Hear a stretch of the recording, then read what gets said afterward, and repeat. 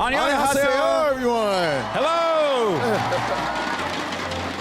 Welcome back, everyone, to the 2018 Overwatch World Cup here in Incheon, South Korea. We had some amazing games yesterday.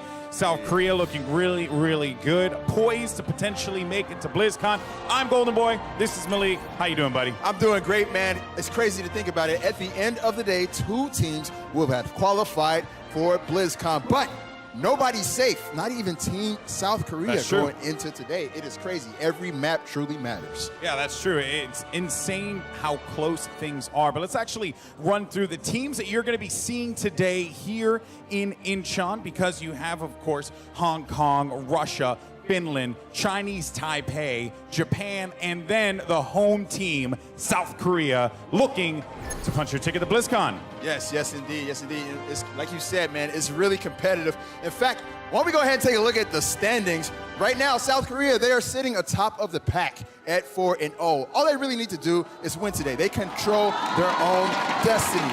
Right behind them, though, is Russia and Finland. They are both looking to lock their spot in today, and they both need to win their matches clean if they want to make it. And then rounding out our top 6 teams, we have Chinese Taipei, Japan, and Hong Kong. The top 5 teams are all still in contention. So, like I said at the top of the show, man, every map matters. Everybody needs to bring it today. And speaking of those maps, let's actually look at the schedule for today, because your first matchup here on the main stage is going to be Japan versus Finland. Then we'll see Chinese Taipei versus Russia, Hong Kong versus Japan. Then South Korea will take the stage versus Russia. And then finally, Chinese Taipei versus Finland. Malik, every single match matters here. Finland needs a clean sweep here. Japan needs a clean sweep. Everyone needs to find a way to bounce back after yesterday. It's insane. I can't wait. Yeah, man. I'm ready to get this thing started, man. I love it. I love it. I love it. All right. So you know what? I think, why don't you go ahead and introduce our first team? So without any further ado, guys, let's welcome to the stage Team Japan.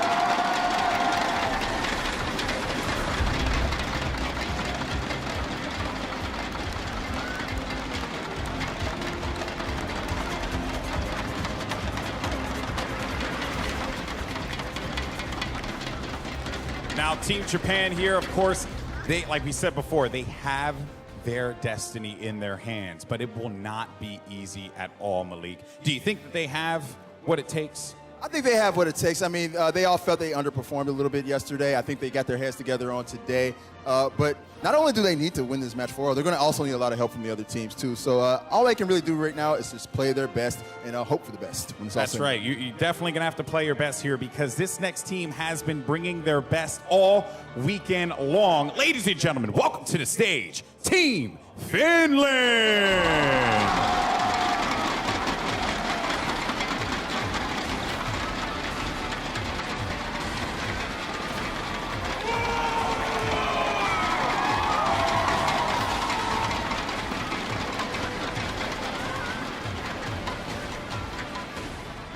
Now you have, hey Linkster, how you doing? Hello, nice to see you.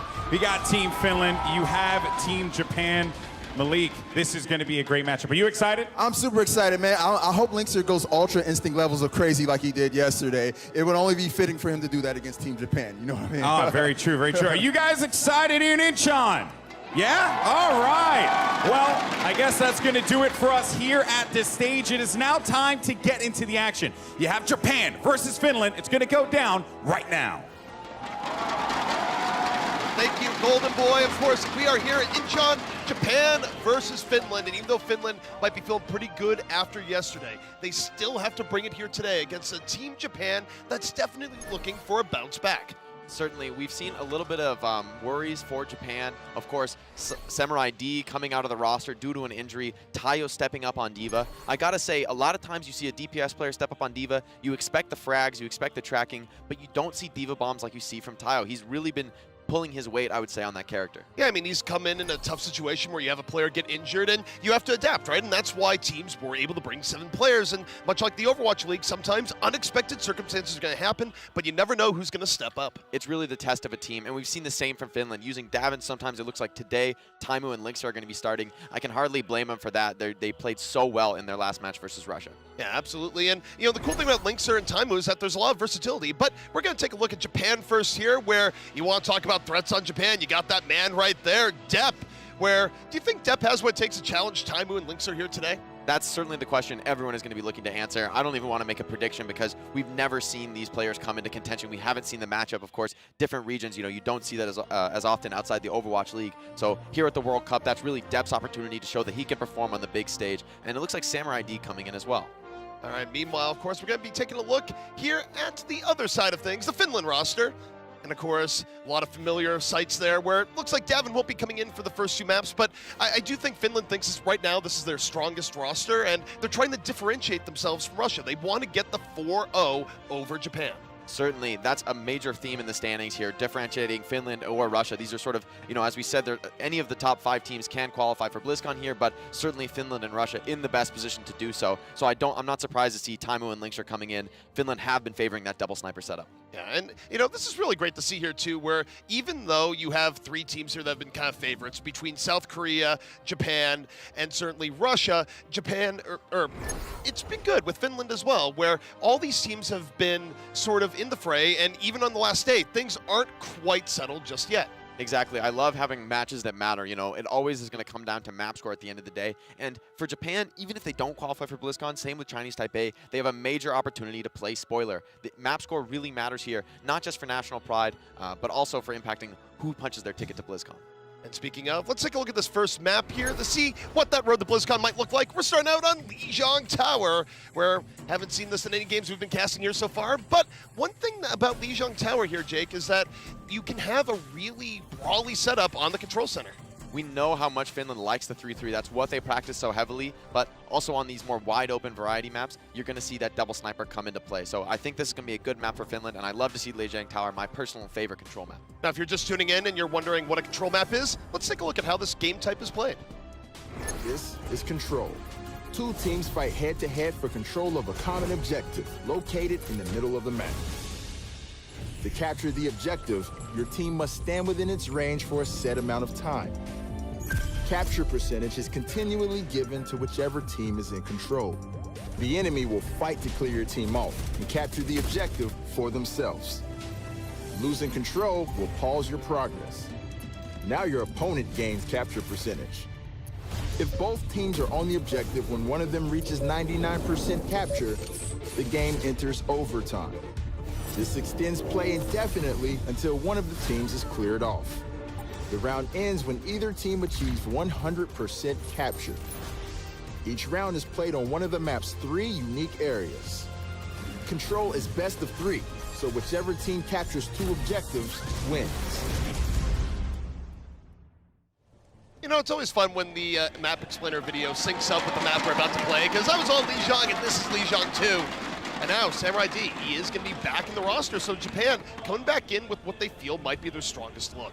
Also interesting, looks like a role swap coming out. Kenmo going onto the D.Va and Samurai D on the Winston. Something different, a different new look from Japan. And I like this here. Maybe a setup to change things up. They didn't find the success they were hoping for against South Korea. Going up against another full stack of Overwatch League players, maybe you want to change things up as well and maybe expecting similar kind of compositions as you saw from South Korea. Speaking of oppositions, take a look at Finland's side. In Finland, they're going to be going with that very heavy ground and pound strategy where it's not a 3-3, it's a straight up quad tank coming your way. I do love me some quad tank, and I love it on especially Night Market. It's such a powerful spot for Hog. You have the potential to drop your opponents off the map, and those tanks can really stay together and get that maximum value from those AoE heals from Moira. And the other thing here too is that it feels like Depp has a really hard road in front of him where he only has 2 effective pick targets here.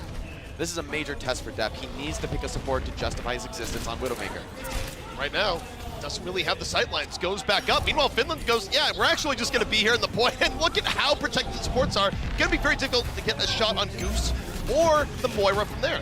Another number to watch here is Amiken's barrage charge. That barrage is a crucial way to break open these heavy tanks set up from Finland. So Amiken's barrage is something certainly to watch out for. Zappa is going to have to counterplay. Yeah, Amiken has already done quite a bit of damage here so far. Finland, they've gotten the point, but to your idea here is that Amiken said, oh, he's pulled on in! Taimu almost gets a full pick off. The Mercy heal, though, is there. He has the barrage. He's stuck on it. Drops the barrage, but he's completely shut down by Zappis. So that was the win condition for Japan. It just simply did not work out. Zappis more than prepared. You see him with a complete completely full Matrix charge. That's such intelligence there. There's always an opportunity to use the Matrix, eat a few spam rockets, but Zappis elects not to. He just saves it, and when the barrage comes out, it's completely shut down. So great play by Zappis, and Taimu putting the pressure on, maybe urging Amiken to make a play before he was really ready. And you're really seeing a mark of experience with this Finland team where they were avoiding poke and confrontation, but as soon as they got that first pickoff, they immediately dove in. Exactly, and things are looking a little bit rough for Japan here. The double support ult is so powerful in this quad tank composition. Taimu sneaking up on the flank. If he can take the Zen here, this could be major. Oh man, Taimu channeling Hard Blue Circuit 2016, not gonna land the hook, and now he's really deep, almost at the other spawn, and actually Japan, they don't want to chase Taimu here. They want to go in on the point save because they got Fraggy. They're gonna dive on in, Transcendence up. When you look at Linkser, holding on to the grab, waiting, doesn't want to donate it to the D.Va, does connect, picks up 2, and the Coalescence gonna be beaming them right on through. The self-destructs to fall through, and Finland going to be holding on. Perfect patience there from Linkser, constantly faking the call, and oh, the hook onto depth shuts down that Tracer. Claire dropping low on the Valkyrie. Taimu's whole hog completely clearing the point here. Yeah, Taimu at some point just walked his way back. It was a long walk. He missed the entire opening to the fight, but man, cleanup was in his favor towards the very end. Finland able to take that, and now Japan almost out of time. Certainly, Amiken's barrage has to find value here. At least this time he has Samurai D's barrage to, or excuse me, Samurai D's Primal Rage to at least split the opponents apart, maybe pull that D.Va away. But Zappis has been so on point with shutting down these Pharah plays. There's 2 things here. There's barrage and there's Fraggy with the Earth Shatter. Fraggy holding on to the Shatter right now, staying on the ground floor, gonna drop it, gets the Winston, pins him to the floor, and now Finland in a great spot. The barrage from Amiken doesn't do enough against the D-Mech, but they needed a lot more.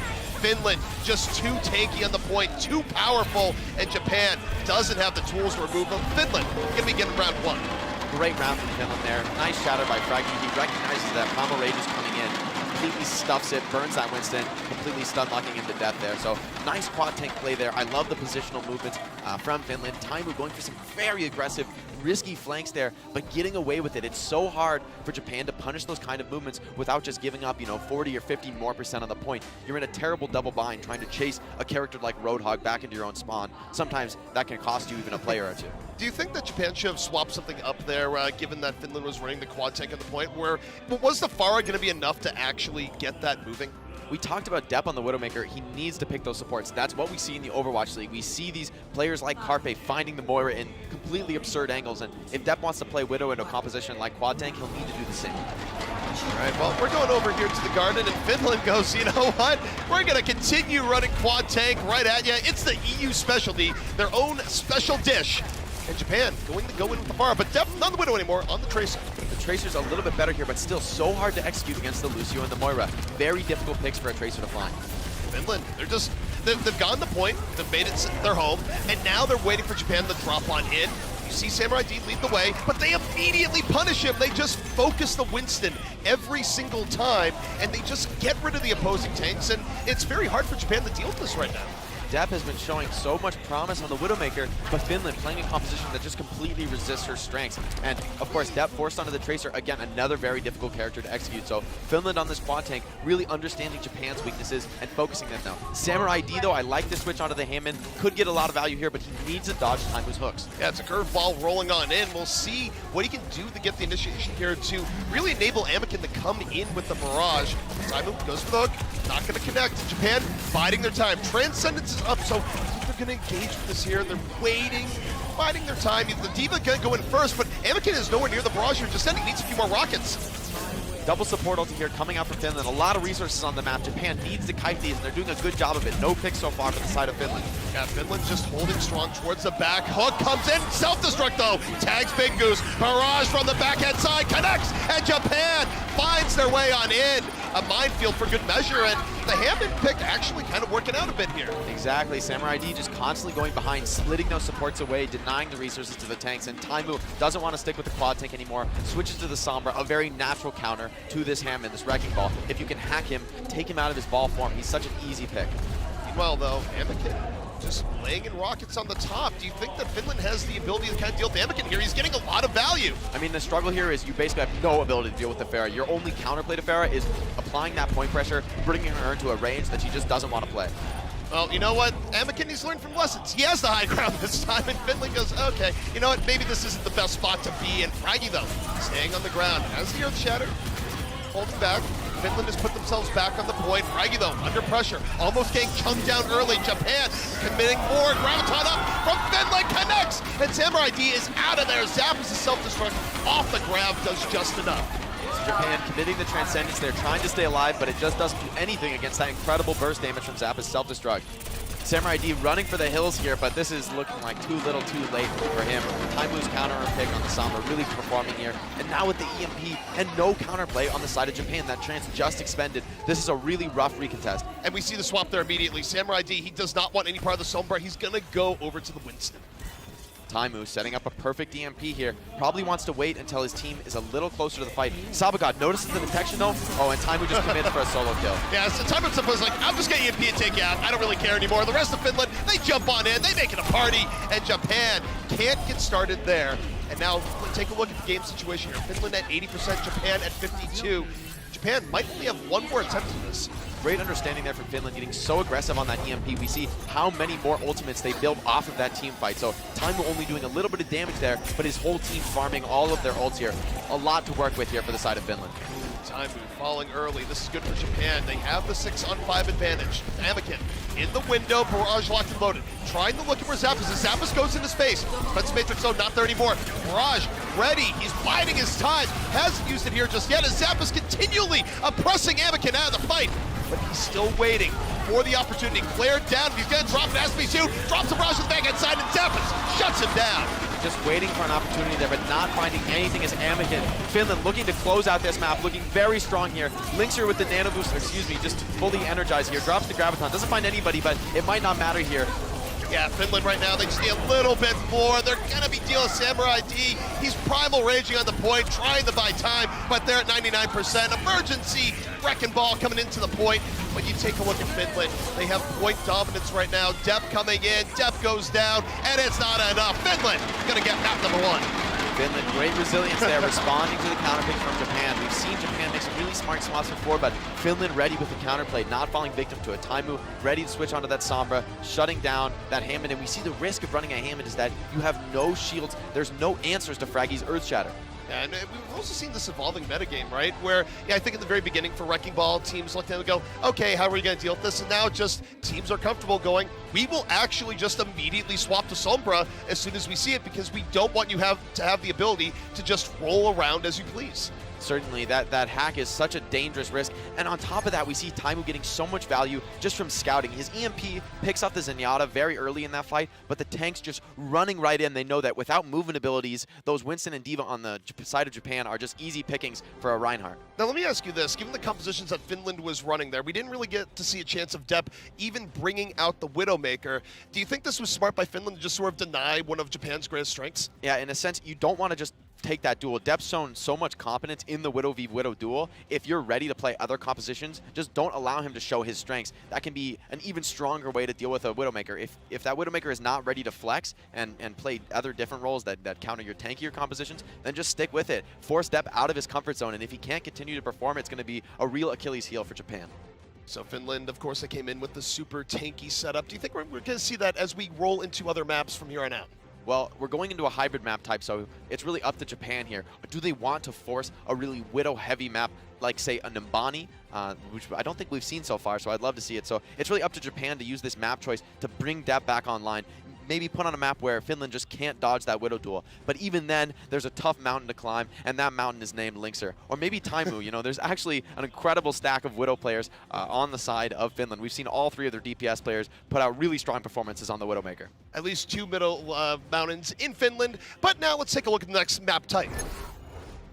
It's going to be Eichenwald on hybrid, and this actually makes a little bit of sense if you want to run a Widow.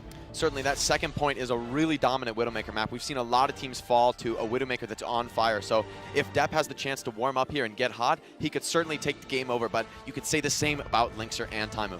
And of course, if you're wondering, well, what is a hybrid map? How do you play it? Let's take a look. This is hybrid.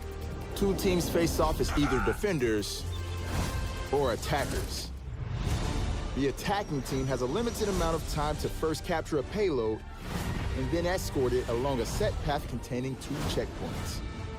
To capture the payload, the attackers need to stand within its range for a set amount of time. defenders can delay capture progress by also standing in range. The attackers must work together to clear away the defenders. If successful, they score 1 point and gain additional time on the clock. The payload only moves forward when an attacker stands near it. Defenders can delay the payload's movement by standing nearby. To get moving again, the attackers must clear away the defenders by force. If even one attacker is capturing the objective or on the payload when the time runs out, the game enters overtime. This extends play indefinitely until the attackers are either cleared away or they gain more time by reaching a checkpoint. Every time the payload reaches a checkpoint, the attackers score 1 point and gain additional time on the clock. The round ends when the payload reaches the destination or when time runs out. Teams switch sides each round. Whichever team scores the most points and escorts the payload farthest wins. Hey, is that a seagull? Is seagull in Korea? Is that what we're seeing there? I don't know. I didn't catch the VOD there, but up to Twitch chat to re-inform me here. But we're going to Eichenwald here. This is just a gift for me, man. All of my favorite maps. Eichen, another one of the classics here. And Finland coming out with something very different here. Taimu on the Doomfist. Will he stick with this? You know, I would like to see it happen. I'm not really convinced. Finland has probably been one of the more active teams, is trying to bait casters all weekend long. So, yeah, Taimu goes into the brink. Not really too big of a surprise there. So we'll probably see Taimu come out here on be Hanzo, Widow, actually Farah. So defensive Farah going to be coming out here for Finland, and Fraggy looking awfully aggressive here early on. Fraggy going with a classic play here, getting close to the enemy spawn. You can pick up those sound cues and get a read on Japan's composition before they even come out of the gates, showing his experience here in the Overwatch. And he's going to hop on back. Intel gathered, and now back to his team. Meanwhile, Japan coming out. They were showing the fire, but instead they're going to be coming out here with the Hanzo. Double sniper offense. Definitely a good setup for Japan here. This double sniper is going to be difficult to oppose. It's up to Finland to get really aggressive with this Pharah and Tracer. If they can get over the top of the snipers, though, things could turn quickly. Of course, looking for the tank there. Gets a little bit of a dink, 24% towards the info site. Hops on over again. And he's just taking his time right now, and Finland is giving them a lot of space. Yeah, this is what you have to do against the double sniper, but now they pull the trigger, getting aggressive on Depp, shutting him out of this angle. Such passive play from Finland, but they're just keeping Depp out of the angles he wants to play. Oh, Finland, though, you take a look at Depp. He almost gets a fire on. Taimu's down. Anakin got him from the other side. The double fold flank coming in from Japan, but the counter dives in from Finland. They strike on back. They punish Japan, and even though they lose someone here, it might not be the worst for Japan as respawns come in. They get Big Goose at the backside. It's actually turned out quite well. Kenmo on the point, buying space for his team right now. Samurai D low, but still in it. And now respawns for Japan coming in. Finland has been caught off guard. Kenmo, though, overextending a little bit. Might get punished here. No, escapes in the Pilot Diva form. He's going to be able to get remake here on point. Nice take from Japan. I love the double angle setup from their snipers. Finland maybe looking for a final recontest, but too little too late here. Zappas getting demec'd and finished off. I gotta tell you, when you're a Farah in that situation, and you're worrying about the Widow first and foremost, how difficult is it to keep tabs on both snipers at the same time? Well, Japan really just playing that composition perfectly, getting a double angle setup. We saw Deb getting some free shots on Taimu, but that was because Anakin is pressuring him from the other angle. There's really nowhere for Taimu to hide. He just has to pick his poison. And in that case, he was just taking fire from both snipers at the same time. So kind of a worst case scenario for Taimu. He wants to go onto the Widowmaker and just take these duels straight up. You see Depp right now using the info side. Finds the Diva, and not in the great way. You see Zappas pressuring him back. He was going for the flank. Meanwhile, Linkser deep in, connects on the Depp. He got pressured back right into the Pulse Bomb as Finland now starting to move towards a payload and get a good defense right here outside the gate. And we oftentimes see defenses invest a lot here as both Transcendences come out. Very similar timing on the Transcendences. I think this might be a wash here, but Finland getting a good close setup on the gates. Linkser getting a ton of damage on Samurai D. He's got to get out of here, but no, too much pressure from Taimu. Yeah, Taimu finishes off what Linkser was starting, and Finland just in a good spot right now. And why do you see teams go so aggressive at this point of like? Well, with Japan running this double sniper setup, it's up to Finland to stuff them in the doorways. You can't be letting them onto their high ground positions for free. And I love this positioning by Linkser. I think he's going to get behind and threaten this Zenyatta potentially.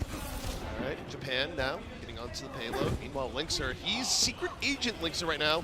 Going to the back, doesn't even care about the Mercy. Going for the Hanzo, pressuring on the backhand side. And Claire down already. Fraggy diving in off of Linkzr's distraction. He's not done yet, has 2 here so far. The Primal Rage just giving him so much room to work with. Japan pushed back. Great discipline here from Finland. They know how to play versus this double sniper composition. Anakin, recognizing he's getting shut down, is going to make the switch over to the Genji, maybe try to oppose Taimu a little bit more, give Depth some space, just as Linkzr is doing for his team. And it's been a nice duo play between Taimu and Linkzr, where Linkzr is constantly forcing people to look back, and while they're looking at Linkzr, they're not looking at Taimu. And Japan making the full swap onto Genji Tracer dive. Linkzr is going to have free range in the backline, no more one-shots to worry about. Linkzr immediately going in right behind, 24%. Puts a ton of pressure on the supports though, forces them out. Now the tanks are going to be a little bit starved on the side of Japan. Yeah, in Finland, they were just able to back up a little bit, where they go back, they give room. Linkzr hasn't taken any crazy risks here so far. They're more, oh, Samurai D just focused out immediately. Couldn't even finish the leap. Self-destruct from Japan doesn't get anything, and that initiation completely stuffed by Finland.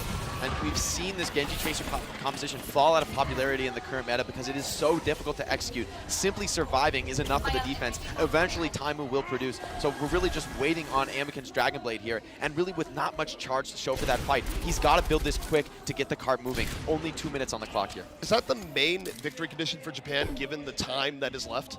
Unless you can just get dash resets without the ultimate, really the mark of a top Genji, it's really going to rely on the Dragon Blade here. Japan not committing their support ults. It seems like they want to wait for something, and the Dragon Blade potentially that. Linkzr almost uncontested here. No one's still looking at him, going for the Zen, and is the fall through going to be there? Gets the stick, and oh, doesn't quite get the rest part of it. Taimu, though, got Samurai D on the other end. Enough tank damage has been done in the moment, and Finland continuing to discombobulate Japan before they can get a good engage. Japan uses a Transcend there, but they're already down people, and it seems like falling. Linkzr and Fragi going very deep for the backline here, but there's just no punish from the side of Japan. Linkzr and Fragi completely uncontested. Anakin committing the Dragon Blade, but the trans from Shaz completely shutting it down. Anakin's blade just unable to get anything because of that Transcendence, and now the blade is down. Depth, though, finally shuts down Linkzr. He's been a permanent fixture in the backline, and now Japan can finally look forward. They don't have to worry about the Tracer in the back.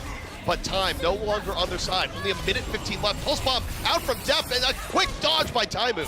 Japan, though, needs to convert quickly. Linkzr will be coming back soon. Shaz turns things the other way, takes down Depth. Shaz is going to be uncontested here in this long sideline alongside Taimu and his Mercy. Linkzr connects on the Saba God from the back, comes back into the fight, and now he's going to be building up more charge on the tank. Samurai D and Kenbo really nowhere to go here, and Samurai D used the Primal Rage there. That seems like a bit of a mistake.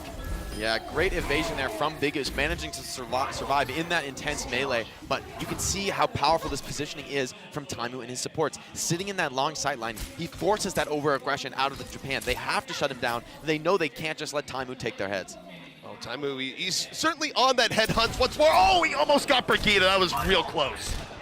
Great plays from Taimu, applying so much pressure here. This is such a nuisance to deal with. Constantly being sniped, you're always scared to peek angles. One pick could just completely shut your push down. Now that Japan is off of Mercy.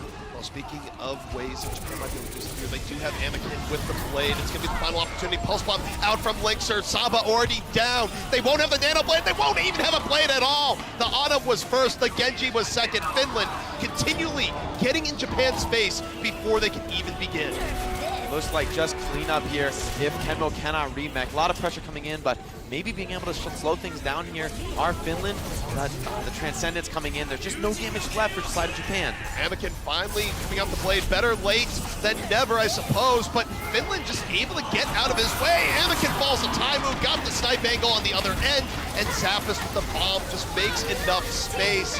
It's dominating for Finland right now, absolutely dominating, and Japan not going to have enough to push this any further. It's a second-point hold coming out from the Finns. Finland just showing their incredible experience there. You saw how long some of those fights were taking, even when no kills were going either way, or that one fight where Linkzr dropped early to Depth. We saw that patience from Finland. They understand that they don't need to make a move, that still, even down 5v6, it's Japan that's forced to dive aggressively on the Widowmaker. It's all smiles from the side of Finland, and I understand why. Losing first that quickly and then completely stuffing the momentum of Japan, this is a crushing defeat for Japan. At least they cap first point. They've got a chance to win Eichenwalde. One of the key standouts there for me is that how disheartening is it for you as a team when you have a Tracer in your backlines that is seemingly immortal, where Linkzr fell very few times there, and he was constantly very deep as a Tracer, And it felt like Japan, as a result, was never able to get a good initiation. I mean, this is the mark of an Overwatch League level team. They're going to constantly punish you for your misplays. We saw even when Japan gets onto the Brigitte, Linkzr is still fearless. He's right there in the back line, constantly pressuring the tanks.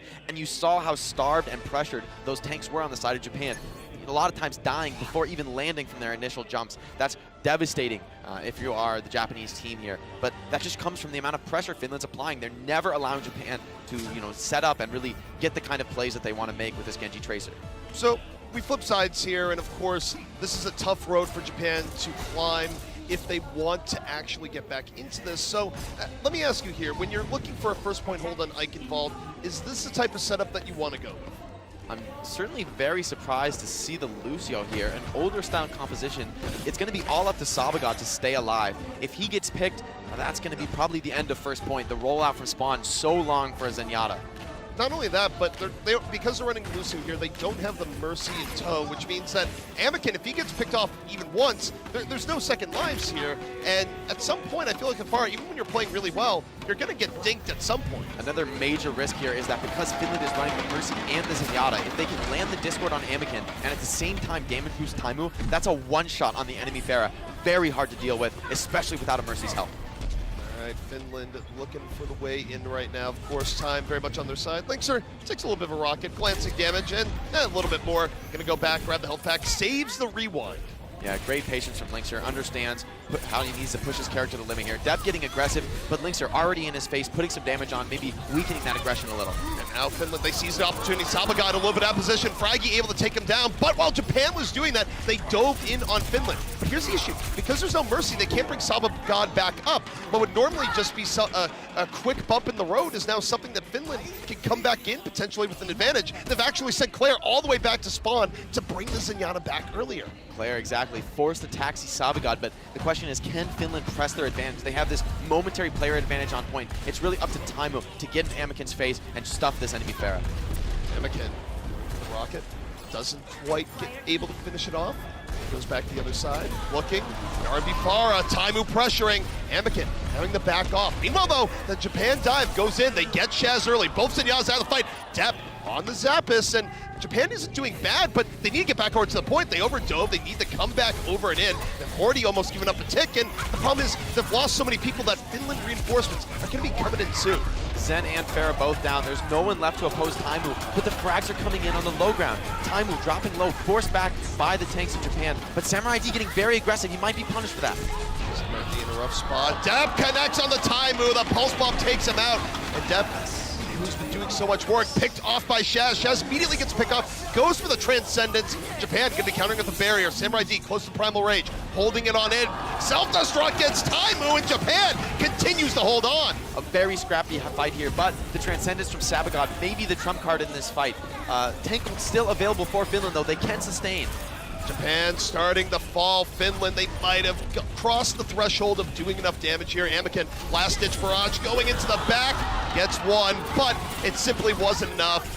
And as a result, Finland now getting onto the point, and they should be able to flip this to their favor. Great defense by Japan, but it's going to be rough to try and defend second here. I wonder if they'll go for a last-second recontest, but it just looks so grim. There's not much to work with in the ultimate bank, and so little card progress on second point. Things are looking tough for Japan here. Yeah, and for Japan, they're going to have to hold for about 3-4 minutes towards the very end. Fight first point, they're though. delaying first, and they actually got time off Saba, so there is a small chance. They're investing a whole lot into it. This could be great if it works, but the problem is you don't have positioning. They're getting punished as they move in. Zappis flips Anakin's wings, and it's a last-moment stall from Japan. And I don't know if it's worth it, because take a look at Finland. They're not looking very charged on ultimates. Certainly a massive risk there from Japan, not paying off, but I do like it a little, especially with Taimu overextending, dying there on second point. You have to take the risk here, because now it's looking incredibly difficult to hold second point, but really losing first at all was kind of a worst-case scenario for Japan. Holding second this close to the door is really difficult to do. Yeah, they're going to have to do it for 3 minutes here, which is certainly easier said than done, but they're going to be swapping to the Brigitte just to get a little bit more containment onto Linkzr, if nothing else. One of the struggles here is that Ana, with such limited mobility, might be punished by a D.Va Bomb. But Linkzr finds depth. No more Widowmaker for Taimu to worry about. He goes up behind, makes a massive distraction for his team. Well, and you see here that Taimu's going to be far more aggressive when the Widow's out of play. He doesn't have to worry about getting picked off. And overall, Finland just diving recklessly in. Taimu drops a barrage. That's how little he cares here as Linkzr gets cleaned up in the back. Excess ultimates as Finland finishes the point here. Very clean defense, or excuse me, offense. Yeah, Finland, they really did not have to go too far there. And Japan, they lost their best chance to bring it back up the first time. That's quite a cosplay. Certainly something here, and great plays from Finland. They favor the Mercy as well, and it's paying off for them. We see how powerful this resurrection is. You know, the ability to sort of erase one mistake, a mulligan, as we say, can turn fights. You know, a lot of these times where Japan was forced to retreat, taxi their players from spawn, they lost that initial position on the choke. And in defending Eichenwald first, when you lose the choke, you lose the major advantage of defense. Out of curiosity, why do you think we've seen so many teams kind of shy away from running the Mercy compared to what we've seen in the past? It's certainly surprising for me to see. Mercy is still a very strong character, in my opinion, but Japan may be feeling that playing to their strengths is more important than playing the metagame, and I can't disagree with them. That's been an effective strategy in the past in the World Cup. Yeah, I mean, certainly the metagame, of course, is always in flux, but it is weird when you look at those first points when if you lose even one person, the resurrection can be good in just keeping defensive momentum versus the, as we saw there, the run back.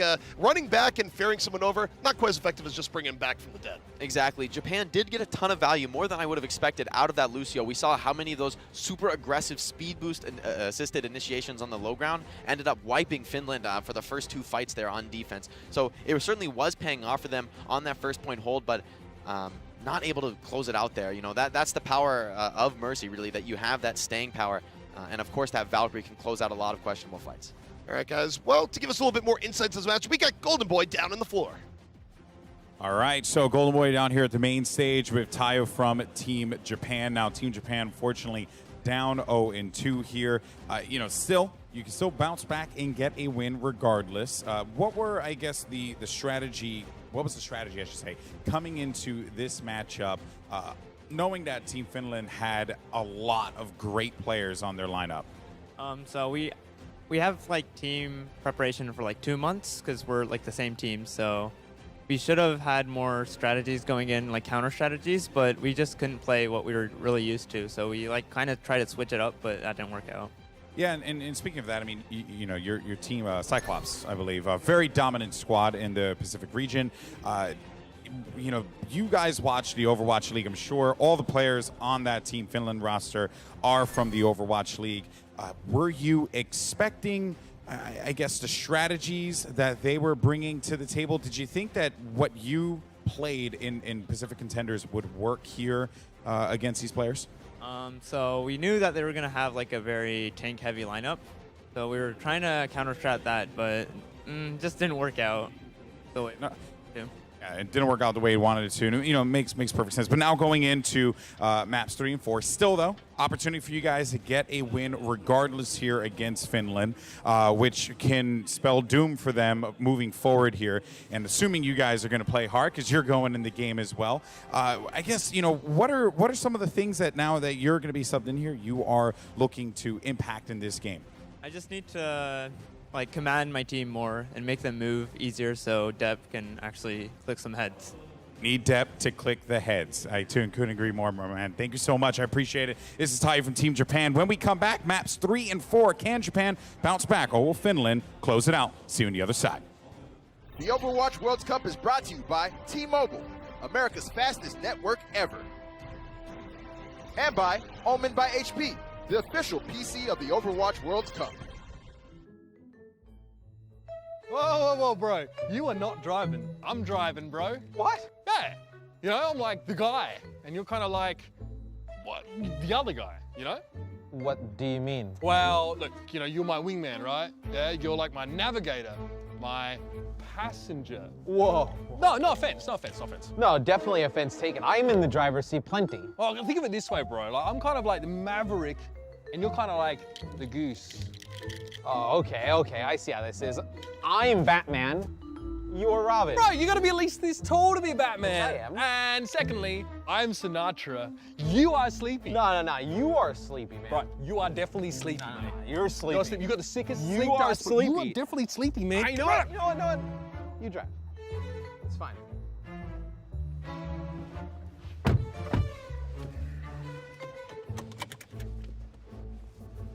What? Full disclosure, I haven't driven on the right before. What? Yeah, I technically don't have my US license yet. What is wrong with you? A lot of things! Get ready to show the world who you really are in the Toyota CHR. Toyota, let's go places.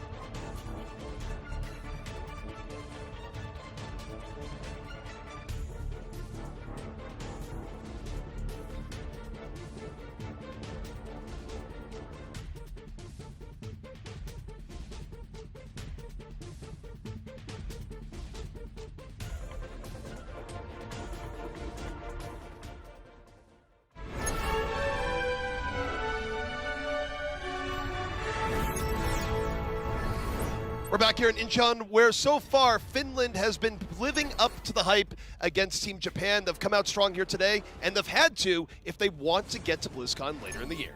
Certainly Finland looking for a clean 4-0 sweep, starting it off exactly as they need to with two very dominant maps, even defeating Japan on their own map choice of Eichenwald. So going into the second half, I'd expect Japan to shake things up. I'm not sure what exactly we'll see out of them, maybe bringing Depp out onto the Widowmaker, challenging those Overwatch League Widowmakers on the side of Finland. Now, of course, Finland, there have been some standout stories. Let's talk a little bit about a guy you might know a little bit about. I'm not sure, maybe you've met him a few times. A guy called Linkzr, and, tell me about him and his stats. Well, Linkzr having an absolutely dominant round on Tracer there. We see that obvious difference between eliminations and deaths, getting so much done with every life. And what's really impressive about those stats is how aggressive he was playing, constantly in the backline, constantly making space for his team, even when he wasn't the one finding the picks. Great pulse bomb kills, and we see that massive kill streak there. I think that was in that extremely long second point hold they pulled off on defense. Yeah, I mean, as we looked at that, we just constantly saw Linkzr in the backline, never falling, and even when he was under pressure, he would find the ability to conserve blinks, get back with his team, but then before the next fight, where would he be? He'd be in the backline. And as he was distracting, it opened up so many opportunities for Taimu on the other end. Exactly, and Linkzr, a player known for his Widowmaker, but always ready to flex. I think he didn't get the opportunities he was hoping for in the Overwatch League, but he really is that flexible player that a lot of people believed he would be. Now we do have a substitution coming in here for Team Japan. It's going to be Tayo subbing on in, and he's subbing in for Amikin. So yesterday, of course, we saw him subbing in for Samurai D, but now it's a bit of a change-up where Tayo going to be going more to that DPS role. Yeah, potentially bringing Tayo back into his DPS form. You know, he was playing D.Va yesterday, so we've seen a lot of different looks from Tayo, but what he emphasized most in that interview and what I expect the most out of him here is that leadership. He needs to get the team all on the same page, be able to deal with the amount of harassment that Finland is putting on. Of course, our next map going to be Temple of Anubis, but you might be going, well, what is Temple of Anubis? How does an assault map work? We got you covered. This is Assault. Two teams face off as either defenders or attackers. The attacking team has a limited amount of time to capture two objectives. First A, and then B. To capture an objective, the attackers need to stand within its range for a set amount of time. Defenders can delay capture progress by also standing in range. To resume capture, the attackers must force the defenders off the objective by any means necessary. If successful, they score 1 point and gain additional time on the clock. Now the fight moves to objective B. If even one attacker is on an objective when the clock runs out, the game enters overtime. This extends play indefinitely until either team is cleared away. The round ends when the attackers capture both objectives or when time runs out. Teams switch sides each round. Whichever team scores the most points wins.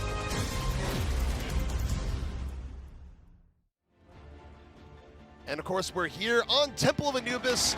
Now we'll see if Japan can have a big turnabout here, where it is a new look that we've seen from them, where Anakin no longer in, Tayo coming in on the Genji, and they're going to be going with a dive-heavy offense from the looks of it that will be utilizing depth in the backline on the Widow.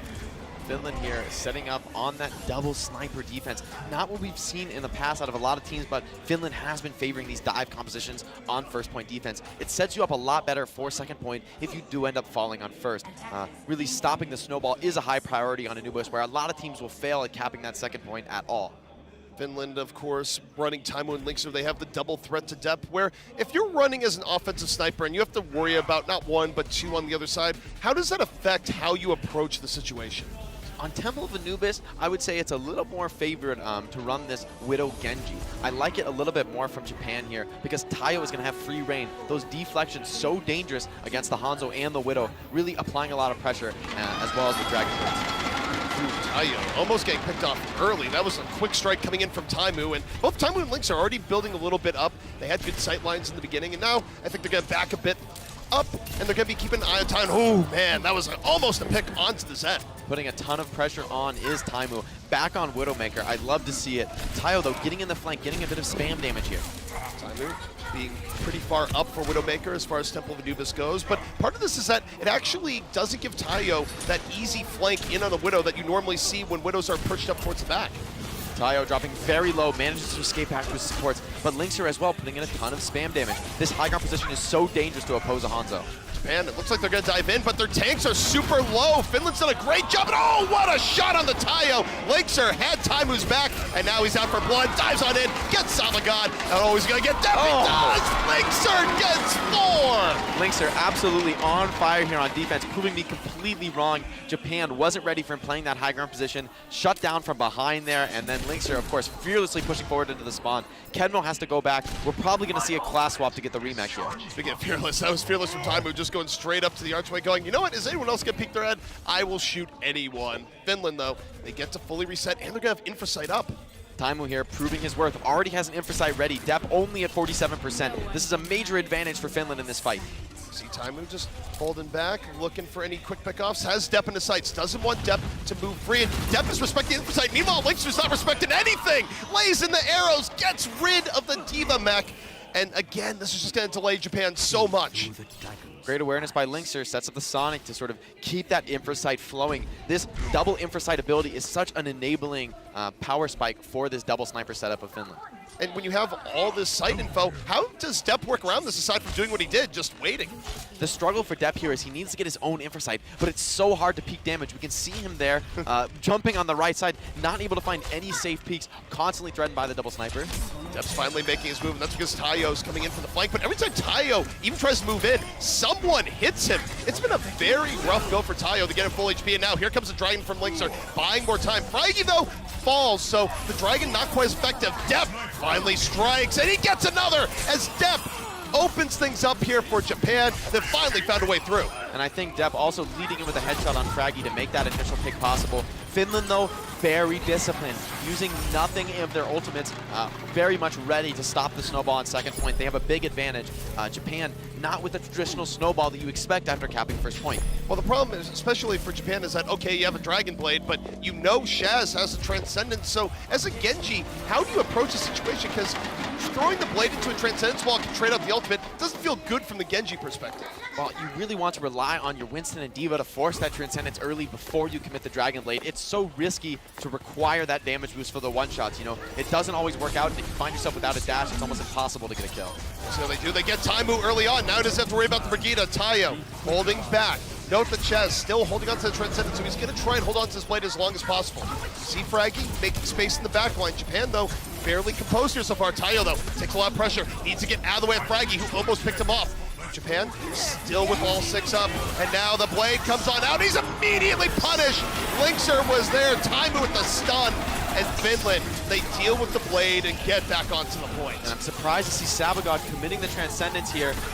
Japan dumping everything into this fight. If they lose, it will be very costly, but the kills are going their way. It's not too bad here for Japan as Depp continues his reign on the sides, picks up 2, looking for more. No one's dealing with Depp right now. Gonna get the D-Mac. He's clean up for Japan, but he gets knocked pretty low. He's gonna be out of the fight for a little bit here, but it still might not matter. Samurai under pressure. Can he get healed up? He's still in it. And Finland giving up a lot of room. Depp pulse bomb out. Not going to get as much as he wants, but Linkser's fallen. However, you take a look at Chaz. He swapped to the Tracer, and he's been getting enough here to push Japan back. Ends up with 3. Shaz, we've seen this in the Overwatch League, and he brings it out in the World Cup. One of the best DPS players in the one of the best support players at flexing to that DPS in the Overwatch League, making it work here. You know, it kind of reminds me of your time on LG Evil with Super, when back in the day you'd see him just go, I am a Ryan player, but I'm going to go Tracer. This is fine. You know, sometimes you just got to bring out the quad DPS. So show them something they've never seen before. It's like, wait, no, they have seen it before. They've seen it in any ladder game they've ever played. Yeah, well, you know, they're not always ready for the high skill, but Lynx are getting super aggro with this Hanzo. I love this play with no mercy on the side of Japan. Again, looking for any pick could really cut the clock for Japan. Linkser holding on back, looking for the Winston. Almost gets him. Samurai D under pressure. One more arrow's going to do it. He's able to get out of the way just in the nick of time. And now you see Linkser going around the right-hand side, looking for the Tracer. And the Tracer knows he's there, so you see the back and forth here. It's going to pressure the Tracer out. Tayo, meanwhile, not able to get anything, as Linkser's just a wall of force right now. But at the same time, all this damage, not finding any kills. Sabagod very close to his Nano Boost. A Nano Blade could be very scary here. Oh, but Linkser finds the pick on Depp. I'd be surprised if Japan commits on this. This has been so good from Linkser, where you see him just looking at the different positionings here. Middle, right, and it's just shutting down an entire avenue of attack for Japan. The Hanzo's so strong at just spamming down these lanes. Okay, Japan, so now they're going to regroup. They still have the Dragon Blade up, and Shaz does have a Transcendence. This is a window for Japan. Certainly, Shaz really needs to build up this charge very quickly, but we've also seen Taimu stuff the Dragon Blade before. The Nano certainly helps against that, though. All right, Japan getting in on the attack here once more. Tayo, of course, he couldn't get the Nano Boost heading on in. The Nano Blade, Japan's one way in. But Tayo getting person down. If he falls, that's the end to everything here. Gets healed up at the last moment, but Shaz is now getting way close to Transcendence. Sabagod's down. No Nano Boost applied. Linkser, what a crucial pick. That could be the round saver here. This is going to be a complete snowball for Finland. They understand with that. With no Ana, they can dive almost all the way to the spawn here, getting very aggressive and finishing off all of that ult charge that they were missing last fight. And if there's a window there, Jake, it just slams shut. Look at Chaz. He's going to have Transcendence for the next fight. Yeah, Japan, though, with the Nano Blade, they do have the potential to go for those one-shots on 200 HP targets. Can be a way to deal with the Transcendence, but certainly puts a ton of pressure on Tayo to perform perfectly. Finland going to be holding further back. They also have the Dragon Strike from Linkser to just make the approach even tougher. Samurai D, look at how much he got poked on entry there. And almost all 6 ults available for Finland. Things are looking rough for them. Committing the Nano early. Dragon Blade comes out. He's going to find Linkser, but can he get more? Well, you just got to get rid of Linkser. I suppose that's what you do. They're going to D-Mech the D.Va. It's a nice initiation so far here from Japan. They get the opening 2 pickoffs. Happens. Press back up. Can they deny it? They do! He's not able to get back into the mech. Tayo right on top of it, but the Dragon coming out from spawn from Linkser does enough. And now Linkser swaps the Doofus right after. That's why the Dragon disappeared. Taimu on the Regina, diving on in, Rocket Flail, slamming its way through, and Japan is going to be down to its final 34 seconds. And Claire committing that rally, that's going to be a crucial ultimate that they'll miss for this last fight. Linkser on the Doofus. I wonder if he'll continue to play it, maybe go back to that Hanzo, try and get another one of those spam picks that he's been so consistent with. No, I like this choice. Stay on that Doomfist. Now that Japan is forced to rush to point, you can't clear all the corners that you'd hope to. This is where a Doomfist really gets maximum value. Linkser is just going to be sneaking over there, and I'm not sure Japan has had time to really adapt to this. This could be a big surprise, even though they saw it on the last push. At least they've scouted him. That's a big win for them on the side of Japan. They're going to be able to get into point without losing any so far. But the punch comes in. Gets it, but it's going to be answered by the self-destruct, and in that situation should cover the remech. Gets back into the mech. Japan still with the full 6. Linkser going to be removing Samurai D a bit from the point, ends up falling to depth. But Tayo falls at the other end. Taimu coming in with the Rocket Flail, swinging it down, and Finland might have done enough here, even as Depp is still fighting. Finland respawns are coming back on in. Japan falling one by one here, and Finland on the verge of taking the map and series. They just need a little bit more, and they get it. Finland finishes out Temple and Nukes. At least taking defense here. They still have a chance to, they still have to attack, you know, produce the same amount of progress that Japan did. Of course, Finland giving up a couple ticks there on second point, that could turn things around. You know, not every team has been able to get even a tick on that second point. We've seen a lot of draws in this map. Here we see Linkser absolutely lighting it up here on first point. Linkser, of course, having a good day here, and this is probably his most impressive moment where he ends up with more. Of course, as we swap rounds, it's going to be interesting to see what Japan ends up doing here, where of course their only true path to victory is going to be getting that first point hold.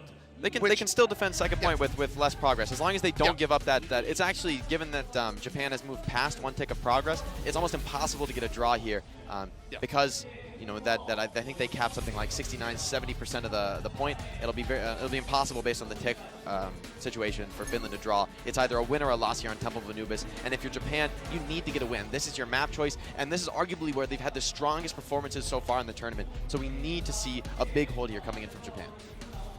Of course, one thing they're going to be going for here, and we saw a little bit of this yesterday with Chinese Taipei, and certainly plenty of teams like to run it, the Orisa here on point A defense.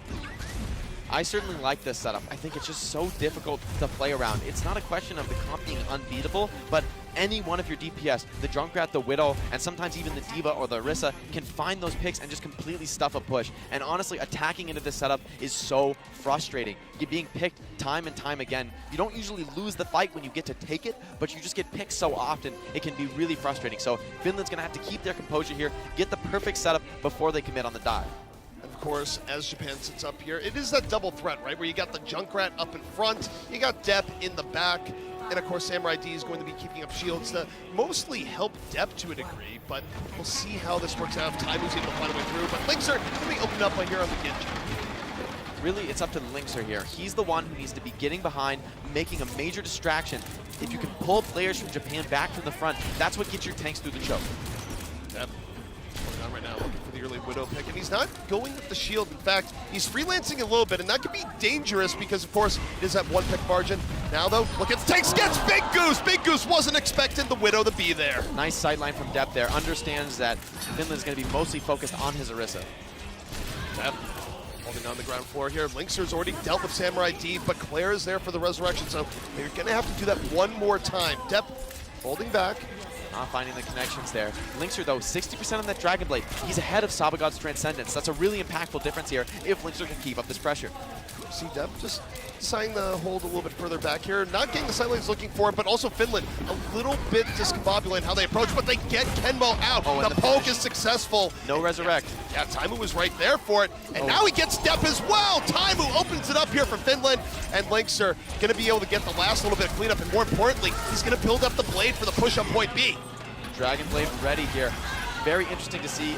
Will Finland try to commit to this first fight on second point, or will they take a more slow, tactical approach, try to get that Transcendence out before you make a commitment? Tayo with the Riptire, that can be a really dangerous thing to Dragon Blade into, especially the Junkrat able to hold very passive on that back right side. Depp, though, finds Taimu. That's going to slow Finland down. Yeah, Finland, I think, would have liked to have just immediately rushed on in, but I think Taimu might actually swap here. Even though he has Infosight, we'll see what he... Oh, no, he's not going to do it. They get the rest, so he's definitely going to be staying in. Use the Infosight. and it's a really early tire. I think Taimu should be able to punish this. I don't think this is going to be able to get what it's looking for. It'd be great for Japan if it did, but 1 second left, the tire does nothing. Well, it got a Venom Mine. Got a Venom Mine. Taio's showing Success. a little bit of inexperience there on the Junkrat. You don't want to be popping the Rip Tire until Finland is in the double bind scenario. There, they're just able to retreat, and just basically one ultimate down only costs you a few seconds off the clock. Linkzr, meanwhile, has the Dragon Blade. They get Samurai D, and now Linkzr's ready to go in. Now, bear in mind, Transcendence is up here, so I don't think Linkzr wants to use Dragon Blade immediately. Self-destructive Kenmo, not going to get anything. Linkzr being very patient. They get depth out of the fight. And now Salvagon, even before the Transcend, not enough targets to make it as worthwhile. But Finland, they've already got one tick. Japan needs to go in. So much pressure on Samurai D. He's not close to that ultimate. Claire dropping low, and the Transcendence forced out. It's all eyes on Linkzr here. This Dragon Blade could be absolutely clutch. One Dragon Blade for another. Linkzr moves in, gets Saba looking for more. Winston on the brink, and Finland gonna be doing enough here. They bring it on forward, and they take Temple and Numis away from Japan. 3-0. Finland just looking absolutely clinical on that second point offense. And it's sort of, you talk about ult economy after point A. Linkzr was in a very good spot there where after they took point A, he had the blade up. But more importantly, he also showed patience as they went into point B, where he didn't just go immediately pop it. They waited to get a 1-2-man advantage, and then they used it to secure out the fight. This is a crucial part of the Genji metagame here, attacking second point. You're such a powerful character at contesting that initial high ground orch that you saw Samurai D fall on initially. I don't think he was ready for Linkzr to be poking him from behind like that, getting that early pick, but you see how aware Finland is of that power spot on the map. They take control of the high ground. They establish Taimu as a presence on the map, forcing sort of all of the backline of Japan to hide in positions that they don't want to be playing. Then Linkzr are able to clinically move on to point, force the Transcendence without committing his Dragon Blade, and then it's just cleanup from there. And one thing we saw consistently coming out from Finland as well is that Finland, they've been the tank destroyers. Even when they haven't been running the quad tank setups, it's been a tough day to be Samurai D or Kenmo because every time they dive on in, they're the first targets. Finland immediately focus fires, they get them out of the fight immediately, and then that gives their tank so much more room to maneuver. Finland certainly showing their experience here. You know, in the Overwatch League, I think in the beginning and in stage 1, stage 2, it was a little bit easier to get aggressive, get fancy as a solo player, or maybe with just a little segment of your team, like just say a Winston and a D.Va. But now the meta is so developed where teams are focusing those players so aggressively, you need to be going all as one. And we've seen Japan do that a couple times. They were able to get some wins on that first point Eichenwald defense with those coordinated team play aggressions, but we need more of that out of them. Right now, their tanks are just getting punished way too hard by Finland. So I have to ask here as we look to the final map, is it going to be Rialto? I certainly hope so. It's been the great equalizer, but no, it's going to be Gibraltar here. Perhaps the time to let Deb shine. First time we've seen Gibraltar here at the Overwatch World Cup group stage in Incheon, but here, this is where the Widow duel is going to be absolutely massive. And if you haven't seen an Escort map before, here's how it works.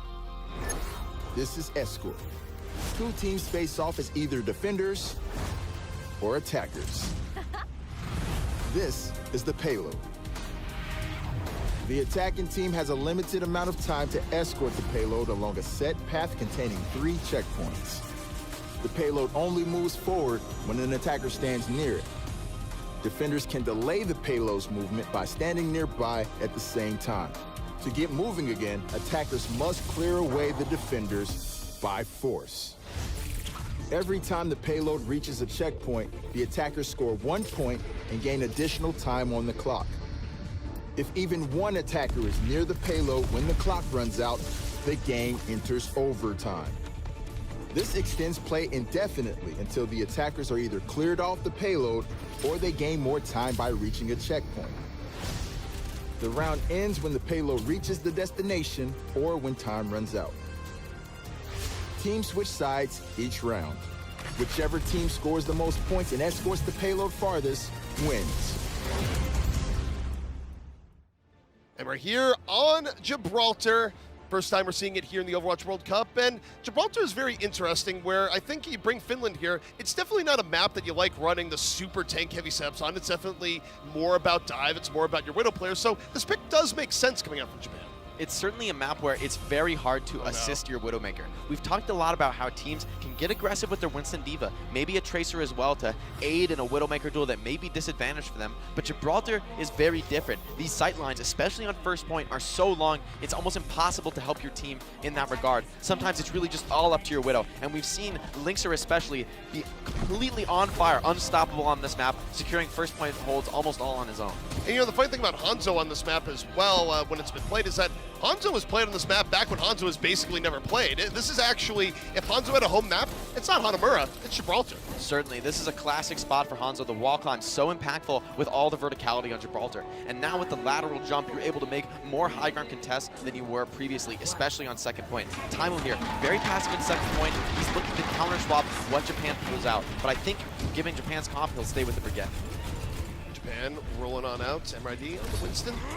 And, usually you don't see teams really invest too much onto the defense at the first point. Why do teams hold further back here in Gibraltar? You don't want to get that close to the enemy spawn. There's too many angles for the Widowmaker when you push through the choke. You want to force the attackers to move through the choke. And we see right here the power of the Brigette up on that blue box. Linkzr are able to stay right behind that shield, not scared to take those extremely long duels with Widowmaker when he has Taimu's shield to protect him. Finland now going to apply a little bit more pressure. The payload's gotten underneath the car wash, as it's sometimes called, and now it's going to be heading into Finland territory. Depp, heavy aggression for the Widow, ground floor Widow. Meanwhile, though, Linkzr's able to get Claire, dominating space, getting Depp, and this might just be Linkzr City. Perfect pincer play from Fragi there. Forces Claire to dash back right into the waiting arms of Linkzr, and he picks up Depp as well. Linkzr going very aggressive here, finding a lot of headshots. I don't think they're going to be ready for this early Dragon Strike. Can be impactful even without a combo in tight corridors. And he gets it. Dragon Strike is now up. That's the power when you're chunking tanks as hard as Linkzr is right now. You can summon the Dragon a lot earlier than your opponents might expect, and I think you're exactly right. Japan's going to be caught off guard by this. Certainly if they go into any of these enclosed areas, especially on the low ground, this could be a major risk, or just force them to drop off this high ground. That can be a very valuable use of the Dragon Strike. Fragi looking a little bit more aggressive, putting pressure on Depp on the backside. Linkzr still holding here behind the Brigida, and the thing is, even though you got the ultimate early, you don't have to use it right away. You can wait for the right opportunity. Certainly, and there's no real combos for the side of Finland, so it's really just up to Linkzr to find a space where Japan gets caught out. But Tayo finds Shaz. This is a major opening, and Depp shuts down Linkzr. Depp shuts down more than that, gets Big Goose on the other end. He finally opens things up here for Japan.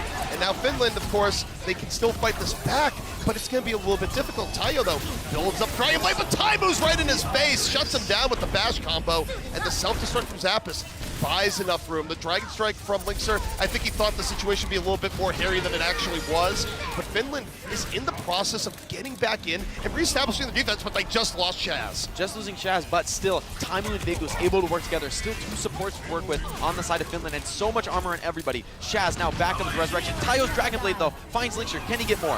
Tayo looking for it, but no, Taimu's right there. He stuns him, can't finish off the kill, and as a result, you see Linkzr out of the fight. Japan still working with a little bit more of an advantage here. Fragi, though, in the back line. Transcendence from Shaz comes out, gets Fragi back to full HP, and that's going to give Finland so much more time here. Tayo can't do anything. You see Taimu a little bit deep, punish. It's very back and forth right now. Linkzr, though, back in the Widowmaker, finds Claire. That's a massive pick. So many heals falling on the side of Japan, though. Depp, though, gets Linkzr from the top. Ooh, just bumped right away from Zappis. This has been trading from one team to another, but the key difference is that Finland has always kept someone on the point. Japan has been stalled out here for the last minute. Great tank play from the side of Finland, always trading out those kills. Depp finds two, but is completely shut down by this aggressive movement from Zappis and Fragi. And now, those two, with their ultimates ready, gonna zone Depp out of this fight. It's gonna be really hard for Depp to contest the Primal Rage and the Self-Destruct. Fragi holding on to Primal Rage, looking for Genji. Of course, Winston might be Genji's natural predator. Zappis somehow got Saba. That was a nicely thrown self-destruct. Got him hiding in the underpass, and Finland continuing to apply the pressure right now. 23 seconds left for Japan. And Depp with very low infrasight charge. You'd love to have that pushing into this final offense, but it's Linkzr with the advantage. Taimu coming up on the rally. This is going to be really tough to get through for Tayo's Dragon Blade. Tayo holding on to the blade, and we'll see if he can be the hero that Japan needs right now, because if he's not, this payload is going to stop right here. Blade ready. Winston leaps in. Tayo pulls up the blade. They got Linkzr immediately. That's nice. Tayo looking for more. Gets Big Goose, and he's... Oh, Shaz! What a turnaround! got Tayo, stopped him, and now there's an opportunity here for Finland. Shaz builds up the Transcendence mid-fight because he was able to deal with the Genji. Keeps Finland nice and healthy. Self-destruct from Japan, clears a little bit of room, and yet Finland still able to maintain control of the point. Fraggy in trouble, in a lot of hurt, but he's able to stay alive, goes around the backhand side, but it's Samurai D with the Primal Rage, knocks Finland around. Japan still surviving, Finland about to give it up, and Japan might just get point A, and they're gonna be doing just that. Great blade from Tayo there to open it up. Does get shut down by Shaz, but that Mercy pick proving to be enough. Japan getting very aggressive here, chasing down these late spawners from Finland. Gibraltar, a map where it's very difficult to get out of this second point spawn if you spawn before first point is capped. And the back and forth there between both teams, that was a really nice defense coming in from Finland for the most part. How did Finland just keep up the dominance there? I'm exhausted, honestly. Just so many frags going both ways, but I have to give it to the tanks from Finland. Staying alive for so long in these fights just makes a huge impact. Depp, though, hiding on this angle, waiting for Linkser. He's looking for anything, gets Big Goose! The biggest pick you can get, the Mercy on the other side, but Linkser returns fire, stops Depp from opening things up. Now there is no res for the Finland side, but it's not gonna matter. They've done enough. Zappis with the self-destruct, cleared enough room, and Taimu just rolling his way in, makes it 3 off that rocket flail. Great rally by Taimu. Everyone's going to be working with another full armor stack here on the defense. Shaz sitting on 300 HP. Linkser able to take a full headshot from Depp. This is going to be really difficult to break through. And what does it mean for a defense when you're able to reestablish on Gibraltar second? Because oftentimes it's difficult to overcome the momentum advantage an offense might have. This right here is one of the most difficult holds to break in the game. The second point chokehold. We see Samurai D going in very early, but takes that headshot from Linkser under a ton of pressure from the tanks. Linkser laying in the damage from the right-hand side, looking for the tank. Claire falls, Fraggy found a way in, and oh, Tayo was trying to be sneaky, but it was a combination of Shaz and Linkser that just stops his aggression on the point, and Fraggy goes, okay, I guess I'll back up a little bit now, it's fine. Doesn't want to commit any deeper, but we see how dangerous it is. Look, this Winston just playing this high ground position. No matter where Japan choose to push from, Fraggy is always going to be assaulting their backline. As soon as those tanks move in, you'll see Fraggy attacking the Widow, attacking the Zenyatta, denying them the shots that they want to be taking. Inversight now up from Linkser. Linkser, again, just looking for easy damage right now on Japan. You have a Tracer up and on him, but he's just going to back away. He goes, you know what, I don't want to take that right now. Oh, he has an opportunity to get Zen and almost pushed back. Can't fight it. The Zen pushes him into the middle, and Fraggy went a little bit deep. I think he was expecting a little bit more contribution. Suddenly Japan with an opportunity. Tayo going back, drops a pulse bomb. Not going to get anything. He needed a bit more.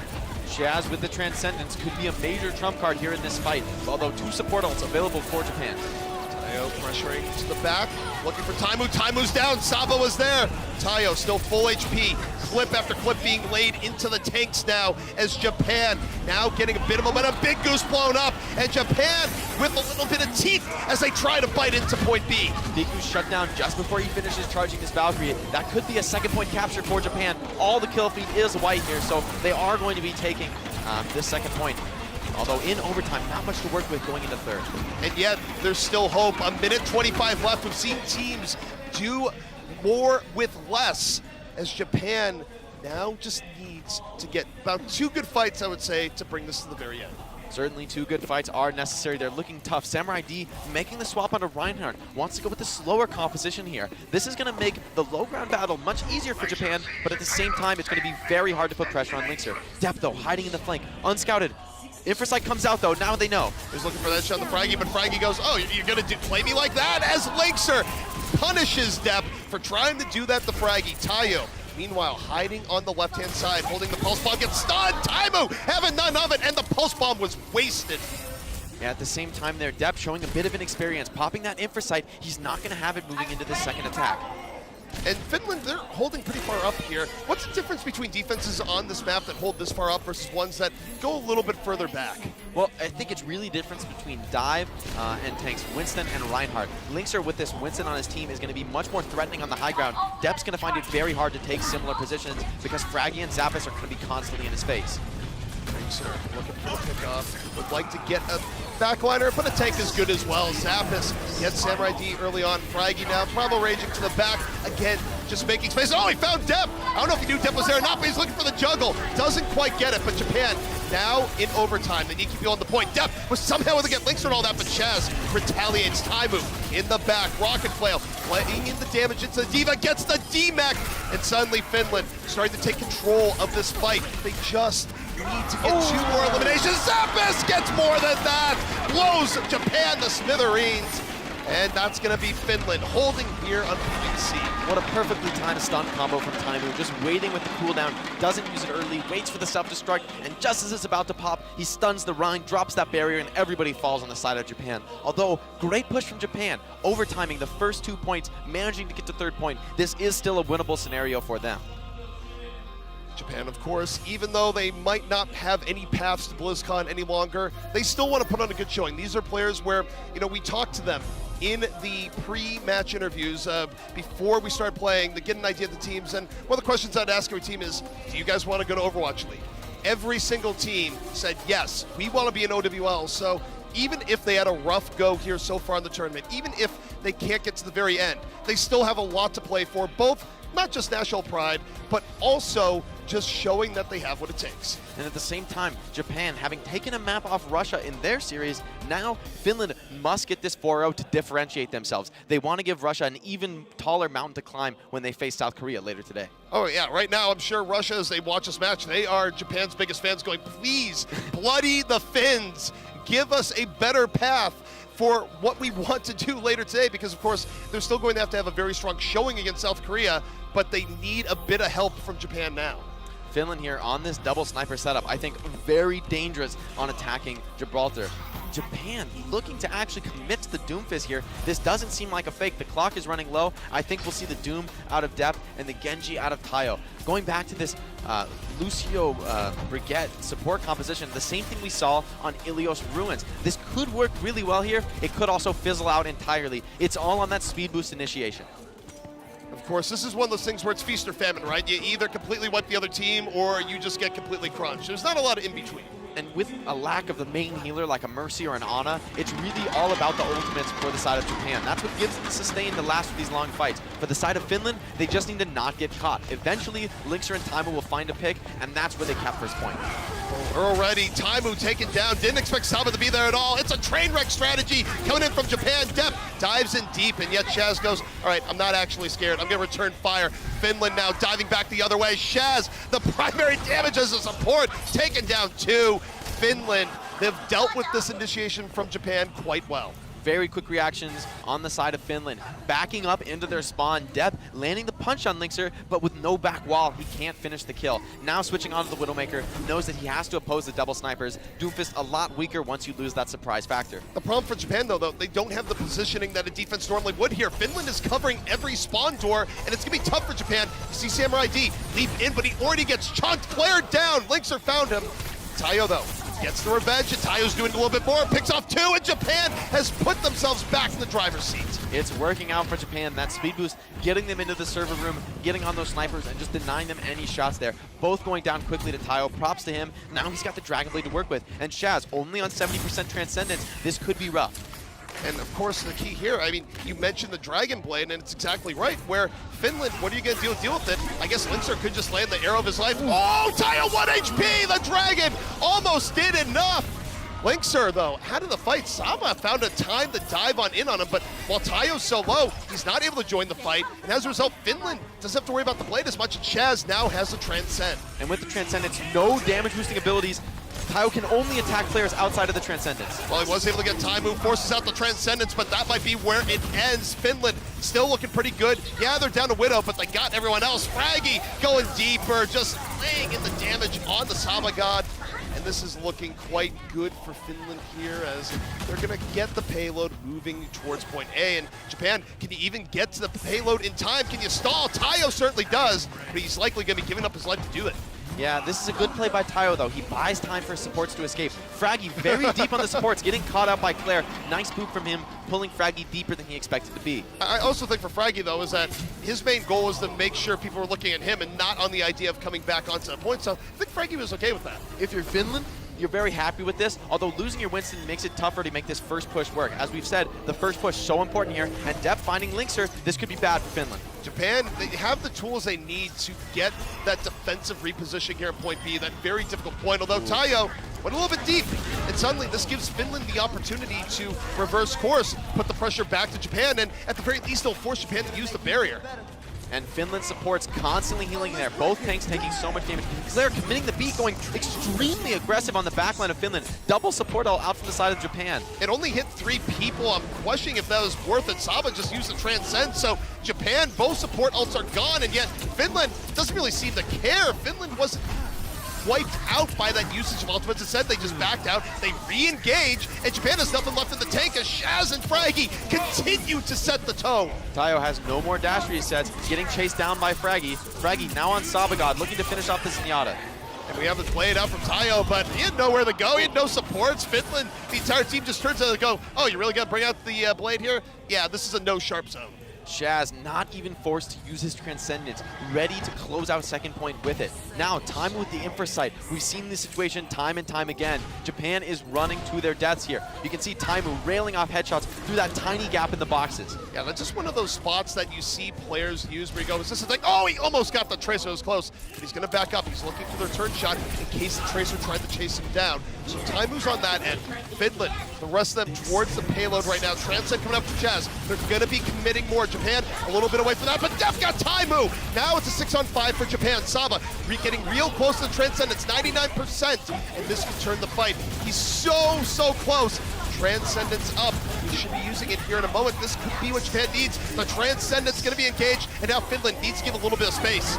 Yeah, both Widowmakers getting res, but Dep the one finding the kill. Big Goose with the Valkyrie, though. This could be very impactful. Claire without a Valkyrie to match. Although Taimu getting attacked by the D.Va, he's forced it back. Japan wasn't able to get any pickoffs during the Transcendence. It wasn't enough. Finland still had enough raw healing to make it a thing. Linkzr, though, falls. Tayo got him on the slimmest of margins. Japan still fighting, even though no one has an HP. Everyone on Japan is so low, and yet Tayo still alive, looking for the D.Va on the end, and Japan respawns, now starting to flood back in. An incredibly close fight there, basically decided by those Widowmaker picks. So props to Dep, producing for his team, making so much space and not falling despite all that pressure. Japan able to hold in what was a super close fight, and shout out to Sabagod. Key pickoffs and a Transcendence in the nick of time to keep that fight going. And now so many ults to work with on the side of Japan. That was a real hump that they had to get over. Looking to play spoiler here on Gibraltar is Dep. Taimu though with the armor stack, very hard to oppose. You see Taimu trying to get Dep going, okay, I'm actually not gonna go for that. Saba though, he's built up another Transcendence, 2, one after another. Sabagod being very impressive on this Zenyatta, hard to pick off, but Fraggy finds depth. This is a major opening for Taimu. Saba's down! Saba got picked off before transcending! That's huge for Finland. Fraggy had an excellent engage, and now Finland, it's all men on the point. Saba gets res, he's gonna immediately transcend, but he's gonna be transcending to a team that's weakened, a team that's bloodied, and Finland, they're investing everything now to the fight. Zappis finds Claire, no more mercy. Now Sabagod's down, that's all the heals on the side of Japan. Finland is doing it, they're gonna camp second point here. Linkzr with so much staying power on the point with this Brigette. Japan was so close to that second point hold, a minute 55 left, and yet there's still an outside chance here, Jake, that they could do Russia's bidding in a sense and hold Finland back. They have a chance. Fraggy, though, standing exactly where he needs to be. With the box of victory so close on the side of Finland, this Primal Rage could be incredibly impactful. No tank ults on the side of Japan. It'll be very hard for them to stay on point when Fraggy gets angry. All right, Finland, they need this fight. A minute 30 left. They're only going to get about 2 good attempts at Japan. They're drained. This is no better chance for now than Finland. And we see Fraggy. Oh, they don't get the point! Japan doesn't touch the point. Finland takes it 4-0. You hate to see it. Oh. But on the side of Finland, though, very, great presence of mind by Fraggy. He understands that the victory is so close at hand. It's time to get very aggressive. Japan's backline has no choice but to retreat. You can't walk into a Winston that's attacking you like that, and with that much pressure going on, it's easy to slip up and miss that contest. Yeah, I mean, on some level, we could look towards Japan and go, why weren't you on the point? But then Fraggy just carries an aura of intimidation. I almost think that that is a credit to Fraggy, just getting in their face, knowing he had the Primal in reserve, and in the end, he wasn't even angry. Yeah, exactly. Not even forced to use that Primal Rage until after the slow-mo cam. So an unfortunate way to close the series if you're Japan, but Finland taking that 4-0 victory, that differentiates them from Russia, finding only 3 map wins against Japan. Now Russia has an even tougher test ahead of them when they face South Korea later today. Finland did what they needed to do here, where, you know, we talked to them in the run-up to this, and they said, look, we want to go to BlizzCon, we want to improve from where we were at last year, we believe we belong at BlizzCon, and so far, they're proving it. I mean, this is what we expected from Finland. They are a full roster of Overwatch League caliber players, and we've seen how that patience is paying off for them time and time again. We saw on so many defenses, they were so slow, careful, prodding, you know, always harassing, always putting pressure on the back line, but not committing to fights, forcing Japan to make the first move and burning so much clock time. That's why Japan was only capping in overtime, and Finland usually had a little bit of time to spare. All right, guys, well, that's going to be doing it for us in the preamble here, but we're going to be taking a look at the floor where we got Big Goose with Malik. All right, I got my man Big Goose of Team Finland here. Now, this team, Japan, they have some pretty formidable DPS players like Deb and Tayo. Did you guys prepare specifically any strategies for these two players, or did you kind of just play your own game coming into this one? Yeah, we definitely prepared a bit against their DPS, but our main goal was to just play our own game and with our own game, we have a really good chance of winning. Right. You guys did excellent in that. In fact, now you play for the LA Gladiators, and that team has quite a few different languages on the comms. So how relieving has it been as a support player to be able to play and communicate seamlessly with your teammates?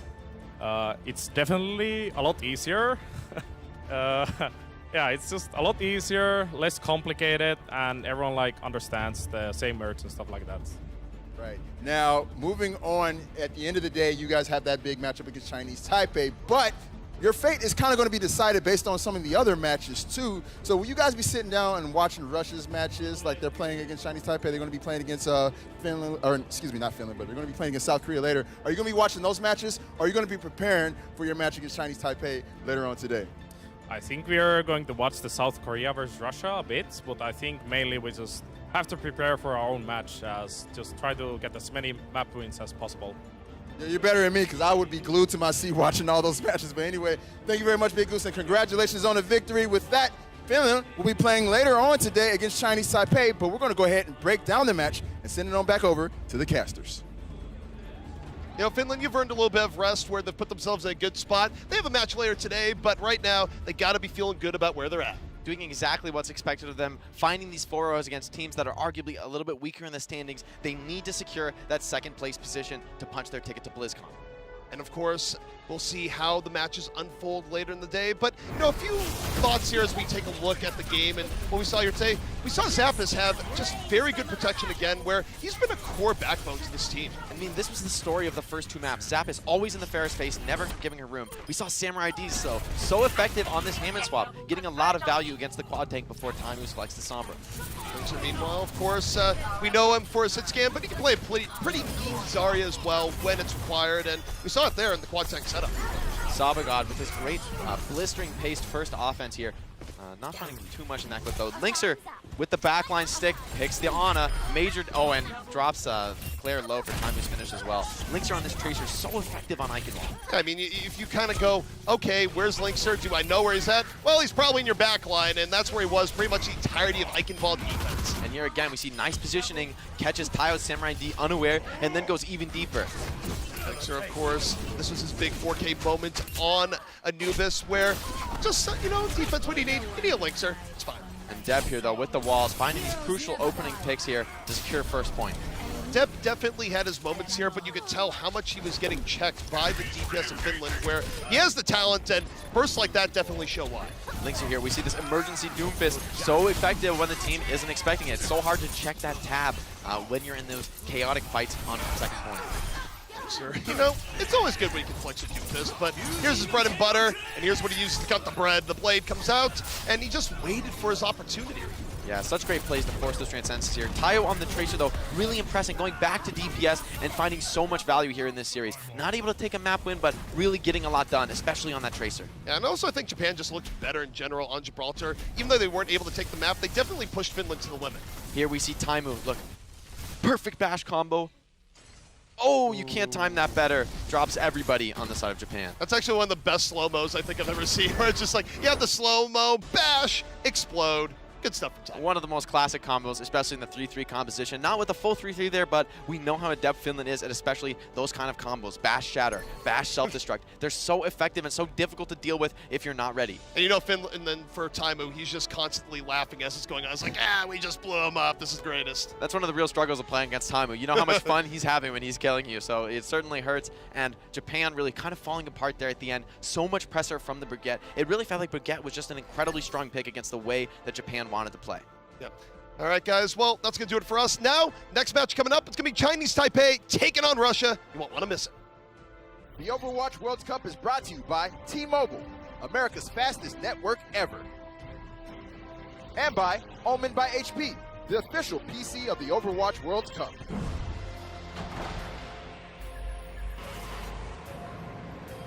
They don't just play for a team. They play for every fan, every rival, every moment, every match. And when everyone watching expects the best, they perform with the best.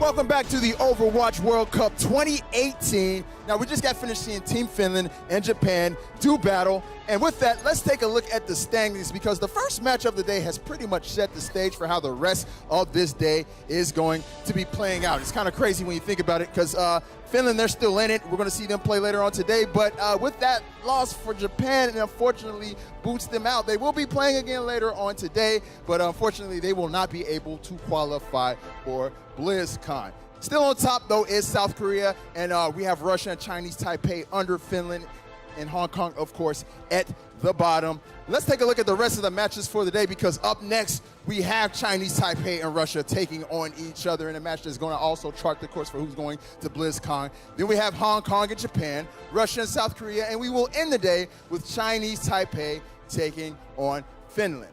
And that's actually going to be our next match. Chinese Taipei will be doing battle against Team Russia. We saw Russia yesterday taking on Finland. They were a little bit shaken up after that matchup, so they're definitely going to be looking to recollect themselves and set a good pace for the rest of the day against Chinese Taipei. And of course, Chinese Taipei, they're not out of this. They can still make it to BlizzCon if they're able to win out all of their matches and if they get a little bit of help from some of the other teams. But anyways, guys, let's go ahead and jump straight into this one and get it on over to our casters. Thank you very much, Malik. And to help you navigate through the high seas of this game, my name is Jaws, and Legday will be your captains for this ride. Chinese Taipei versus Russia. Indeed it is. And Russia looking to book their tickets to BlizzCon right here. Still some outside chances for Team Chinese Taipei, but they've got to rely on other people. So right now, the fate is mostly in the hands of Team Russia. We're going to have to try and secure that 4-0 here to catapult them forward to their later matches and potential ticket to BlizzCon. Yeah, it's a very scary day for Russia. Got Chinese Taipei up right now, and they've got to face South Korea later on, who have almost guaranteed their spot already. That's pretty scary. You'd have to go through a load of mitigating circumstances for South Korea to not qualify after this. Pretty terrifying. Now, Russia, Taipei, you can see them on your screens right now. I want to talk about the man in the front for Russia right there, Shadowburn. He has just been absolutely popping off this entire time with his duo partner Mistakes in the DPS role.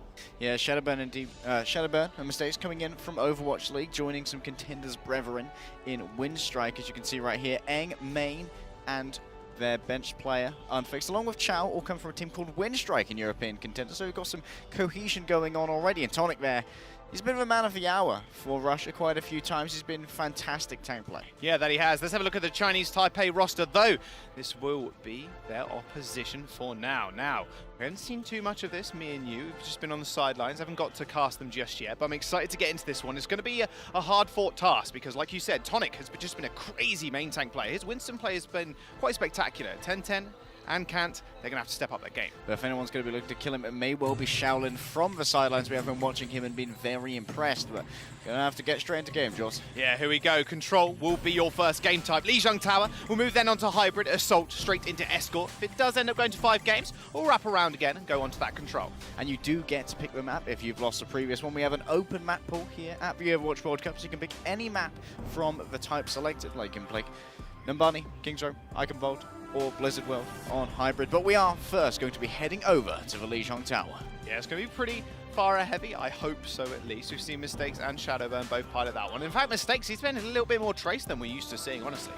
Yeah, Shadowburn has shown off quite a big hero pool, actually. We love to see his Pharah. It's often taking out Pharmacy solo in the sky. He doesn't need as much pocketing as other Pharahs do, but often Eng is going to be the one giving it to him as the main support for Russia. He's been pretty reliable as far as Mercy's go, and he likes to go for his risky reses. So here we go. Control Center will be the first map. Chinese Taipei over on the white. We've got Russia over on the red. 30 seconds is the timer to count down. They locked in a couple of heroes here, but 30 seconds to still decide what they actually want to play. Let's talk about Control Center and how it can very much favor tank-based compositions, because Reinhardt's here are incredibly useful because there's not so much verticality on this map. Usually you're fighting on the same lateral plane as the Reinhardt, and he can just W at you, or rather move forward with the aid of the Lucio speed boost. But we see both Eng and Oyo hovering on at the moment, but they could be just speed boosting out of spawn. We may see Eng move over to the Mercy to try and support Shadowburn, and that's exactly what's happened. Yeah, there we go. Double main, main heal for each side, but this time it's a little bit different. Crazy S actually running the Ana instead. Eng on that Mercy. We've seen a little bit more Ana play as well over the last couple of days. Barnet Grenade can be so devastating to any healer and frontline behind. Tonic's getting jumped on though, in a bit of trouble. 10-10's going to claim the first kill. Straight back to point, getting a lot of healing from the Ana, keeping him alive, only just barely. 40% already on that nano boost. Shaolin though, running towards Russia's spawn, is going to punish them for every step they take outside of it. And you can see that often Ating is forcing Tonic to move into a stun position by charging at him, and then Tonic needs to use his own charge. When the two charges collide, both Reinhardts are stunned for about 2 seconds. But that is more than enough time to break a shield that Azaya can project and then pile onto him with all the damage that Chinese Taipei can offer. And then Shaolin can move in after that and use the shield bash for like a combined stun of 3 seconds. 500 health is all that you saw for Tonic, and when Eng's up in the air supporting Shadowburn, he can't be healing up Tonic as much. Uh-oh, Shadowburn from the side is going to take out Shaolin. Problem is now you got Kant going down as well. Tanks are backing off to the point. They do have Nano Boost available on the side of Chinese Taipei, but Shadowburn's up in the skies, got that Pharah and got the Barrage too. Kant does try and delay a little bit more here on the 10-10, even trying to delay a little bit more here on the D.Va. Does manage to secure an extra couple of percent, but 30% for Taipei with the dead starting bank, and Russia now reclaiming the points. Russia now trying to overtake the percentage that Chinese Taipei have accrued, but we've got to worry about the nano boost coming in from Crazy S. He can apply this to Kant if Kant gets a huge amount of energy, but more than likely it's going to go on to Ating. Ating can be shut down, however, by Tonic charging into him, not hitting him with that Earth Shadow, which he almost has, only 3% away, and he's also got to worry about 2 DPS ultimates coming in. He knows Shadowburn's lurking above with this ultimate. It's what's so scary about the Pharah in this map. There's 2 entrances to the point, and Shadow's going to be hovering above your head, either which side you choose to go. There we go, speed boost coming through from Chinese Taipei on the point, but beautiful Shadow, 4 men down. Shadowburn takes 1 out, and D-Mex 10-10 as well. Mistakes is going to clean up the rest of the couple of kills. 1 ult usage, 1 DPS ult usage. They did actually use Transcendence at the end of that as well, and Tonic swinging away when that Shadow did come down. It's already built 20% up towards another Shadow. I don't even know what Crazy S used that nano one, Jaws. It was dead so quickly after Tonic laid down the hammer, and now bringing out the Graviton Surge as well. Into the Dragons, easy combo, 3 kills for Mistakes. Finishes it up with a 4 on OYO on the Lucio. Shaolin there used a rally as well. Chinese Taipei quickly being wiped out and won't have that armor available for the next fight. They're going to have to rely entirely on the combination of the tank ultimates, but this is a very good situation for Chinese Taipei. They can lay down the Graviton, they can put out the self-destruct, but they've got to get inside first. They can't try and do it through this narrow doorway. They need 10-10 to have the chance to fly his mech forward in one of these larger passageways. We call it the Gigantic combo over in EU. Can is going to throw the grab in. There it goes. There's the charge onto Tonic. Removes the shield, but everybody's going to remove themselves from the grab as well. Russia's going to be able to back off here and claim a kill onto Crazy S. Beat coming through from Taipei also to try and find one, but a big Shadow from Ating. He's going so low, but kept alive somehow. Kant moves forward, finds a 2K, and that'll be Tonic backing off with the help of his Mercy, trying to get forward to get more time on the points, but he is just going to get punished. Overtime ticking down for Russia, but Chinese Taipei still firmly on the point. Somehow Ating still alive. Dragons from Mistakes kills Kant. Somehow Shadowburn made it back into it all and sends out the rocket barrage. Ating is going to go down. How are they surviving, Harry? I do not know. Nano boosted D.Va mech, but she's instantly ejected, and Russia are going to claim the point and claim control tower. Russia don't know when to give up, Jaws, and just as well, because they managed to grid it out. They weren't out on the side of attrition. They used both of their support, both of their DPS ultimates. Again, Mistakes come in with that surprising Dragon Strike, taking out a player and zoning people away. Managed to make sure that Ating was separated from his supports and vulnerable to Tonic to come in, who managed to survive for so long with just the healing of Eng at his back. Eng was being so evasive. They're going like 2v6 and he's still managing to get away from everyone. And that's just a testament to how much attention Tonic can demand, how effective his shielding is. Control Center could always go either way, it feels, especially in those last clutch moments. But that was a crazy shatter from Ating as well. He hit 4 people on the floor. He was 50 HP as well, and he wasn't even holding shield up. He trusted in his support so much. He's going to have to trust him a whole lot more to run onto this second map. Russia coming out with the Widowmaker, and Shadowburn still on that far. When it comes to trusting your supports, Jaws, we know that the supports of Russia trust each other, both coming in from Windstrike. They've got pre-established synergy. Shadowburn back in the skies on the Pharah, leads for Eye in the sky, raining down rockets upon Chinese Taipei. Quad tank coming out for Taipei, going to firmly put themselves on that point. Shadowburn already out to 50%. What a target for Shadowburn to hit. Hey, you're all clumped up, no worries. 60% of my ult already. When he gets damage boost as well, does acquire a little bit of extra to it also. Almost actually takes out OYO there on the Moira, but she's going to heal herself up. A lot of AoE healing. Still not claiming the point, however. It is going to be contested as it does unlock. First kill going over to Tonics on OYO. Massive loss of healing now for Chinese Taipei. Ating is going to go down as well. Shadowburn finds the ult, but the rest of his team have already cleaned clean Chinese Taipei out. We saw there that Shadowburn did use his rocket onto the Roadhog when he was pulled in. That's because the self-damage from a rocket alongside the scrap gun shot from a Roadhog is actually enough to kill the Pharah, when otherwise just the scrap gun shot onto the Pharah would not be enough to kill him. So that was very intelligent from Shadowburn, wanted to make sure he didn't die. Unfortunately, it was Chinese Taipei's Roadhog who decided not to take the shot. He didn't want to make sure that it was there any longer, just wanted to die so that Chinese Taipei could swap over to this new lineup. And Can coming out on the Widowmaker. He's had enough of Shadowburn's shenanigans, Jaws. He wants to just take him out of the air, but uh-oh, Shadowburn just removes him from the ground. And look at that ultimate bank also. Because of that swap up, Russia have got 5 ultimates now, and as they use the Transcendence, beautiful ultimate from Shadowburn, removing another ultimate from their bank, but it was all good. Crazy S is going to go down, easy kill to 1010's mech as well. They're just punishing them even further. And this is the rescue run when you try and change over towards another composition. Chinese Taipei went out with a quad tank, the Lucio and the Moira, and it meant that when they swapped over to all these new heroes, they had no ultimates accrued. Russia, meanwhile, they have a significant amount. They used 3 in that last fight, potentially more than they needed to, and Eng's already used a Valkyrie. Chinese Taipei don't really need to commit to this. Storm Arrow onto the back of 1010. He is going to be able to defense matrix most of it. Dragon Strike through the floors, getting a couple of hit markers and a little bit more as well. Crazy S is going to go down in the chaos of it all. A Mistake still charging forward. Nice bubble from Tonic there to protect himself. He has to back off, however. The point was contested for about half its tick duration there. You've got to be careful. Don't want to get back capped by that Tracer. Shaolin is going to exit rather swiftly though.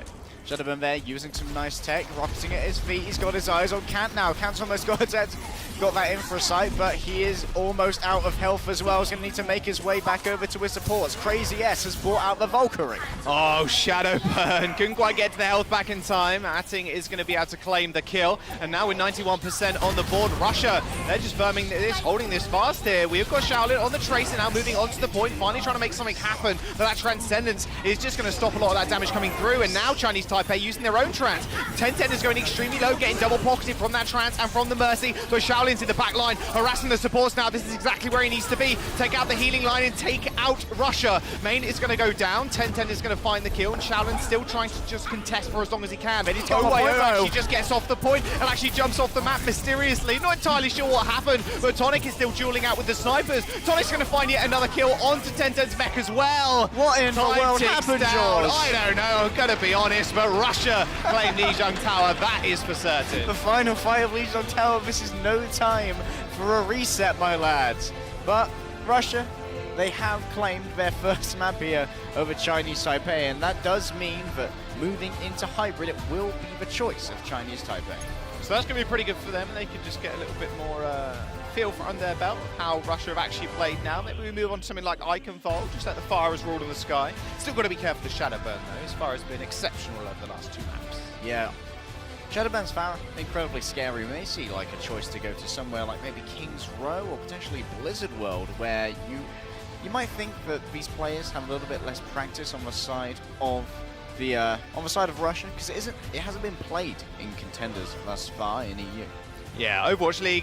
I mean, you want to see the Blizzard World come out? I certainly do. You can't really play Pharah all too much. There's long sightlines for Widow to actually pick you out. And let's speak about that Widow, because we did see Chinese Taipei jump onto the Widow pick in order to actually counter Shadowburn. But the problem was he couldn't get any angles.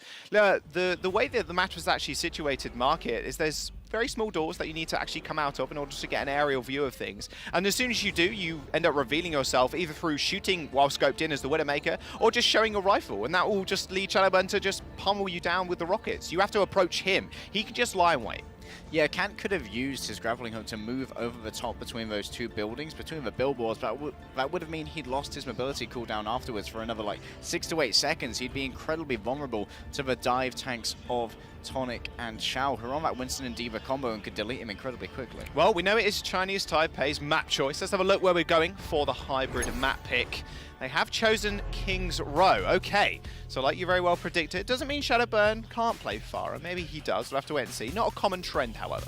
Atting's been trading out rather well with Tonic over Reinhardt, so they may want to emphasize that duel when these 2 teams clash to see if they can once again take advantage of Tonic, maybe not getting as much support as Atting would do, because having those 2 DPS of both Mistakes and Shadowburn. It's a great boon to any team, but it also means that both these DPS require a few resources, especially if Shadowburn's on the Pharah. He needs Eng up in the air, and that means your main healer is not applying that Caduceus Beam to the Reinhardt. Yeah, and it's always main on the floor on the Zenyatta trying to do as much healing as possible. And more often than not, if you're getting run into when you're a Rein, you need that Orb of Harmony 100% of the time, and then you need to take resources from other else places, like you said, maybe distract Aang a little bit and then heal the Reinhardt and then go for the kill on Shadowburn. We'll have to wait and see. Obviously, Double Sniper is pretty good as well on this map, so Kant could jump onto that Widowmaker.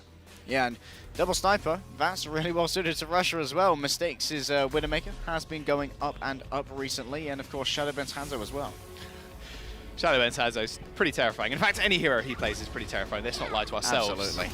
Chinese Taipei, they're going to be on the defense first up. Russia, they're going to be on the offense. And now let's talk about this comp that Chinese Taipei are coming out with. This is very South Korea-esque. We are seeing Shaolin on that Junkrat and Kant on that Widowmaker. And they're going to be situated up on top of that high ground with Ating and his trusty shield. Yeah, the crux of this is going to be Ating on the Orisa. He has to make a choice, Jaws, as to when he wants to lose his high ground and instead move onto the point in order to try and contest it. Because we know that Russia, because they start off on that low ground going through the gate, they will be able to access the point far more readily than Ating. And Ating is going to be a little bit trepidatious about losing the high ground that he's already accrued. Ating was super serious there. He didn't want to mess around with 10-10's antics. 10-10 trying to have a little bit of fun. Is that enough for your shenanigans? No more. There we go, rolling out the gate. Mistakes on that Tracer. We got Shadowburn on the Hanzo. And Chao and Tonic have once again decided to go onto those dive tanks, so they could choose here to pressure out Ating. They don't have that sustained shielding. Shadowburn now moving over to the Genji. They want to go in for a full dive. They may decide they don't want to try and force Ating down onto the low ground at all. Instead, they may well move onto him. Shadowburn here's got to look out for the trap that was previously put down by Shaolin, but looks like he's going to avoid it thus far. And now we can hear Zenyatta charging up a shot. Doesn't want to try and risk that going up against Oyo. And Russia already on the point getting percentage. Oh, Venomine already dead. Shadowburn's in the back line, misses the dash, but he doesn't miss the Shurikens. 18 going low as well. Shadowburn dashes in. Reset after reset. It's going to kill Shaolin. Triple kill on the Vanilla Genji play. Make that a quad kill. 5-6 kills for Shadowburn. Russia take that point instantly. Absolutely disgusting play from Shadowburn. Already 76% of the way to his ultimate. He's being out mistakes at the moment. He's just rushing forward. Has to try and make up for lost time with those pulse pistols. But, oh, Shadowburn just put everyone on notice. But Genji, he may well be out of meta a little bit, but not for long if you are as good at it as Shadowburn is. Trying to challenge that Can on the Tracer. Going to give him a quick reflect. But for now, he's going to back off. He wants to be into the warm, loving arms of Aang with all that healing. Nice dive tanks as well. Remember, the cart is still moving. It's going to be the Zenyatta on that. Pulse bomb coming through. OYO just narrowly avoiding it. Uh-oh, there's the blade. That's what we wanted to see. Shadowburn with one. D-Max another. Mistakes is going to follow up onto 10-10. And that'll be the monkey trying to dance away.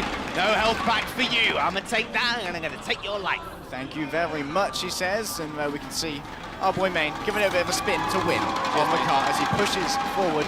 Meanwhile, the rest of Russia, they are claiming all the space they want and more. Chinese Taipei needs to try and come in. Kant's in the back. He's got his eyes on Main. If Main isn't paying attention here, he could become a victim of a one-clip from the Tracer.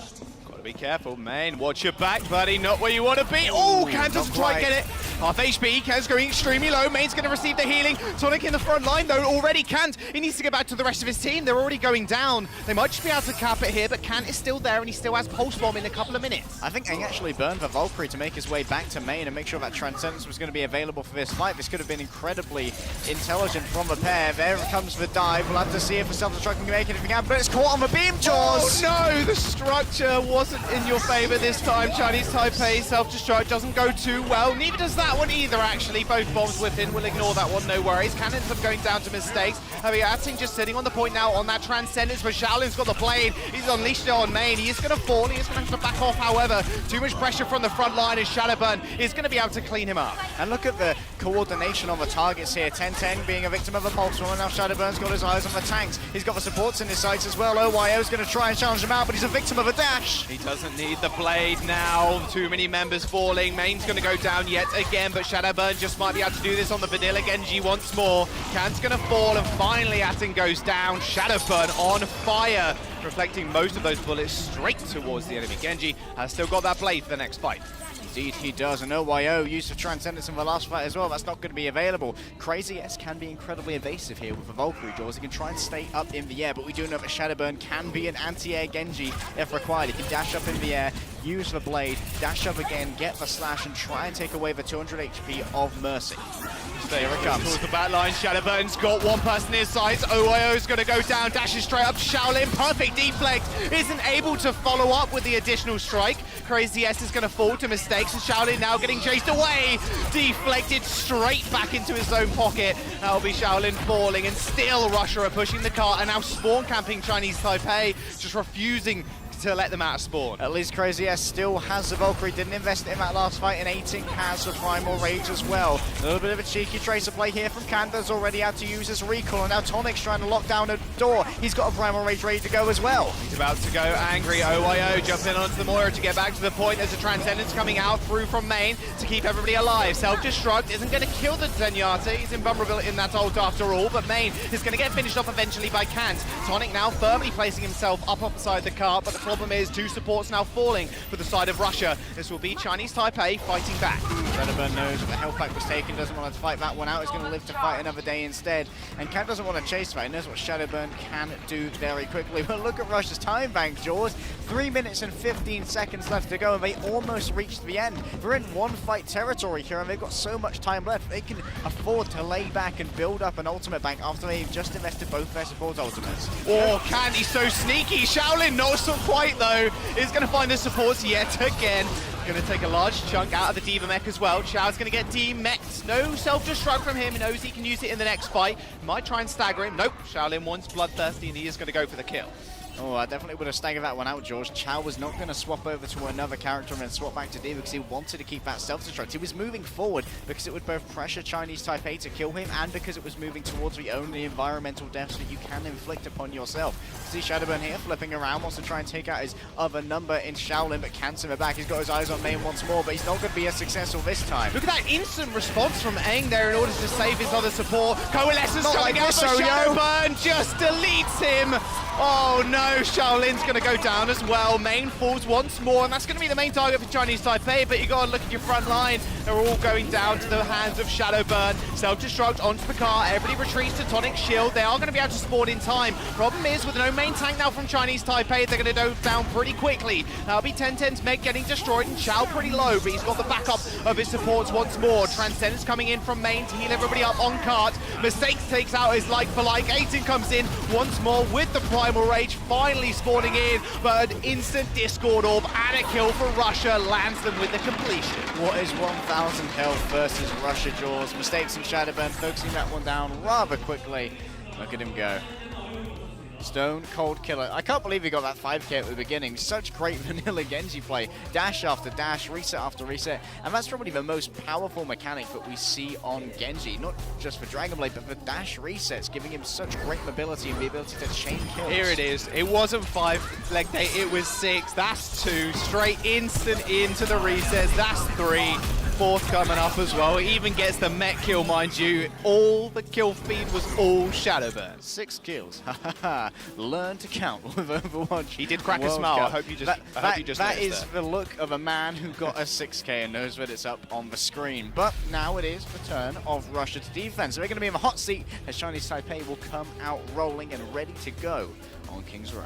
Okay, do they run the sniper here once again? Shaolin did jump over to the Genji, and remember, they did switch up their defense. They did forfeit the Junkrat, forfeit the Widowmaker on for these more dive-centric DPS in the Tracer and the Genji. Do they do that again? Do they mirror what Russia was doing when they come out the gate? Well, it's like Russia's going for its own mirror. Tonic coming out on the Orisa. We're going to see exactly what Chinese Taipei was proffering on their own defense, except maybe they'll be a little bit more cognizant of how to avoid a Genji in the narrow hallway, getting dash after dash. Chinese Taipei, meanwhile, looks like they may decide to come out with these double snipers. I think it's a pretty good idea, to be honest. If you can get the correct angles, you need to force Tonic to move, because if Tonic's able to stay in one place with that shield, you won't be able to take it down fast enough with the double sniper to really get a lot of damage onto Tonic, especially when he can duck away into physical cover. But if you can move onto a point using 18 and 10-10 to try and challenge that out, start getting that capture percentage and force Tonic to move in, that's when you'll catch people out. Which has got a stat I don't know if anybody wants to hear it. It might be a little bit too gruesome for the stream, but It's Shadowburn... very spicy. Shadowburn is 26-0. That is a KD Right right, now. there. That's one for Overbuff. That's one for Winston's Labs. That's one for history. But we'll have to see if Chinese Taipei can make it as well. He's spotting out a Junkrat trap here, getting a little bit risky. We'll be able to finally take it out there. Shaolin needs to wait for this health pack to respawn. But no, he's just going to get his healers to top him up. And now Kant is looking to make an incision here. He knows exactly where the Tonic is with that Orisa shield. All quiet on the western front. Just want to jump over. Shao, Tonic, they spotted him out. This is what they wanted. They want Tonic to move. Just dislodge the Orisa and you might be able to win. Shadowburn's going to find the first kill. And look at Kant now moving forwards. Can't get the reset dashes. It's not the Genji, unfortunately. But with Tonic falling, he's going to get immediately rezzed. You can see they pushed their way forward, but too much damage was coming through from the Junkrat. They had to back off, and that actually allowed Russia to get that big monumental res, and that'll be 18 falling as well. So reset here from Chinese Taipei, I can imagine, maybe trying to get a couple more rolls, but Tonic is just going to reset up here. Moving through that narrow doorway onto Tonic to try and dislodge him is a very risky proposition when Shadowburn's here with the Junkrat. And you can see Stanbury put that trap right on top of Tonic. He knows that 18 against the armor that an Orisa has is relying upon that jump damage to try and get a little bit of extra burst, and he tries to jump straight into the trap. This time though, Chao's not going to let him. Oh, that was a beautiful thrusters coming through from Chao, just denying the entrance from 18. He does fall down to the point. I hope he can't getting actually resurrected here. Again, the second into time. the trap once again. Shadowburn had his number and then some. He died on the first dive as well to the trap. He's very unfortunate. Trap MVP right now. Yeah, Shadowburn, move out of the way. Trap's got Trap's got more than you. 100% trap accuracy. He's doing a good job thus far, and now they've got a lot of accuracy or a lot of vision on their site. Site's being activated. Shao backing off rather slowly. Tonic's going to be there too. Still with that shield up, means can't do too much damage. Nice tie though coming through from Shadowburn. Is going to annihilate Crazy S. Primal Rage in the back line. There's another trap set up. Though once again! 3 out of 3. Shadowburn locks Kant up and kills him. It will be a pulse bomb onto Mistakes, but again, swiftly resurrected. Shadowburn does not want any of this Tracer nonsense. Just trap off. He also got 18 on that initial dive, and that's what I was talking about, because 18 relies so heavily on hitting the dive on Tonic to try and burst down some of that armor, upon which his Tesla Clan does only 30 DPS. That means that if you're hitting that accurate jump, that you need to be able to avoid the trap. But Shaolin there, he has the Dragon Blade ready to go. Main does have a Transcendent to try and answer it though, so here the win conditions for Chinese Taipei to force out this Transcendent. There's the Dragon Blade. Oh, the fake out dash straight into the trans though. Main just giving us a little bit of a wiggle, and there's Shadowburn beneath him. Trucks up the concussive mine and finds the kill. That will be the self-destruct. That will definitely evict a lot of members from that small hotel, but the problem is they can reconvene on the top. Doesn't really move them all too much right now. Mistakes is going to get booped off, but with Aang falling and Main going down as well here, this could be the incision Chinese Taipei were looking for. Oh, he's jumped up, but it's straight into the waiting arms of Tenten, corralled by the tanks of Chinese Taipei. Shaolin's come in on emergency doom. Fist lanes up 2. It doesn't look like Chinese Taipei will be able to finally claim point A with 18 having yet another He's trap. still alive. Shadowburn manages to kill Shaolin on like 20 HP in midair while Shaolin was playing Doomfist. Well, it doesn't matter. Your team still have the point. 30 seconds turns into 2 minutes 50. I do think Shadowburn did have the double pocket from Aang and Main, let's be fair, because they all died rather early after Main did use that Transcendence, and they picked up. It wasn't that Shaolin was not able to get anything working with that blade. He managed to force out the Transcendence, and that meant that everyone was looking at him to try and shut that down before the Transcendence ran out, and they weren't looking at Kant, who could manage to get Shadowburn. Big rocket punch straight, go for that Zenyatta, misses the ground pound and misses the uppercut, but it doesn't matter. 18's going to be there, and Shaolin with 65% on that Meteor Strike now is going to build that up relatively quickly, especially on these last beefy targets. Tank is going to get knocked up. Tonic in a lot of trouble, has to exit the fight rather rapidly. There'll be mistakes for the kill at OYO, so one support now down for Chinese Taipei. Still just corralling them into this big health pack route. Meteor Strike now available, and Chao gets turned into dust. And Shaolin has earned himself that Meteor Strike. He won't be able to combine it with a Graviton Surge, which is usually the preferred Space Jam combination with the Doomfist, but he will be able to use it onto slower moving targets, mostly Main, and I know you dislike getting away from Meteor Strikes as Zenyatta, Jules.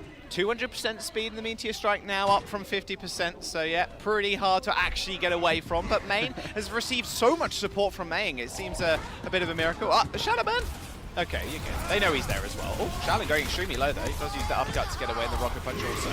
There is the Riptide. Meteor Strike as well is going to get launched out. Cat's going to go down. Meteor Strike straight on top of the laying and waiting Shadowbird. Nice uppercut straight into main. But see, this is the healing I was talking about. Eng saves him once again with the help of Chow, using that defense matrix to make sure that rocket, that fisted shotgun cannot find the kill. In one of the back, I think Mistake's got a double kill with a pulse bomb, and now he's trying to find a little bit more. Ten going to be using the defense matrix to ward away the Tracer. OYO, the only ult left remaining there on Chinese Taipei, and what was a hugely invested fight. I do believe they used 5 ultimates there. And now Shaolin, he's going to have a change of heart, wants to move over to this Pharah. It's going to be far more difficult for Shadowburn to challenge out this one, because of course it's very difficult to hit those frag grenades on a moving target in the air when they're very slow and have that downward trajectory. Shadowburn now being the target of everything else. Shaolin, like you just said, is going to be able to take him out very easily. Mistakes is not going to have a fun job either. Straight on to Shadowburn. The entirety of the tank lineup goes from Chinese Taipei. Early Transcendence use actually forced out by Tonic there in the back line. There is the Primal Rage as well to bat it away from the rest of the team so they don't receive much healing. Mistakes is going to take out OYO as soon as that Transcendence went down. And he's on the sidelines as well, waiting for people to try to escape. He even gets the sneaky kill onto Aiting as well. Pulse Bomb still available to them, but he might not need it for this fight because everybody else is pretty damn low. Oh no, you shouldn't have picked up that health pack there, Tentem. That's just going to feed a little bit more ult charge over. Thankfully, Mistakes already has it. Whoops. Well, that's 2 kills from a Pulse Bomb, but unfortunately, once yourself. Well, Mistakes does get resurrected. 5 seconds now remain, and Russia could land themselves with match point now, very much closer to the BlizzCon ticket. Main in a little bit of trouble as Cat does jump onto the point, but they're quickly going to evaporate him. They are going to be able to get on top of the shieldings, but Shaolin somehow got taken out by Shadowbird in midair. I don't even know how Shadowbird lands these mines in midair. I haven't got a clue. 10-10 and the Prime Wage and Winston are going to come in, but the trap is going to hold him in place for everybody to turn him to mincemeat. And 10-10 falling as well. Russia burned down the overtime clock, and they land themselves with match points. I think Aiting and Khan are going to be having some very bad dreams about Junkrat traps over the next few days. We've been caught out so many times there by Shadowbird, who knew exactly the pathing that they wanted to take. And that's one of the great things about being such an experienced dive player. Like you see on the Genji, you always know the best routes to take into a static defense that you'll see from an Orisa, and you're able to try and counter them out with those Junkrat traps, getting there before they can. Main! Or Eng rather, you've just won! Smile, my boy. Be happy. Chow's looking pretty happy with themselves, and they should be. 2 wins now on the board against Chinese Taipei, and like I just said, this punches them 1 ticket closer to actually landing themselves at BlizzCon. 1 ticket closer? 1 ticket closer. How many stopovers does this flight have? I don't know. They come from Russia. They're going to like land in Texas and we got to walk. Walk all the way from Texas? I know ZP's from around that area. I'm sure he could navigate Hook him up no with some worries. walking boots. Yeah, I'm sure they could. Yeah, that's very true. Basically, ZP needs some new shoes, but hey, what am I to tell him wrong? Well, now, with 2 maps up, Chinese Taipei still get to choose the next one. However, they have been kind of bamboozled here by Shadowburn. He's not only shown his prowess on the Genji, now on the Junkrat. There's nothing he seemingly can't play, but we spoke about it a little bit before. 18's doing a fantastic job on the main tank role here. Maybe he needs to switch back to that Reinhardt and just face Tonic 1v1 on the field. Yeah, it seems like the communication of 18 when he's going after Tonic is sublime for Chinese Taipei. That's when they can really manage to isolate Tonic, take him from 500-0 in but a few seconds. Well, we have got an interview over on the floor with Malik. We've got Shaolin to break us down that game. Thank you very much. I am here with Shaolin from Team Chinese Taipei. Shaolin, a little bit of a rough start against Team Russia in that match. What do you think went wrong for you guys in that first half? 前面2个地图其实都没有打得特别顺利嘛。那你觉得前面2个地图发生什么事了？怎么会这样呢？一开始是有沟通问题，然后会紧张。So we had a little bit of a communication problem, and we were really nervous about it. So that's what happened. All right, well, I can only imagine how it is playing against somebody like Shadowburn. And on that note, you're a very good Genji player. How is it playing against another formidable Genji player, actually one many consider to be a Hall of Famer when it comes to Overwatch in Shadowburn? 你也是第一次跟 Shadowburn 这样对打，你也知道 Shadowburn 是个非常厉害的原始玩家嘛，对不对？那跟他对上的感觉如何呢？他怎么这么厉害？我觉得他的标很准，然后他的进场时机也很好，然后法拉也很强。He's very good at timing everything. That's why he thinks like makes Shadowburn Shadowburn, and also he plays really good Pharah too, and he thinks that's amazing. Indeed, indeed. He's just a projectile monster. All right, last but not least, there's been a lot of talk, a lot of chitter-chatter about you, Shaolin, potentially being in the Overwatch League. So my question to you is, if you were to ever be a part of the Overwatch League, what team would you like to play for? 因为现在今天小林的表现很好嘛，所以大家就开始讨论说，小林会不会进去斗阵特工联盟呢？如果进去的话，那你觉得你想要为哪一个队效力呢？效力哦。他是说 OWL 吗？对，没错 ，OWL 的队。应该是纽约吧，因为我最喜欢的赛包比在里面。His favorite players in Overwatch League is actually Sebiovi, so he really wanted to play in New York Excelsior. All right, the NYXL. I can't argue with that, man. Well, Shaolin, best of luck to you guys in the second half. And guys, right now it is Russia up 2-0 on Chinese Taipei. We'll be back to wrap up this match right after the break. The Overwatch World Cup is brought to you by T-Mobile, America's fastest network ever. And by Omen by HP, the official PC of the Overwatch World Cup.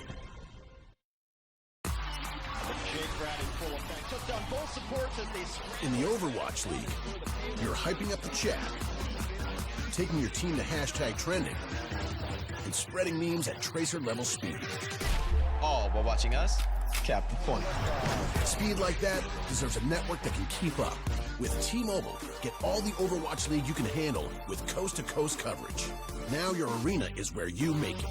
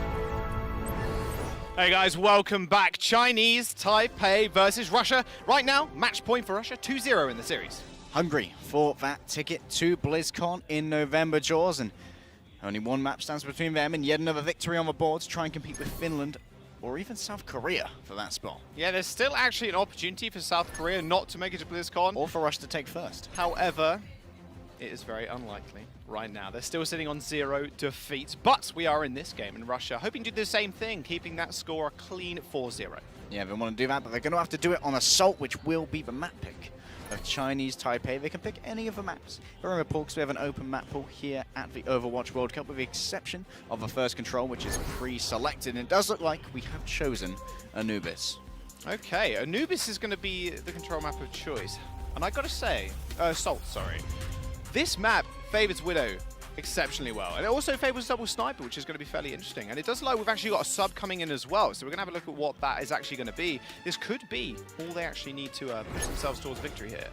Will be Blue coming in. I was thinking maybe we're going to see some unfixed from Russia, but no, Blue subbing in place of Kant. So potentially we're going to be seeing a lot of Widowmaker, like you just said, Jaws. The first point of Anubis, especially with that archway over the attacker spawn.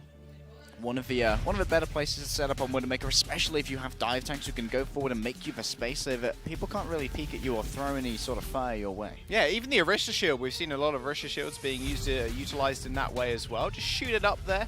Range shield is something that's quite fairly unique to Orisa, meaning that she can just pop it up, Widowmaker can stand behind her, and it's easy days. They come out of spawn, you just click on them, and then hopefully they die. Yeah, just click on their heads, lol. It's that easy. Well, there's a potential that we are also going to see Shaolin come in on that Hanzo as well for a double sniper composition if they want to control the sightlines even more. But the thing is, if you have those double snipers, you can be a little bit less reliable in terms of your damage because you're not up close and personal with those targets like you can be with Genji, with Tracer. Well, we are going to see Chinese Taipei on the defense first and Russia over on the offense. Looks like they're doing just that. They're going to set Blue up on the Widowmaker.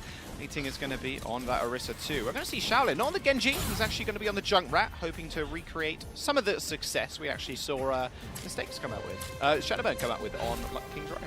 Yeah, it wasn't. This composition was the same one they ran on their King's Row defense, which we saw dismantled by Shadowburn in quite epic fashion. Hopefully, it won't be the same this time. Maybe they won't all stick together in narrow corridors. Maybe we'll see Blue off on another solo mission. I imagine we'll see Shaolin pretty close to 8ing the entire time. He wants to make sure that if 8ing gets dived on behind that shield by Tonic and Chow on dive tanks like Winston and D.Va, they can be there to just pummel them in basically melee range with those grenades. So there's very little travel time. You can get the damage out as reliably as possible and build up towards that Riptire, because a Riptire against Shadowburn on a Genji would be very hard to take down. It's very hard to reliably hit with the Shurikens, or you can go after Aang. There we go, they're going to roll out the gate. No early peek here from Blue. He's actually going to be just plucking himself behind the shield, or plonking himself behind the shield. And although a lot of bodies in the way, which is always fairly annoying as a Widowmaker, just get out of the way. I need to just please stop moving. I just need the sightline. He's just going to back off. Oh, nice pick off there onto Shadowburn, in fact. Aang is going to be able to get the resurrection, though. That trap kill, along with a concussive mine, pretty easy to get the res. Taste of his own medicine right there. A little bit of karma for Shadowburn, but Russia are going to have to experience a whole lot more pain as they move through these narrow chokes towards Chinese Taipei. They're checking at the moment to see where Mistakes is. Not quite sure where that Tracer is lurking. They know that Shadowburn's up in the top, and Blue's repositioned himself. He's ready for any flanks who come in. They've got to worry about the dive tanks first. Dive tanks on the platform. That'll be Mistakes now on the cart. Does take a headshot actually onto the D.Va, which knifes himself a bit of ult percentage. Shadowburn's going to take out Shaolin. Not where you want to be at all in Blue's sights. Don't want to get baited out by the deflect there. Shadowburn's still trying to poke down Blue, 100 HP, but he should be more than safe. Maybe a lack of comms there towards Tonic, who thought that Blue was still in that position after Blue had decided to swap onto the other rooftop. And that there, Tonic was pretty much up there with no physical cover available. Blue was just able to take shot after shot into him, and if Aang came up to help him, which he did, that meant that Aang was also in that sightline. They didn't have the cooldown to move over to Blue again. Oh, look at this as well. Talking about experiencing things, no tranquility. Wow! Okay. Shadowburn's gearing up. Shaolin's actually going to go down as well. He doesn't want any of your Riptire, and he doesn't want any more of you either. 75% knocked towards that Dragon Blade. He is going to get bopped around by that Brigitte, though. Shadowburn falling down here doesn't mean he can't get resurrected easily either. Although I say that, and Aang's actually going to find the wall kill almost.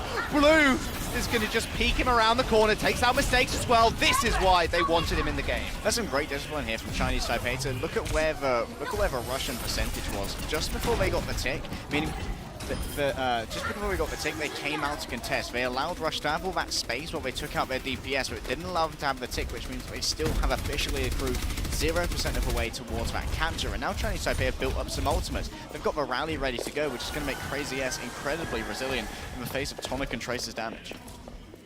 Experiencing the rally hopefully soon. This will give them a lot of armor, and you've got to remember that is so valuable to Blue. He's going to net himself about 300 HP total, meaning that it's extremely hard to actually take him down, especially if you're Shadowburn. You can't kill him in 2 slashes of the Genji Blade, which he does have, by the way. He does build them up extremely quickly. There is the ult being used also to try and actually stop it. The bomb goes down, but problem is Shadowburn's down as well. Beautiful slash in mid-air, and Crazy S is going to fall, but amazing self-destruct up in the air. Does mean Tonic will fall also. Shadowburn gets taken out by 1010. That's his second kill of the fight. Blue did end up going down as well to Mistakes, but now he is alone on the point. 18 trying his best to rotate around that shield so he doesn't get taken out by Mistakes. He wraps around. 1010's lost his mech, however, and now he's going to have to try and earn it back with a little bunny blaster. There's a stick from Shaolin, but it's onto a meaty target. Nice stick by Shaolin. That's going to be a lot of free ult charge actually coming through for the supports. Aang's going to net that. And ETA right up, 80% now on that Valkyrie. Mistake still trying to get work done in the back line. Crazy S is going to go down first, though. Chow's going to be able to find the kill on another one as well. Oh, is going to fall. Shadowburn is going to get killed also off by Blue, and you can see them just huddling in this small corridor. Now Blue is all alone, and his teammates are right below him. Mistakes takes that opportunity to take him out. Now Main moving very aggressively towards the point, is going to be able to just aid the rest of his team if necessary. 75% on that ultimate, but he shouldn't even need it. Everybody was in that small room. Only a mini health back in there, so you can't rely on that for healing. And that'll be Russia taking the first point. And this is exactly the precise kind of play we wanted to see from Chinese Taipei. They forced Russia to use up so much of their time back. 3 minutes and 45 seconds was used to claim point A. Now they only have 4 minutes to go on to point B, and that's not a huge amount when you think about how hard this point can be to cap, especially when you force Shadowburn to use that blade, meaning that you now have to swap over to the Hanzo.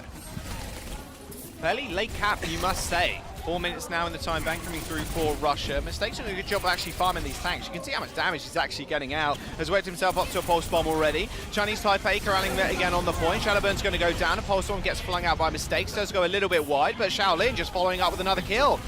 All your teammates are going down. Tonic was trying to hide in the corner. Not so fast, buddy. You're quite large. Your player model is fairly big. One of the biggest in the game. There's no way you're going to be able to hide. Nasty stagger onto Chow as well. And that'll be a nice delayed team kill there for Chinese Taipei. With Crazy S and Oyo both moving over to different supports from the Brigitte Mercy combination they had before, I do think that Mistakes probably could have held off on that Pulse Pistol spam onto the tanks of 18 and 1010. Knowing that 18 and 1010 we're just going to move back towards those supports and start accruing that percentage. Shaolin with some acrobatics.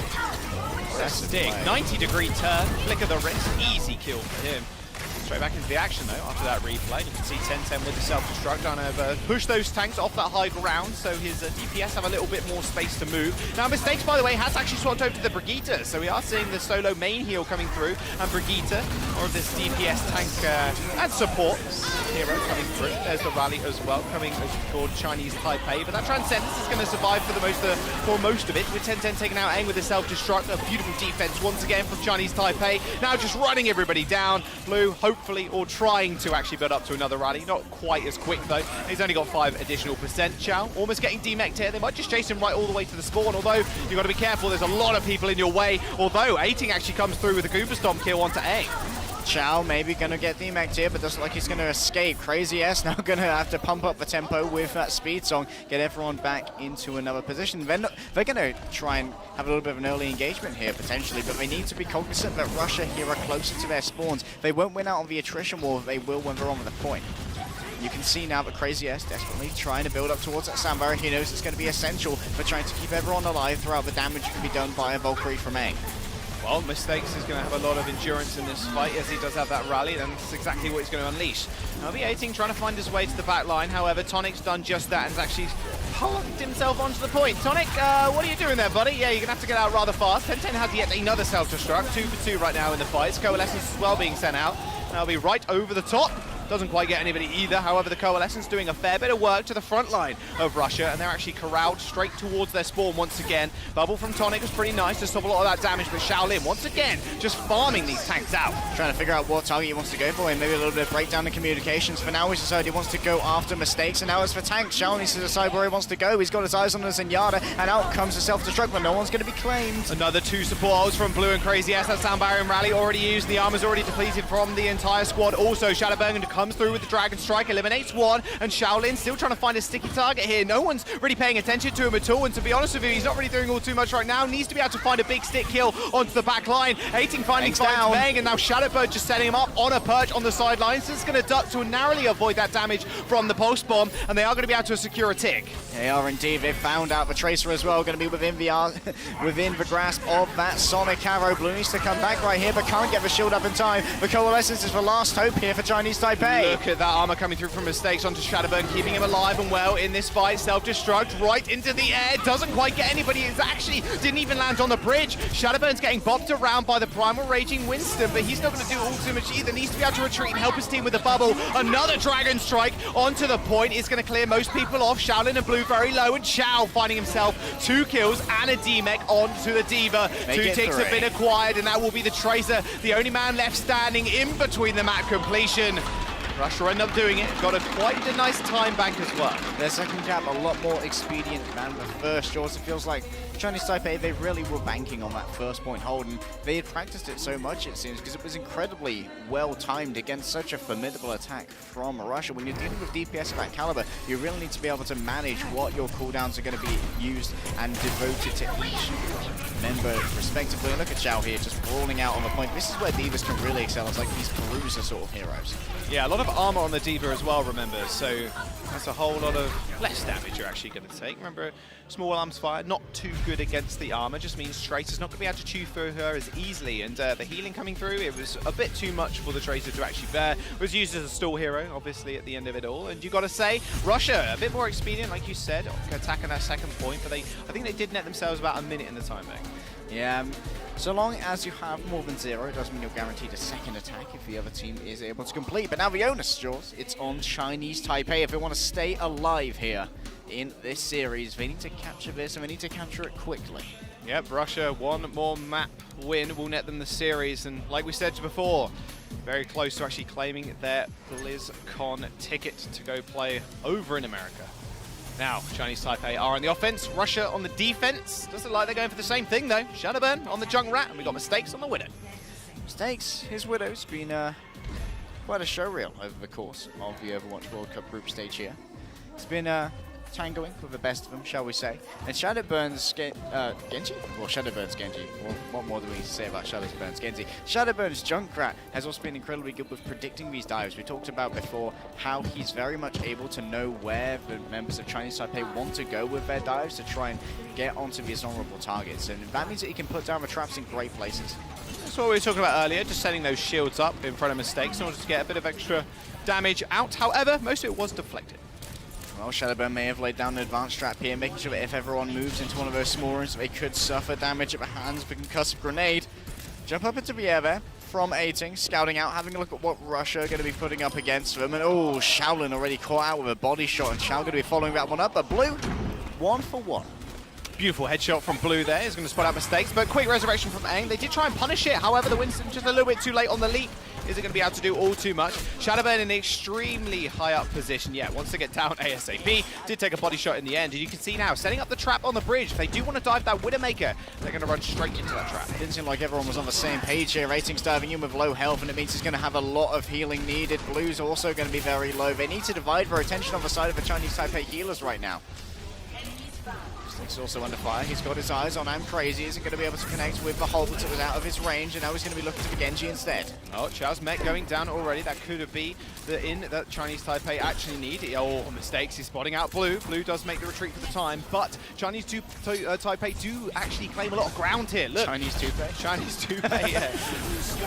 Hey, come on. They can brand about various things. You know, jerseys, toupees. Got to expand marketing, man. Yeah, man. Speaking of expanding, 1010's mech's been blown open by Shadowburn with that Riptire, and he's been blown up into the air as well. Mistakes can't quite finish that one off with the SMG, and now he's going to be looking to Shaolin as well. But in the meantime, they lost Chow. 20% more, and that ultimate will be coming online already. Chow going down here, no remech available. You can see that self-destruct almost on 100%. Nice shot onto 1010. Oh, double one down as well. Mistakes finds 2, and Shadowburn cleaning up the rest. Infosight's now available for the next push. It's only the supports, but OYO just make sure Mistakes is punished for the greedy peek. And can potentially get the resurrection here. He's going to take the peek. He's going to take the risk, and it pays off. Mistakes is back, and Ating's all the way back at point B. Son, you got to pack at point A first. Have a look up at the top. It's here there, A in red. This is a crazy stagger as well, because you can't actually throw yourself off the map on this map either. A bit of a problem. Nice blade from Shaolin, but even nicer Transcendence from Main. Oh, Shadowbird, he's just waiting for him. There's the Trans to save him as well.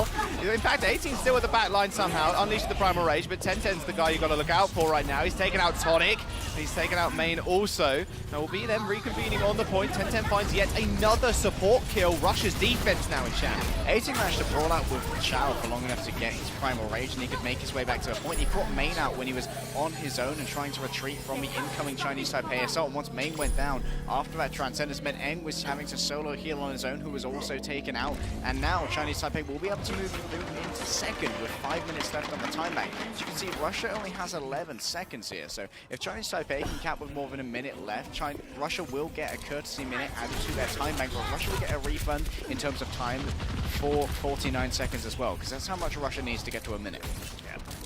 Blue now trying to make some cheeky peeks. Shadowburn does have that Riptire though. That's one thing you got to be careful of. We do have a self-destruct on the side of Chinese Taipei, and we do have the Valkyrie also. But the issue is with that Valk. Now Riptire, there's so many places it can actually climb, just means he's going to be in an even more dangerous position. Not anymore though, as Shadowburn does end up going down. Nice shot from Blue once again. Instant resurrection from Eng though. Blue's trying to repeat the performance, but doesn't quite find the head again.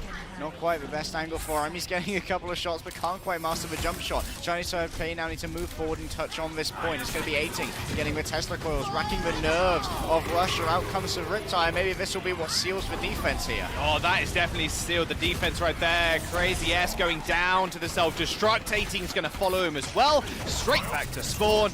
Mistakes chasing him through. Has got that pulse bomb ready and waiting. 99% ticking over just then. Tonic going low, but once more, just double pocketing from Main and Eng, and doing a fantastic job of actually coordinating their healing too. We spoke about the synergy yesterday and the fact that this Russian squad is half of the EU contenders team, so it is extremely scary going up against this formidable backbone in the support. Eng and Main have their comms down to a T with Chao, who's a very vocal player whenever he's a loud boy, and Mistakes has now moved over onto the Brigitte. You can see Chinese Taipei support lineup has also had a little bit of a change. They're now onto the Lucio Moira combination. Oyo, over the course of that, has already got himself a Coalescence, so he'll be able to use that to force forward. They're going up against double support ultimates from Russia though, so they're going to be very resilient. They're going to be very hard to dislodge, so they've got so much healing to restore any lost health that Shaolin can try and take away with the Dragon Blade. Shaolin's got the blade, man. I'm pretty scared. Main not quite though. Yeah, after 18 actually went down, did try and dive in the back line, try and actually force out that Transcendence, but it was only Eng who used the support ultimate, so they've still got one for another fight. Tonic with a double bounce there, tries to get into the faces of Chinese Taipei, but does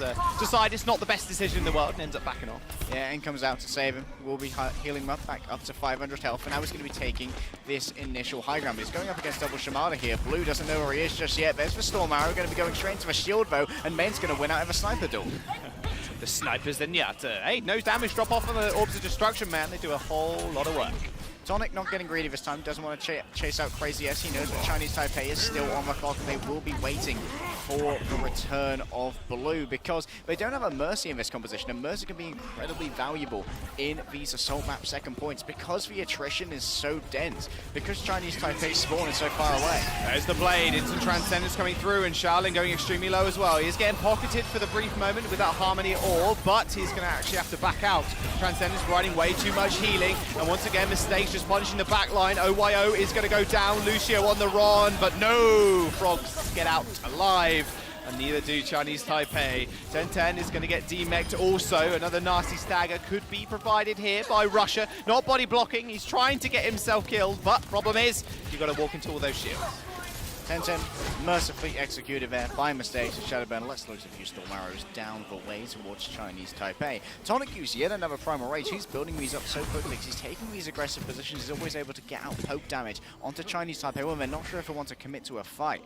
However, now Chinese Taipei know that Russia don't have support ultimates available with the exception of a rally from Mistakes. And look at the positioning here from Mistakes and Main. Mistakes is making sure that Main cannot be sniped from long range by Blue, which is the main threat of the pick that Chinese Taipei is currently proffering. Shadowburn farming the tanks now, using that Storm Arrow. Sonic Arrow as well to reveal their positioning. Extremely quick push though from Chinese Taipei. There's a Primal Rage, double bounce straight on top of the Mercy. He's found himself in an awkward situation. They're already at 500 HP. He's going to have to get back to his tanks in his back line. Coalescence used by OYO, but Shadowburn's going to take him out with the ultimate. Still getting corralled outside the point.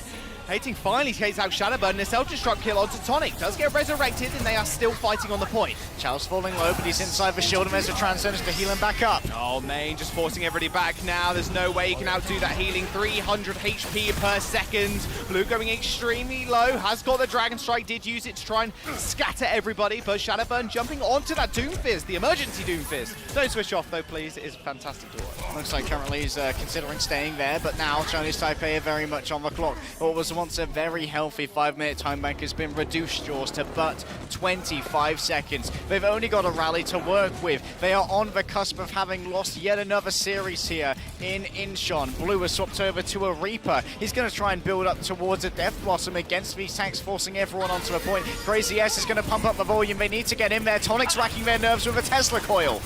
Ramp up coming to, Rally's going to force them in there. Blue is on that Reaper, Malik's going to be pretty damn happy. Tonic moving forward, he has got that Primal Rage, still not going down just yet. Look how chunky this guy is. OYO with no Coalescence, still 98%, but 2 members are already dead. 10-10 gets demegged. Chao's going to find his meg. With Blue falling, they haven't got much damage to really work with. OYO's going to have to make a miracle play. He gets forced off of the point, uses that fade away, but they all fade away into the distance as Chinese Taipei go down and Russia find 3-0 in the series. They will take this series win, Jaws, but now it's all about the map score, and that's so important to Russia. They're competing with South Korea. They're competing with Finland. They need each and every single map win if they want to make it to the next stage of the World Cup. And this is where Chinese Taipei can very much play spoiler, not just for the other teams to try and keep them in the running, but also this is about the pride of Chinese Taipei. They need to regain that national pride. They need to be able to win out a map against Russia. We know that they can. We've seen the life. We've seen that they've taken these points again and again. They just need to do it consistently and get the same sort of defense that they had on Anubis first. Yeah, the double sniper seems to work out fairly well for them. Blue is hitting some mad shots on Temple of Anubis. Maybe just stick him on that pick. They do get another chance to map pick, so maybe something a little bit more in his wheelhouse on the Widowmaker and even the Hanzo. I mean, Shadowburn might show you up, yes, but that tank pressure from Ating has also been incredibly good. Yeah, I feel Ating's really stepped up on the Winston this time. He's getting a lot more done, especially on that first point attack. He managed to get quite a bit done, especially when he went all the way into the back. We thought he was being staggered out, but no, he was just playing the inches, playing the percentage game, had to build up towards that Primal Rage, and that meant that having a leap on a 2-second cooldown, he could quickly return to the point. He could get away from Chao, meaning that Chao was out of a fight. That was a quick 5v6 with the 1000 HP Gorilla coming in, and then he managed to take out Main as well, making it a quick 4v6. Well, Chinese Taipei now get their choice of map. Let's have a look what it is, because Russia just need to play this game and hopefully win to get closer to BlizzCon. It is going to be Rialto, and we know this is a very sniper-favored map, and even the Farah as well, being played more often than not. It's a very defensively favored map as well, so we'll have to see if Chinese Taipei can recapture that magic. Maybe put Ating back on the Reinhardt, having duel out against Tonic. A fight in the streets between two Crusaders. Sounds like it would be a wonderful opera to go on in our Rialto Opera House. Let's hope so. It's a beautiful map, beautiful architecture, and beautiful soundtrack to match as well. And we did speak a little bit about it, Shadowburn and Mistakes, kind of warming up on this map. Our players haven't actually got the chance to play it in a competitive environment just yet in the Overwatch League, so that may be where Chinese Taipei do step it up. We'll have to wait and see, but Reinhardt v Reinhardt might be the way to go. Eng and Main have just been really good, like we mentioned before. The backbone, really, the support backbone structure of Team Russia. Being from the same team does help to coordinate in that way, and Chao's being extremely aggressive, but you've got to say, Chinese Taipei, their supports have just been so good at just facilitating Ating too. And you can see that Wind Strike synergy between both Eng and Chao, in that Eng goes for all these risky reses, but Chao's always over defense matrix when it's needed to make sure that Eng is always safe during those moments. Most people would think that Eng's resurrections are very risky, could make you lose a Mercy, and losing a Mercy generally means that you're going to lose that fight and lose that point as well. But combined with Chao's great game sense about how he's going to protect that support, usually works out in their favor. Yeah, we've seen Blue, in fact, punish Eng just for that on Temple of Anubis on the defense. He was just sitting, lying and waiting, heard that resurrection going off. You know, Mercy is going to be fairly slow, 75% speed reduction when she is resurrecting someone, so can't really move all too quickly. Unless you spin your mouse around really fast, of course. No reduction to the movement of your cursor, though. So you can have a little bit of spin to win. And you can see Ating now has returned to the Reinhardt. That's exactly what we wanted to see. And A10 is joining him, boots on the ground on the Xayah. We are going to see the mirror on the side of Team Russia, both Xayah and the Reinhardt, but look at the healers of Chinese Taipei, Jules. That's a lot of healing between Crazy S and OYO. They've gone with Mercy and Ana. Double main heal, and that's actually a big threat to Shadowburn too, who's just actually recently switched onto the Pharah. Blue's actually taken out Aang. They might hold the push, but Mistakes trying to do the same thing. Oh, no way. He missed the shot. No, Mistakes. Made a big mistake. It was the pun was too easy. I couldn't actually let it go. Yeah, Mistakes probably could have stayed there for a little bit longer. Crazy S was in a narrow corridor where he didn't have any lateral cover from those shots until he moved back quite significantly. Unfortunately, Mistakes had to miss that shot, and now he's dueling out against Blue. It's very close quarters right here, but Blue can get some attention from a Mercy if he requires it. Yeah, and don't forget, Blue's actually getting healed up by the Ana, who was on the staircase, like I just mentioned a second ago. Oh, no. That Dicing was with close. death. Dicing with death. No grapple hooks now. Blue with the 1v1. SMG coming through. Oh, that was 2v1. cheating. Main comes in. There you go. Shaolin actually gets a little bit of revenge. And now 18, look, moving forward. He's actually going to be able to secure the kill onto Tonic. And Shaolin actually finding 2, however, goes down to the Venom Mine. But double main heal and a lot of damage landing onto the front line does net them a nano boost fairly early on. So 10-10 actually has a grab right now. Not much efficacy from a nano boost, however. Shaolin getting the protected barrier to keep them safe during that barrage. It took down Chao, and now 10-10 needs to decide when or where he wants to use this Graviton Surge. Tonic's gone all the way into the back. He laid down a Shadow, but it was onto nothing, Jaws. 180 Shatter. Blue's there to finish him up. 18 now, jumping back on the car. Not too many heals right now as Crazy S does end up going down. Blue is going to clean everybody up. Crazy S isn't really repositioning that fast. He finds somewhere that he's pretty safe from Mistakes. He realized where Mistakes was coming from through that blue building, and then he went over to a different location, and Mistakes assumed he was still there, and he bet correctly. He managed to find Crazy S. Unfortunately, OYO's there with the Resurrection, so that won't be a permanent notch in the belt of Russia here. 2 grabs available. Chao getting his rather fast also. 18 has another Shadow, however, does charge in, and the grab is going to land onto the card. Tonic and Chao locked up. Transcendence coming through, but not doing all too much. He's trapped on the other side. Another grab as well. Chinese Taipei now locked in place, but look, in the skies, we can see once more OYO keeping everybody alive. Can't keep them alive for long, though, as Mistakes on the sidelines going for the big flank. One after another. Mistakes is showing those of Chinese Taipei. One of them that evidently was moving into this map. You can see the Aang there, going to be coming through, trying to build up that Valkyrie again. He used it recently, so that's not going to be available, and neither is Shaolin. Headshot after headshot from Mistakes. He's turned up, Jules. Beautiful kill. I don't know if he's turned up, man. He's been turned on this entire series. 18 actually is going to go down. In fact, maybe just resetting himself there. Doesn't want to net anybody else more. Ult charge, and you can see Mistakes on the side. This is the perfect angle for him. Avoids the boot like it was avoids the charge like it was absolutely nothing. Taking 1, 2, and 3 lives also. Now with that, Russia moving forward, still have a lot of time in their bank remaining, and Shadowburn on that Pharah has got the Rocket Barrage available. Nothing to combo with it just yet. Tonic only is 70% on that Shatter. Barrage on its own, however, is incredibly powerful. It can do up to 4,000 damage, shoots out 100 rockets that do 40 damage each. That will burn through a Reinhardt barrier incredibly quickly. Can maybe try and use it as a defensive measure if 18 lays down a Earth Shatter onto his team, and they're all laid out on the ground and able to defend themselves. Shadowburn's not going to be very vulnerable to that because he's up in the air. Dueling out with Shaolin though, he's almost got his barrage, and they have actually got something to combo with it too. In fact, Tonic's just got his online also, so there you go. 2 shatters and 2 barrages now available for each side, and a nano boost to match also. He's going to hit the floor. Shaolin, is he going to receive the nano boost? That is the question. Nothing just yet, as that shatter did go a little bit wide. Blue falling is going to result in Russia actually pushing forward here, and actually a big charge from Tonic. Counter charge though coming through from 18, and Chao, however, is going to be there to protect his Reinhardt's back and move them an inch closer to that 3rd cap.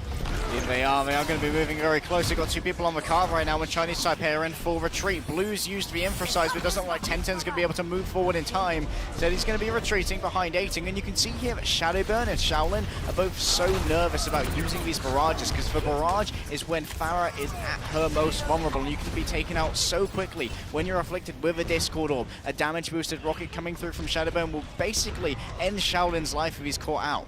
Yep. Surprise! Hey, come on, he knows you're there. Tonic, you can't really push that Widowmaker.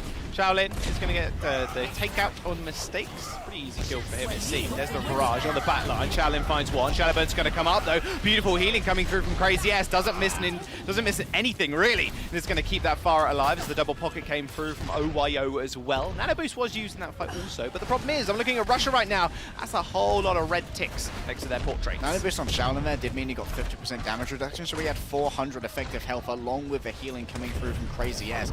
Also meant he did 6,000 damage over the course of that barrage, which is, for those of you counting along at home, that's a whole lot, Jaws. That is a whole lot. But you know what else is a whole lot? The amount of ultimates that Russia currently have. They have 5, and Mistakes trying to get the 6. There's the grab, there's Barrage, melting those shields. 1, 2 kills, tries to find one in the air as well, but Mistakes and Chow are going to be there to clean up. Team kill instantly for Russia. Beautiful grab, and then counter-attack from Chinese Taipei wasn't quite enough. Russia now on the last leg. Both Russia and Chinese Taipei here very good at defending their Tharos mid barrage, and Shaolin's already halfway to his next one. Ating building up towards that shadow, which he used earlier, but you can see Tonic here. He's in the back. He's a bit of a sneaky boy. He has been revealed potentially. Maybe a little bit too noisy for Creek in the armor. Tonic, gotta be careful, buddy. You've got to block that Shadow as well. 18's almost got it, 100%. Oh, he just goes down. Shadow goes a little bit wide, but it doesn't really seem to matter because Shadowburn's there just to clean up the kills. Nice resurrection, or attempted one on the point. And Russia deliver the payload. 3 points on the board. Owayo doing his best aim impression there, but Mistakes having absolutely none of it, putting a bullet straight between the eyes of Angela Ziegler. And that will be a full completion coming through from Russia in good time as well. But now Chinese Taipei have to match it as we move forward. And it's of course their map pick, Jaws, so we'll have to see, do they have something special planned? Oh, you gotta hope so. Remember, this was defensively favoured, and it did take a fair while for actually Russia to push through that first point, so we'll have to wait and see what they want to do on that defense. However, I'm going to make a bold prediction here. Just going to lay it out for you. We're going to see Shadowburn on the Pharah, and we're going to see Widow for Mistakes. And we're going to see Ryan Zaya, I'm just saying. And we're going to see the Zenyatta and the Mercy. Call me a prophet, or call me wrong if they actually do change it up. I think you're probably right there, but there is, of course, some potential we could see Tonic come out on that Orisa. It was incredibly effective on King's Row. But I think right now, Tonic is sort of settling scores on this Reinhardt. He's put 2 shadows wide thus far. Maybe Ating's getting in his head, winning out those Reindals again and again. And it's no surprise, because we see 10-10 here on the Zaya. Incredibly effective, always able to use the projector barriers in the correct place. And Ating can be very aggressive compared to Tonic, because Tonic has to worry about Shadowburn having all the healing from Eng. He's only got Main and the Harmony Orb to really keep him up unless Eng tries to move over onto him and leave Shadowburn exposed. Meanwhile, Ating can demand the healing of both a Mercy and a Ana, which gives you a huge amount of healing available. I don't know if you saw that robot at the start. I'm not sure what it was doing. It looked like it was repainting the walls, but it's not doing a very good job. I'm just going to put that out there. It's not. Look at the walls. They're terrible. Well, these walls are all right, but the other walls are terrible. Hasn't got enough red paint, clearly. Well, if you stop casting Jaws, at least you can be an interior designer, or an exterior designer, pardon me. No interior. Well, I'd just be there telling people what to do, or telling the robots what to do. Oh yeah, you're definitely a natural born leader. Or programming the robots. I have a degree in programming, remember? Although it was in games. Well, so. if you're done showing off, we currently have Tonic here on Winston instead of Reinhardt. Wants to try and be a bit of a dive tank instead. He's going to need it because Blue needs to be taken away from all this space that he currently has. May try to go for a risky grapple shot here, but instead he's going to just spot out Shadowburn. Put a quick shot into the knee, but it's not quite enough to stop this man. Instant boop as well to dislodge the Widowmaker, disrupt the aim. Now Shaolin on the back lines. Once more having the 1v1. Blue is getting the healing, but Shadowburn gets the better of him this time. Mistakes already up to 70% as well on that Widowmaker. Look how far they're holding up. All right, call me a liar now. Let's look at their comp. They've actually got dive tanks with Shadowburn, Pharah, and obviously the Mistakes on the Widow. And May staying up on the high ground here. 10-10 trying to force him out, but he's under scrutiny here from Shadowburn, throwing in rocket after rocket, and he may well have spotted out Ating there as well. Blue feeling a little bit frisky, going to try and go for this particular duel, but Shadowburn has the advantage of knowing where Blue is because Mistakes has activated the infra sites. Well, Tracer is going to go down, meaning that they are going to have to back off for the time being. You got to say, Shaolin just being that so aggressive against main, you're not where you want to be, especially in the Zenyatta. And the problem with Tracer in this comp is that there is so much mobility from the side of Russia. It's going to be incredibly hard for him to actually take anybody out because the tanks reposition so fast if Mistakes is in trouble. There's a Coalescence coming out from OYO, who wants to maybe spot out Shadowburn here, but Shadowburn's actually on the back line, still getting the healing from Eng. He's going to spot out the Widowmaker once again. No fear in this man's heart at all. Taking the 1v1 for Blue because he knows the rest of his team are just cleaning up the rest of Taipei. Mistakes managed to take out OYO there, and it's important to know that because of the fade that Moira has, when she's using her Coalescence and can't use the fade, that's actually when she's at her most vulnerable. Main gets stuck there by Shaolin, but there's potential that Eng can go for a res. Have to see if that's going to be the case. He is going to go in, but Shaolin's still around. The resurrection will be there, and Shadowburn going to shut down the Miscreant. That was nasty. Rocket into the punch, not a rocket punch. We're not Doomfist, although I do like seeing a little bit more Doomfist. Seen a little bit on this map, more to stall than anything else. But now, this is going to be the point where Shadowburn is going to want to fill the kill feed once more. Has got that rocket barrage, and you got that self-destruct as well coming through for Chow. They got a lot of ults on board. Chinese Taipei not quite so lucky. Don't know activate Shadowburn's trap card. Blue almost landing on a rocket right there, but will manage to evade it. Now Shadowburn's going to make himself scarce, wants to move elsewhere. Chinese Taipei putting pressure on the cart, so Russia's tank's going to have to move there soon. The old rocket into a punch, but not quite going to be enough this time to take out the Tracer of Shaolin. Still with the barrage, he's waiting for it. Shaolin goes down once again. Instant kill onto Blue as well by Shadowburn. These damage boosts coming through from Eng are perfect in their timing. One damage boosted body shot from a Widowmaker will end a Tracer's life.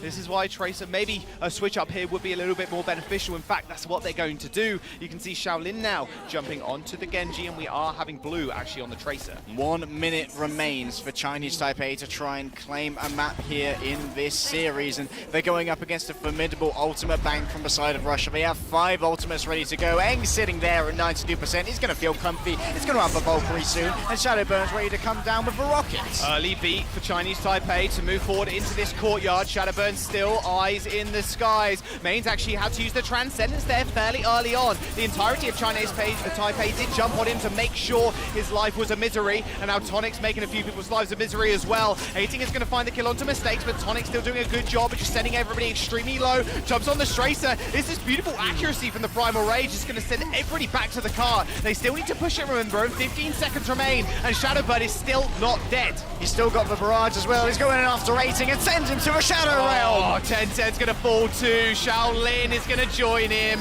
Not the episode of Yu-Gi-Oh! You want to be watching right here. Chinese Taipei just staggering themselves on the cart now to get some extra time. OYO using that fade. Oh, so late. Tonic finds himself a double kill, and Russia are going to find themselves a 4-0 if they can just kill Crazy S. One Lucio, a dream versus the world, and Russia finally killing him off. Shaolin comes in at the last minute, but Tenten falling as well. Overtime ticks through, and Russia are going to be 4-0 in this game.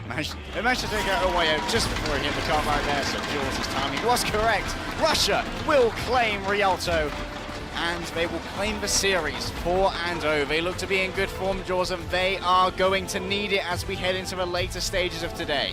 Scary, scary day for all of these teams. Unfortunately, Chinese Taipei losing out here just slims their chances of actually making it to BlizzCon. Russians always looking fairly happy. Eng's either extremely serious or just a bundle of joy. He is deep in thought planning for their match against South Korea, Jaws. Already the strategies are running through his mind one after another. He's doing a Doctor Strange, just looking at 4 million different scenarios and seeing in which one they win. Always hoping they can just punch their ticket all the way to BlizzCon. Hopefully join South Korea there as well. South Korea still undefeated. They got a game coming up soon also. But what a performance from Russia. This is incredible to see from them. Yeah, we saw some performances from the side of Chinese Taipei as well. Ating, I think, was one of the bright spots on that. Main tank was frequently able to try and duel out with Tonic. He's able to get a couple of kills and a few nice dives as well. Seems like him and Tenten may need to tighten up their communications a little bit. One of the main reasons why I say that is because of the first dive they did on their first attack on Temple of Anubis. We saw Ating move in to try and punish for res, but Tenten was nowhere to be seen. And if they could have potentially made it so that Eng couldn't get that res, potentially that could have gone another way. Well, you've got to keep this in the back of your mind. Russia last year were knocked out by South Korea in group stage. They do not want to repeat that performance, and they lost in the finals against Korea as well a couple of years ago. That is going to be right in the front of their minds, and you've got to say they're doing a good job of it thus far, and if they do make it to BlizzCon, that's going to be a massive boon of experience as well for these contenders players that have just been battling it out. We have got Golden Boy on the floor, though, with your boy, Shadowburn. Okay, Golden Boy down here at the floor with Shadowburn of Team Russia. Congratulations on your victory. How you feeling, buddy?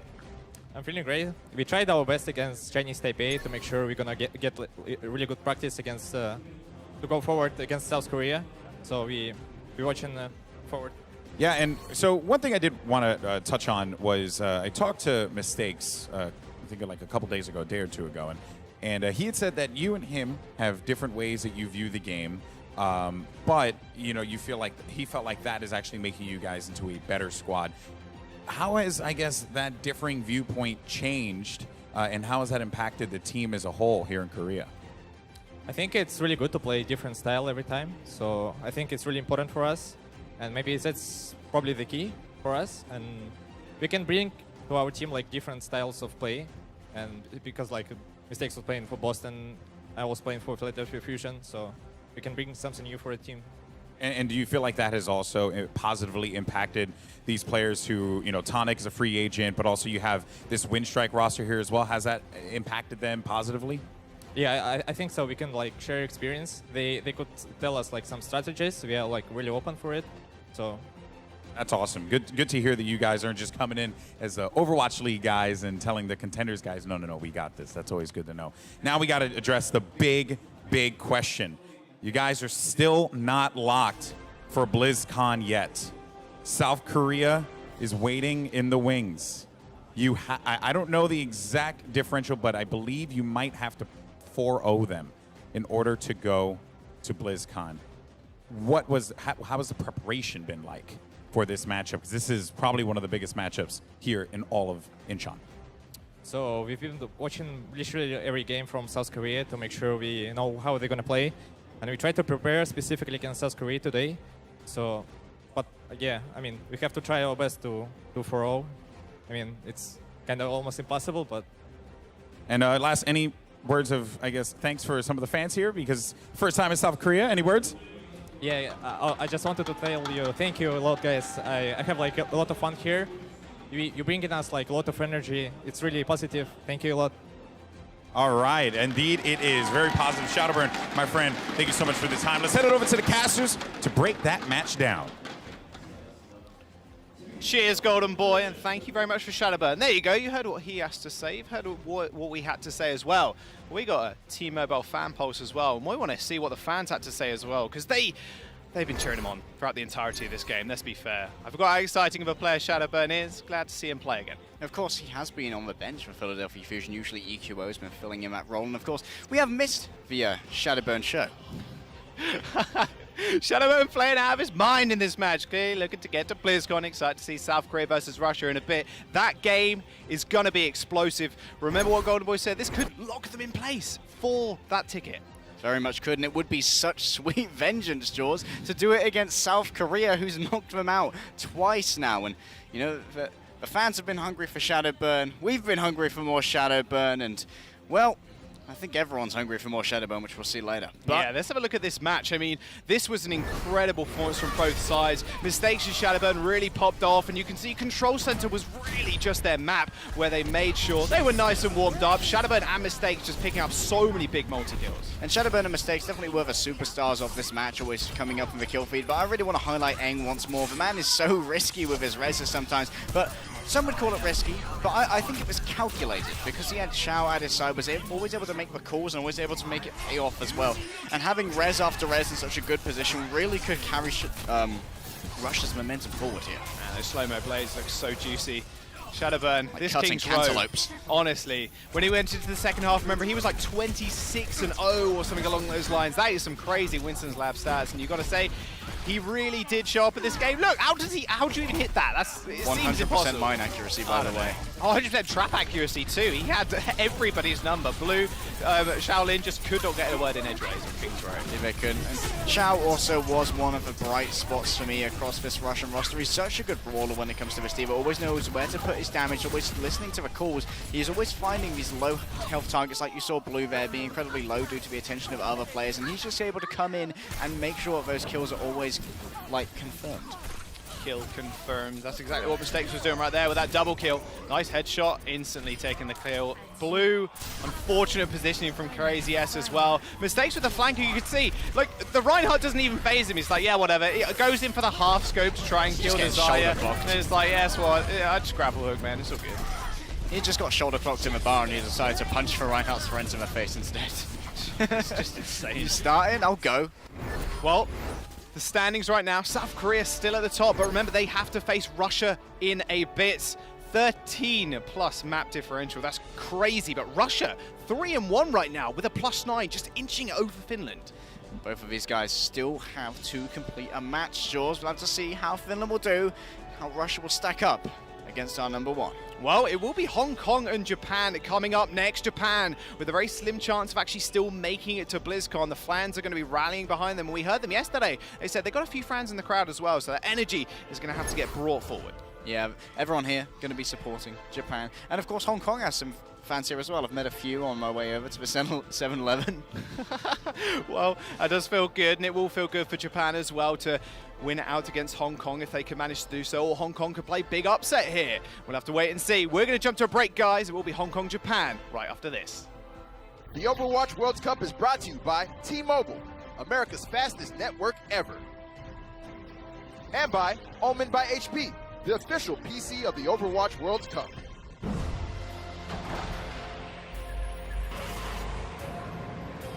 They don't just play for a team. They play for every fan, every rival, every moment, every match. And when everyone watching expects the best, they perform with the best.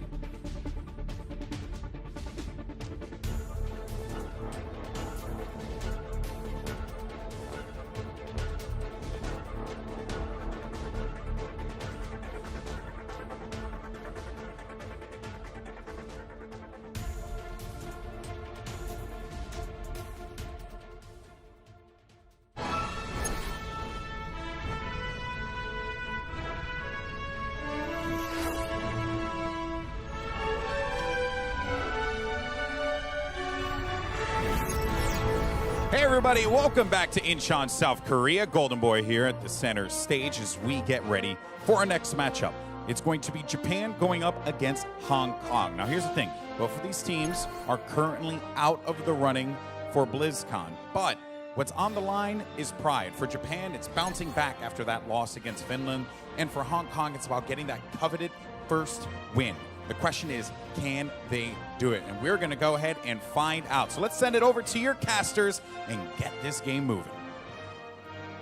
Thank you, Golden Boy. Of course, it's going to be Japan versus Hong Kong here. And even though neither of these teams may be able to get to BlizzCon, they still got a bit to play for, where all these players have OWL aspirations. Yeah, as we said, the teams are playing for pride. You know, national pride, of course, means a lot at the World Cup. It means a lot to represent your country on the big stage. But for individual players, this can be their Overwatch League Season 2 tryout. So I certainly want to see the shining stars of these teams on their best heroes, giving it the best they got. And of course, two of the shining stars of this group stage so far, it's been Mui and Depp. And now we get to see how they match up against each other, not just killing the gods OWL, but taking on both. I'm definitely more than excited for that matchup. I really hope to see both of them on Widowmaker, battling it out. I'd have to give Depp the edge. He's been so strong. But let's take a look at Hong Kong's roster. Hong Kong, of course, Mui has been sort of the hero so far, but I think it'd be remiss if we didn't mention they've seen really good stuff at Mango Jai, Miku, and I think Hong Kong, they've had their flashes of brilliance over the course of the tournament. Just they haven't been able to get everything together quite at the same time. Yeah, I like to see Ewan in as well, and it looks like Crazy is making the swap onto support. I believe he was playing main tank for the team previously. Yeah, I don't know if that... We'll see if he ends up playing support. That would be a big swap up if he was. But of course, you take a look towards Japan, and Japan, it looks like Amiken's going to be back in. And of course, Depp playing here once more, where Depp, he's been looking very good, even against some very tough competition. Depp's Widow, and also definitely Amiken on the Genji and the Pharah. These have been strong suits for Team Japan here. Yeah, and I'd also argue that Sabagat has also had his moments as well, where Japan, they need contribution, and sometimes you can get that from your Zenyatta player, and Sabagat has been that guy more often than not. And of the teams without Overwatch League players so far in this tournament, I've really been most impressed with Japan. You know, their supports really playing together, more tank line synergy than we've seen out of some of the other non-Overwatch League teams here in Incheon. So I certainly have high expectations for Japan in this matchup. All right, well, let's see what that first map is going to be here, and it's going to be Nepal. So it's going to get a little bit frosty, but Nepal, of course, is a good map to see a wide variety of team compositions, especially as you get into the Sanctum, where teams can take a variety of different approaches. Maybe Japan's flexibility will come into play. Perhaps Mui can light things up on the Widow as he's done in previous matches. We'll get right into the action here on Nepal. We're going to be opened up here on the Shrine, and you take a look at Japan. I mean, Japan, they're really trying to buy us off here, going to the Torbjorn. Although I'm coming from the generic, the old school caster point of view of, I want to see Torb no matter what. Do you want to see a Torb? I certainly do not want to see a Torbjorn. Sorry to spoil everyone's everyone's expectations. You're so here, fun at parties. Yeah, well, you know, I just hate Torb, so I'm more on the competitive roster. I want to see the best game possible here. Both teams playing to the best of their ability. And Crazy rolling right on the Hammond, though, keeping things interesting. All right, this will be interesting to see. So Crazy's still going to be on the tank, and now we'll see how he decides to use the Hammond. Already going to be taking a rocket, but Hammond can shrug a little bit of that off. Swings the other way, goes for the pile driver. Only gets the Diva there, though. I think he thought there'd be more there than there were, and he's immediately blown up. Amiken above him, takes him on out. And now Japan working with a big edge where when you're down a tank in a fight, it can be difficult to recover. But Miku, bit of an equalizer, gets rid of Depp. Depp overextending Lair a little bit, doesn't need to get that aggressive, ends up getting picked off here, but I think Japan's going to have a lot of point presence. Here's the risk with Hong Kong's lineup. They have no one to oppose Amiken in the skies. Amiken working with so much room right now, and you know, he's not even in the skies, just in the back line, and Hong Kong's just getting bullied over by the tanks of Japan. Crazy has gone over to the Winston, but the just gap in tank play there after he died on the Hammond just creates so much space for Japan to take that first control. And at the same time, punished for that hero selection. Samurai D with a massive lead on that Primal Rage charge can be really impactful on these control maps. So Japan, they're at 16% right now, and they're working with a really big ult lead right now. Almost everything is up for them. Yeah, Hong Kong moving in quick, though. To their credit, they need to take this fight as quickly as possible. But GZQQ punished for the DMAC. Amiken's Barrage finding one. Yeah, you drop the Barrage, you get rid of the Lucio, and you just make it easy for your team. And more importantly, you talk about the idea of ult economy here. Japan only had to invest the Barrage. Exactly here. A lot to work with for Japan for this next defense, but a few ultimates coming up on the side of Hong Kong. Potentially, this Dragon Blade could get something done. Ewan switching over to the Mercy. I like this, potentially able to boost that Dragon Blade, give him a chance to take out the combo in the sky. If Hong Kong's going to be bringing back, the time has to be now. Miku gets poked down rather heavily, but he's going to get healed on up. Colossus out. Where's the Dragon Blade? He's holding on to it. Crazy's already down, but now he's going to invest the blade. Still decides it's a good idea, but maybe it wasn't. He's blown up by Depp. He layered the pulse bomb in behind him and caught him, and as a result, Japan continues to hold form. Miko looking a little bit lost with that Dragon Blade here, and Hong Kong making the switch onto a double hit scan as well as a Zenyatta. This is a much stronger composition against the Pharah, but I can't help but think it might be too little too late. Very few ultimates to work with, essentially only a Primal Rage, and even that not quite ready yet, so these hit scans are going to have real trouble getting in. Mangojai down immediately. Hong Kong just out of options here. They might have one more fight, Jake, but what does it mean to take a fight here where you don't have anything to rely on in terms of ults? I think at this point you really need somebody to make the switch onto a Sombra, Tracer, Doomfist, those emergency point-touching characters. At this point, they're going to be running to their deaths. You can't allow this Winston to die early. If he's the one touching, dies before Primal Rage, it could be very bad. Anakin went a little bit deep, got picked up, and went, no, they're not able to touch the point in time. So Crazy, I think perhaps he was being a little bit more conservative to not get blown up quickly, but then you run the other risk there, which is that, guess what? You never touch the point.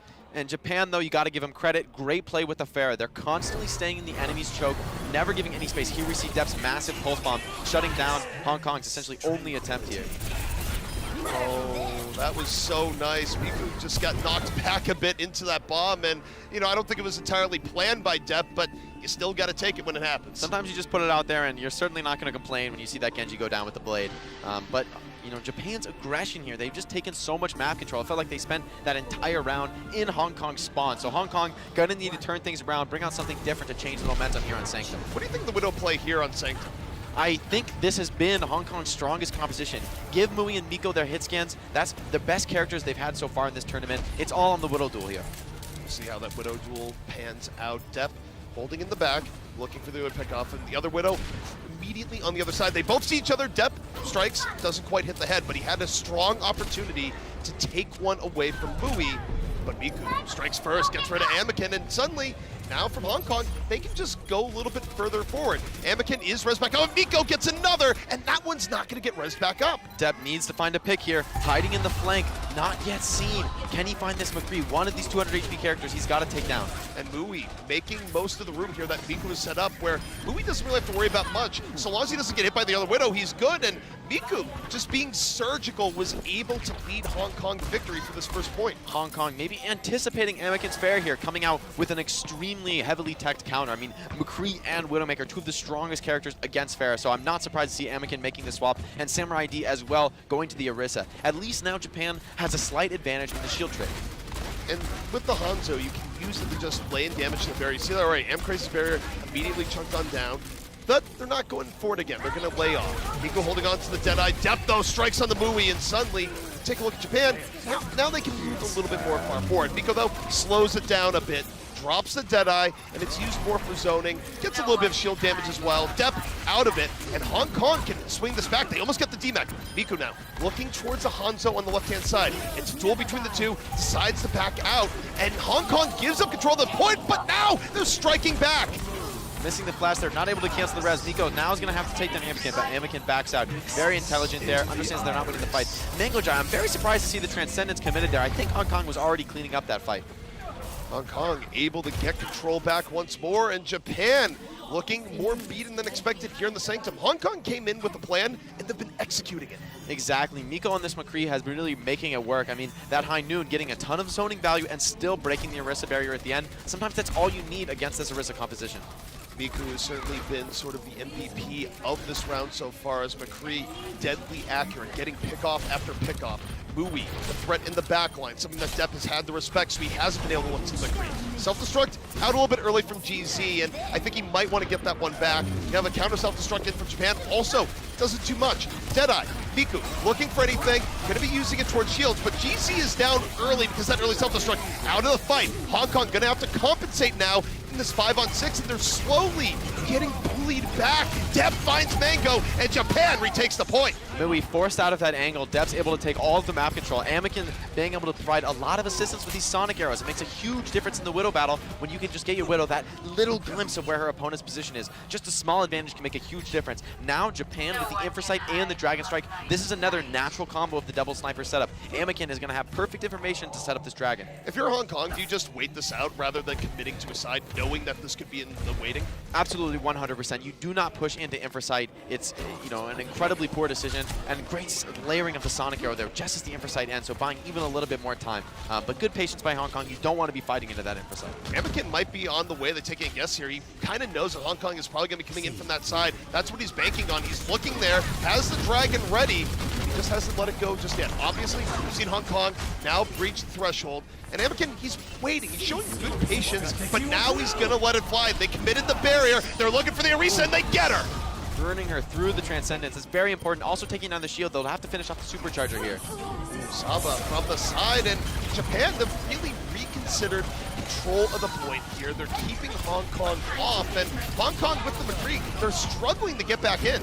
Yeah, McCree, one of those characters that really struggles when he's caught in chokes like this. When you're fighting a Hanzo just constantly spamming you, you can't get those multiple headshots that you need to find a kill. And at this point, do you think Hong Kong should swap off the McCree? The problem is that they don't really have time. It's 85%. I certainly worry about the McCree here, but at this point, yeah, maybe you'll have to get value out of the High Noon. Crazy onto the Hammond here, trying to get on the backline, but just ends up forcing a Transcendence and falling for his efforts. Crazy gone. Hong Kong going to be working with a man disadvantage. Anakin close to another Dragon Strike. Saba, though, gets picked, and Hong Kong keeping their options open. They need this round to extend the map, but Anakin still a threat. Found GZ, Miku isolated in the back, and off of Saba towards the end. Japan gonna take the round and take the map. Saba God coming up actually very huge there, finding that Widowmaker pick in the previous fight, and then I think 3 or 4 picks to close it out there. Great adaptation from Japan. This is a theme we've seen with them time and time again. When their first composition doesn't work, they bring out something different. We've seen some teams that have struggled to adapt, but Japan not one of them, finding a way back into that round when it looked grim. Now, one thing I really think that match was a good example of is that compositions that are good to open up around and compositions that are good when you're holding the point aren't necessarily the best compositions to retake a point. Exactly, and sometimes you got to recognize that the ultimate is just not that value. We really saw how well Japan was able to hide from the Deadeyes.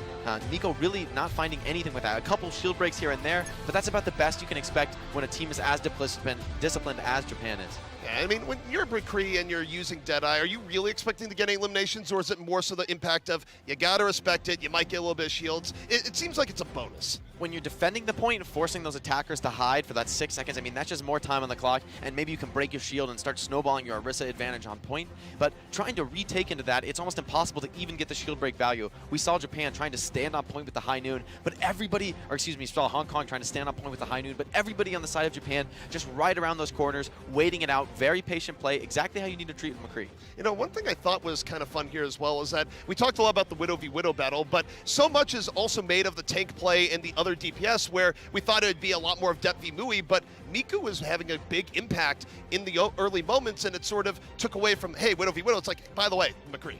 It felt like once Japan took control of point, their Orisa was able to apply so much more pressure. I like the positioning from Samurai D, electing to play on the point, right up in the face of Hong Kong. Every time they try to come in, he's right up in that choke, dropping a shield right in front of their McCree and Widow. They're just not able to find the same angles. And at the same time, you have Anakin and Depp both taking double angles from different parts of the map and constantly applying pressure on the flank. So very difficult setup to get through on the side of Hong Kong, not able to do it there on Sanctum. Well, speaking of setups, let's see what the next map is going to hold, because that's going to affect setups quite a bit. And we're going back to Eichenwald.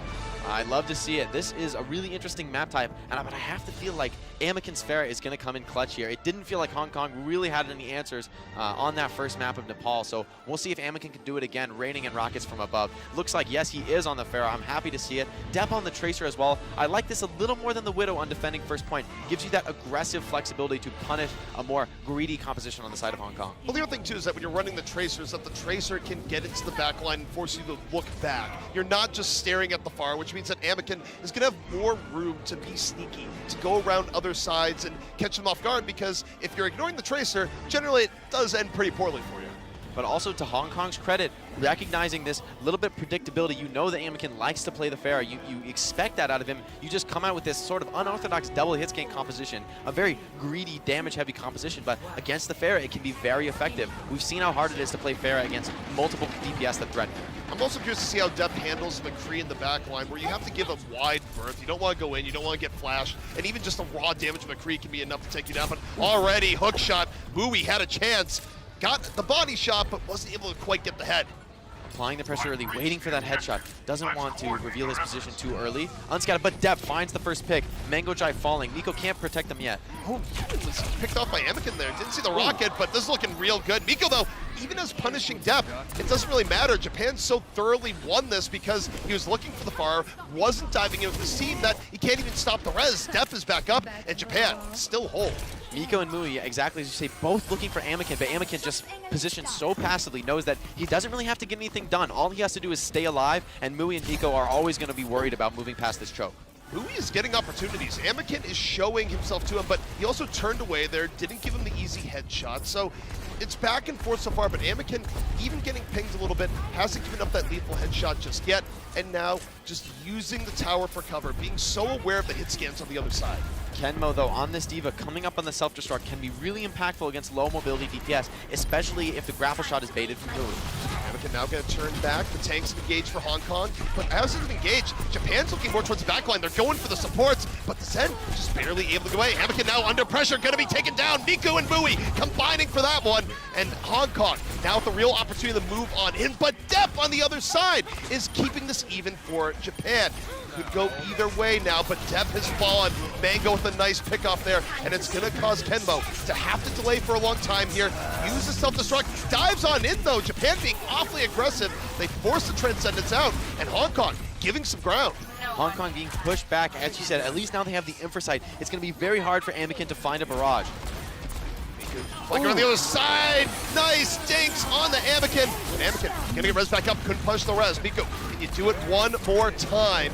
Now, going back to the left, cast it back up. McCree, not so great at getting out of situations when he's getting focused, so Hong Kong now resetting, and Japan gets to take a sigh of relief.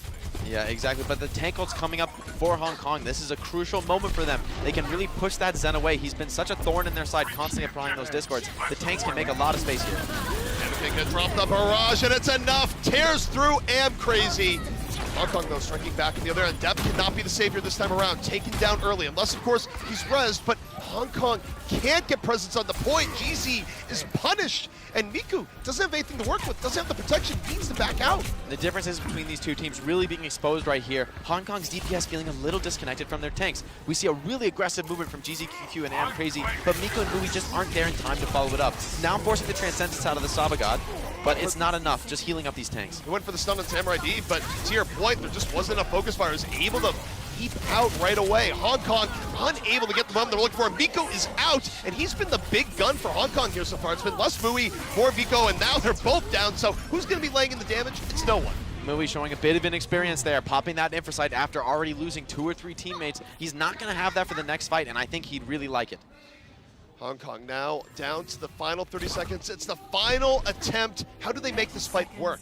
Well, it all starts with dealing with this Pharah Mercy. I mean, we've seen a few picks from the hit scan, but at the same time, they have to survive the onslaught of Depp. Samurai D as well, coming up on that Primal, ready to get very aggressive. Anakin, though, going very deep, wants to end this fight before it begins. He's going for it, almost gets a Zen, was a little bit off. Meanwhile, it's high noon. Anakin is down. He went for the high-risk gambit. He got punished. Mangojai grabs 3. Hong Kong, you're still in it. And here comes Miku on the flank. Transcendence out for Japan. It's going to buy a little bit of time. It's enough to deal both frontliners for Hong Kong.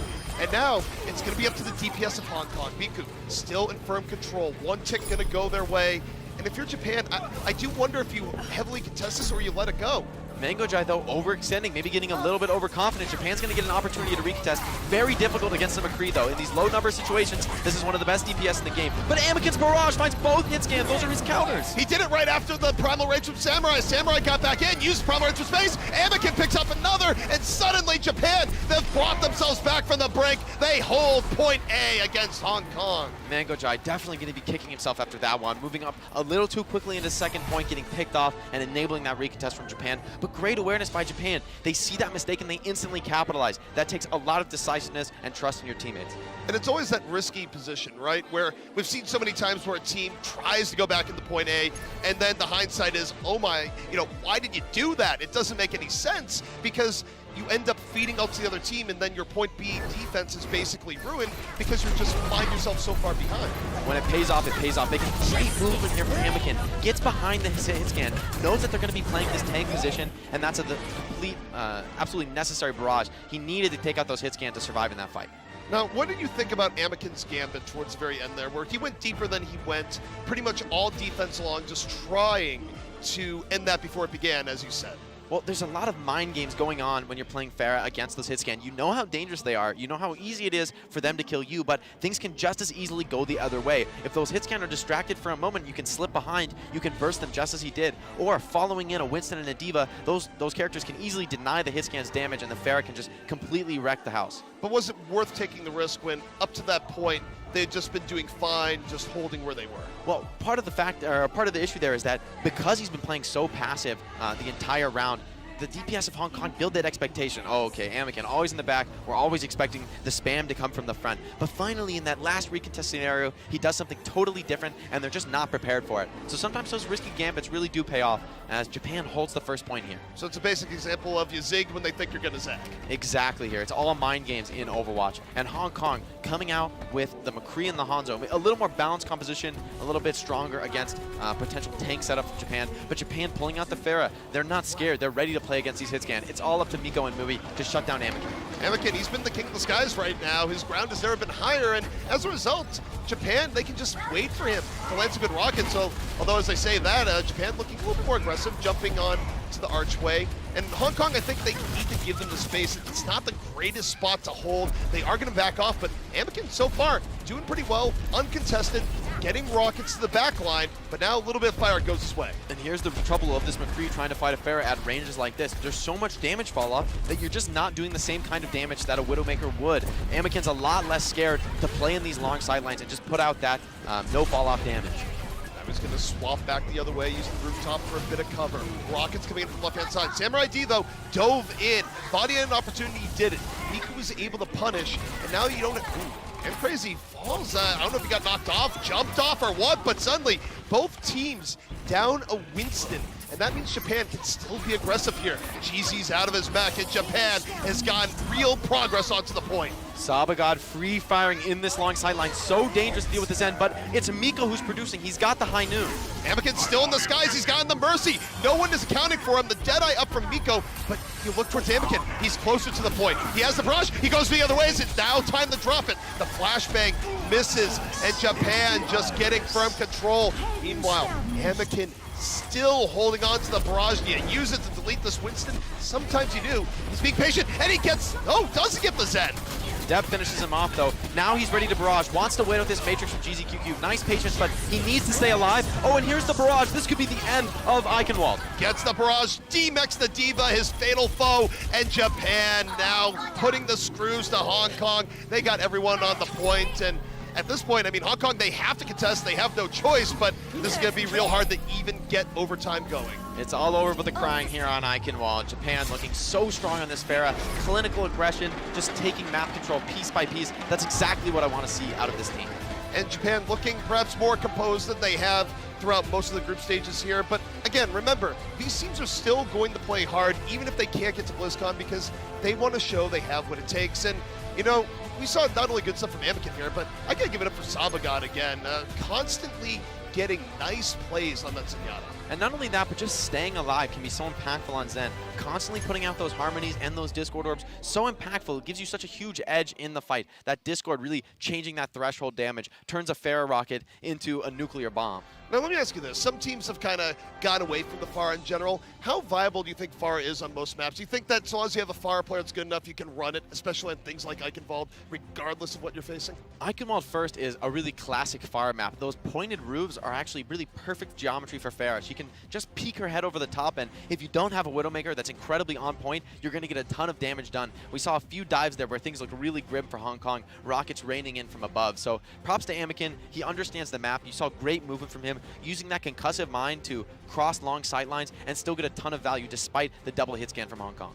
All right, so now we want a little bit more inside the game. We're going to throw in the Golden Boy with Mangojai down on the floor.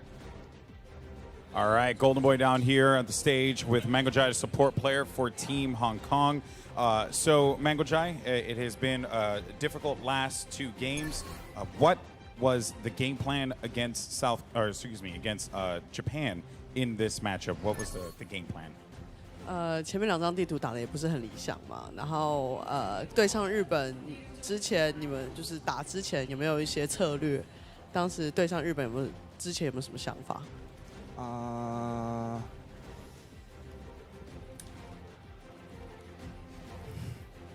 You got it. 就是每一个人自己的岗位都打好自己的都好了。 So basically, play well in your own position and make sure don't make mistakes, and that's the best they can achieve for. Fair enough, fair enough.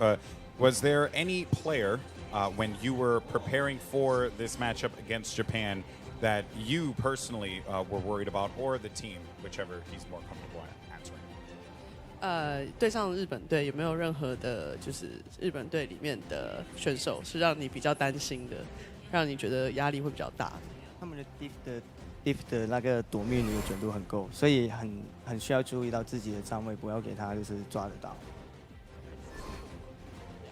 As a support players, he's worried about depth because his Widowmaker has some class there, and he really need to make sure that he didn't get take out in the very beginning.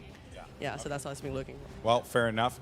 Mango Chai, thank you very much, my friend. Appreciate it. Jing, fist bump. As always, there you go. Awesome. All right, we're going to go to break. When we come back, games 3 and 4. Let's see if Hong Kong can bring it back, or will Japan close it out?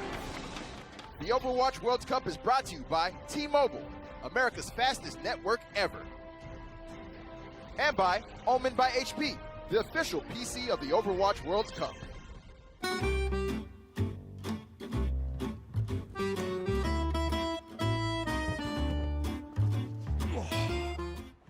Oh, are you Ready to go to lunch? Yeah, dude, let's do it. right? But you're riding in the back seat? Yeah, I mean, why not? It's pretty spacious back here. Well, sure, but there's plenty of space up front. Yeah, no, that is true. So sit up here. Nah, I'm good, bro. You're good. I'm not good with this entire situation. It's like I'm your show. A friend is going to take his other friend to lunch while they both enjoy the wonderful spaciousness of this vehicle. Yeah. Sure. Oh, if you don't get us there quickly, by the way, you're not getting 5 stars. Sir, yes, sir. Right away, sir. Breathmint? Don't talk to me. Designed and focused around you, the Toyota CHR. Toyota, let's go places.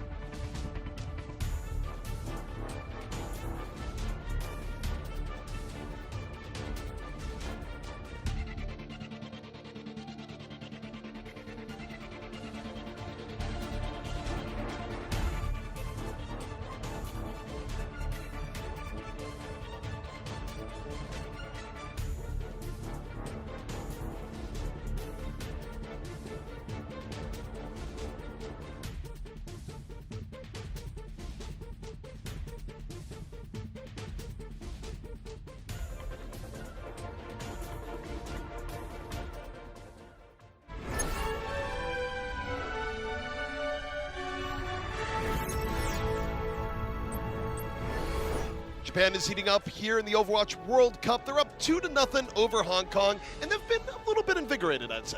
Certainly, I love to see exactly the kind of gameplay that's coming out of Japan right now. Clinical aggression, not rushing pushes, especially playing against these double hit scan setups. That can put a lot of pressure on a Pharah player, but Amiken holding his cool, moving around, just clinical movement on Pharah, exactly what you want to see on Eichenwald. You know, the cool thing about that too is that sometimes people kind of distill Overwatch being, oh, it's a game where there's hard counters. It's like, look, you just managed to run a Pharah against double hit scan, and hit scan pretty good against the Pharah. So how you play around the map, how you play with your team, all matters a heck of a lot. And a huge element of defeating those counter picks on the DPS role is how you move with your tanks and supports. If your Winston and D.Va are timing their aggression with your movement, your Pharah is a lot more free, and you need to do the same to support your Zen. He needs to get across those sight lines before the McCree and the Widow can pick him off. So, of course, these strategies can change depending on the map, and let's take a look at what next map is going to be heading our way, and it's going to be Temple of Anubis once more. So, Temple of Anubis, it's been a favorite here in the Overwatch World Cup. Interesting selection from Hong Kong here. This was also Japan's map selection, if I remember correctly, when they had lost the hybrid map type. So I think Japan also going to be very comfortable on Anubis. I don't know how well this is going to play for Hong Kong. You know what this could be, though? This could be our best showing of the Depth versus Mui matchup, where I would say argue that Anubis is kind of more pure for that sort of set between Widow v Widow, even though sometimes you do have the Genji that makes things a little bit spicier. Especially that first point. There's certainly a lot of opportunity for a great Widow to show off. But here we'll also see a sub Tayo coming in for Amiken. So maybe some more Tracer-focused strategies coming out for Japan. Amiken's flight is over. Tayo going to be handing this a little bit more on the ground. We saw him earlier in the day where when he subbed in, he came in on the Genji, and you know, I would argue it was a little bit up and down, but he certainly had his moments. Definitely, and a little bit maybe more of a flexible player, ready to go to the hit scan roles like Tracer. You do want the specialist ready to play that role. Amiken, of course, more of a focused projectile player. At least that's mostly what we've seen of him here at the World Cup. So Amiken, he might not be taking flight any longer, but if you like Genji play, we're going to be getting a bit of that. And, you know, we've been talking a lot about the DPS, but again, going back to Japan, I got to give some props to Sabagod, where Saba has been reliable. He's gotten picks when needed, and honestly, it's been rare to see him picked off early. And all, for me, comes back to the positioning. Sabagod, you constantly see him, potentially off camera, but in a sight line where he's applying a ton of pressure, spamming those sight lines, keeping the McCree down, keeping his opponent Zenyatta down, still applying harmonies and discords. It's really that survivability that determines a great Zenyatta. So, as we head into Temple of Anubis here, we've seen some teams like Chinese Taipei decide to go super tanky here on the point, and that actually threw Hong Kong for a loop earlier in the tournament where they deal with the Orisa that was in the bottom of it, and they ran double hit scan. Do you think that Japan might have taken some notes from that and they'll run something similarly tanky? Yeah, I'll have to hope that Japan is ready for that kind of strategy, the extremely defensive hold. Maybe Japan will also bring out that same thing. It did sort of stymie Hong Kong, but maybe Hong Kong, having experienced the strat, more prepared to adapt a little more quickly than they did versus Chinese Taipei. So Japan, of course, you're taking a look at them here on the defense. Super unlikely to be running Symmetra, but you use this to get people to the high ground that they normally couldn't get to. And in particular, it's Sabagod who gets the elevator as Nana, where, you know, Ana's a little bit older in her age. She doesn't have that much mobility, but yeah, create a handy teleporter in the future works just fine. We saw the same game plan, exactly the same strategy that they're running now from the side of Japan, and it worked so well for them before. So I'm really excited to see this. It's going to be all on Tayo, going invis, scouting, creating the perfect setup for Depp on the Genji. I don't know that we've seen Depp on the Genji, so I'm excited to see his projectile dominance. He's been so strong on that Widow and that Tracer. Hopefully he can keep producing on Genji. And, you know, it sort of kind of goes in Overwatch. There's almost an assumption where you see someone on hit scan a lot, never projectile. You go, okay, they probably can't play the projectile all that well, but oftentimes players can play the projectile well. It's just, well, I'm the best hit scan on the team. Doesn't mean that I can't also play a mean Genji as well. And this makes a lot of sense to see Tayo on the Sombra here. We know he's a main caller for this team, a leader. So for him to be invis constantly, he's going to give all the information to his team, make the perfect call, and time a great dive here. At least that's what Japan's hoping for on this first defense. Well, right now we can tell them, hey, most of them have gone in via the left. The Zenyatta about to move on forward. Oh, as soon as Zen goes, that's when they dive. It was the info there that we can potentially pick the Zenyatta that caused Japan to move on in. But Hong Kong was able to protect that pretty well. Certainly, Hong Kong moving into the flank here. This is the first step to cracking the Anubis first hold. And Samurai D ending up taking a lot of poke damage here. Is a little bit out of position, but Crazy punished as Hong Kong was turning the corner. Kenmo was there, and it was the DPS in the back that were able to add a little bit more to that. And Japan, for now, not too much under pressure. I don't think... dropping the hello. Gonna go pick off Mui here on the Widow. Oh! No! Shut down by Mango Jai. Tayo thought he had something going there, and Mangojai is just going, actually, I'm going to turn around and deal with you. However, the Sombra, arguably the least important character in this defensive composition. Japan still has a chance to make the hold. Nano boost on 85%. If they can finish that, it could be a turning point. Japan, they're a little bit wounded here. Deb so close to falling, and does. GZ was able to chase him on down. Now Hong Kong feels a little bit more empowered. 5-player advantage. Nope, and Crazy falls. So it's back and forth between the two teams, but Hong Kong gets a few extra picks. They've kept the numbers in their favor here.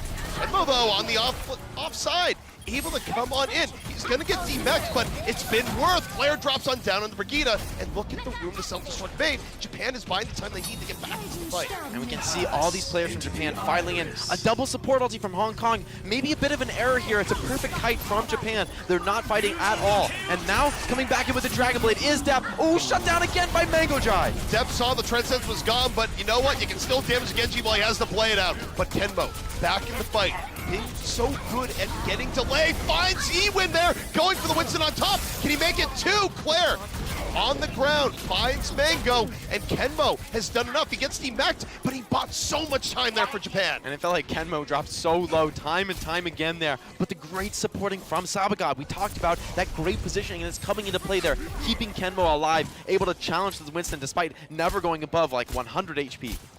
So you look at Japan here. Now they have the EMP up, and we haven't talked too much about it, but the EMP, well, he's going to drop it right now. Japan immediately dives in. They don't want to wait at all, and off the EMP, they get the front line down. Both tanks out of it for Hong Kong. They have no choice but to retreat. Hong Kong sent back, packing to their spawn, and a very minor ultimate commitment there from Japan. Just the EMP. That's the exact ultimate you want to be using when you're facing such a heavy ultimate bank from the side of Hong Kong. Hong Kong now. This is going to be their one and only attempt here. 1 minute left. If this fails with the same ultimates, I don't think they're going to get another shot. Mui's in for sight, though, setting things up. Tayo not able to scout and get that information on Sombra any longer. You have the Primal Rage coming in. Now Miku goes in with the blade. Is he going to get anything more this time? Mui was able to find Saba, but you look for Nano Boost and Winston here for Japan. It holds Hong Kong back. However, the Nano Boost is over, and so is Samurai D. He's out of the fight. But Miku took so much damage, can't go in the rest of his team, can't get those dash reset kills. And who do you have holding down the fort? It's Kenmo once more. Let's see how much time he can buy. Japan certainly wounded right now. Claire sneaks away with his life, though. That could be crucial. Another Transcendence from Mangojai on the point. Kenmo dropping low, chase down, committing the self-destruct here. It looks like Japan does want to take this fight. Japan, they're going to re-engage, and T-Mech comes in. Kenmo able to get back into his mech. Still on fire, and he gets Ewin again! Kenmo continuing to regulate the point here for Japan. Tayo and Claire there in the cleanup. Final 10 seconds, that's a team kill. And Hong Kong, they're not going to be able to get back here. Samurai D just going, hey guys, what's up?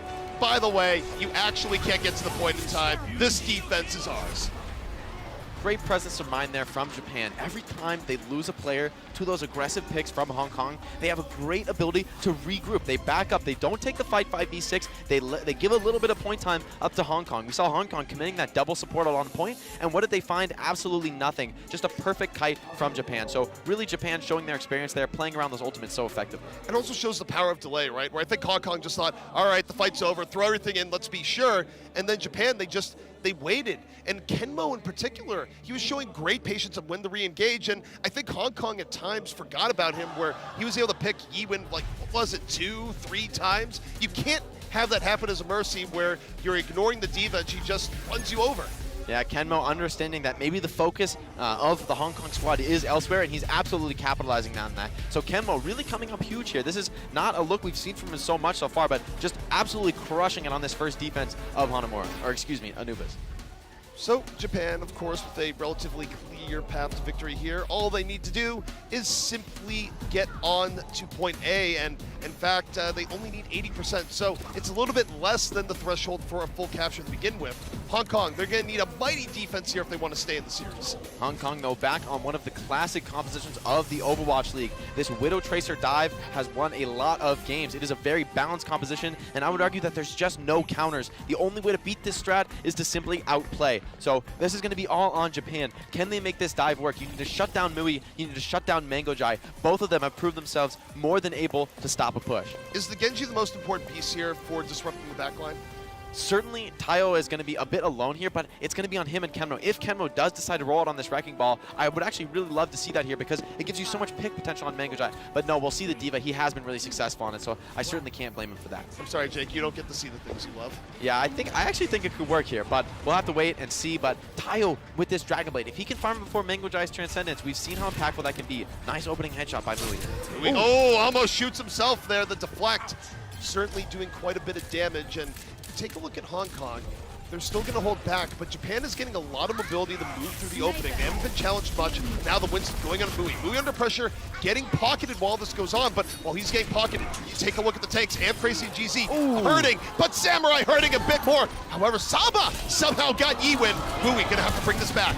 Mui striking back, takes down the supports, but Tayo snowballing, finds a dash reset. He's hungry for more. There's no main healer to protect Mangojai on the Zenyatta. Tayo forced to reload, but I like this patience. He doesn't need to rush things. Japan's up numbers. They're gonna win this fight if they just stay alive. Tayo finds one, Saba got with another. Things are looking so grim for Hong Kong. He was able to chase down Miku, and now he has the best of both worlds where not only did they get the point, not only has he essentially charged up his ultimate, but he gets to save it. Japan, they get on the point, and he can use the blade to get rid of the reinforcements as they come back in. Hong Kong's not gonna have a chance here. Tayo, though, overextending, getting a little too frag happy here, taken down by Miko. This could be an opening for Hong Kong to come back. They're running into point, but already down in main healer. Things are looking so grim. Japan holding so strong on the point.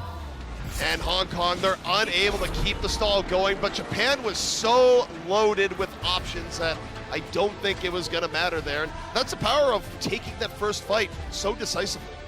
Exactly. Great patience from the side of Japan. They were much more clinical in their approach. They waited to find those openings. Great movement by the tanks. Samurai D and Kenmo, you saw them on cam getting right in the face of Mui, not giving him any opportunities. Of course, as soon as they back off, he finds 3 quick kills, but it's still not enough. Tayo responding with a save, and Depp constantly in a high ground position, unopposed because of the efforts of his tanks.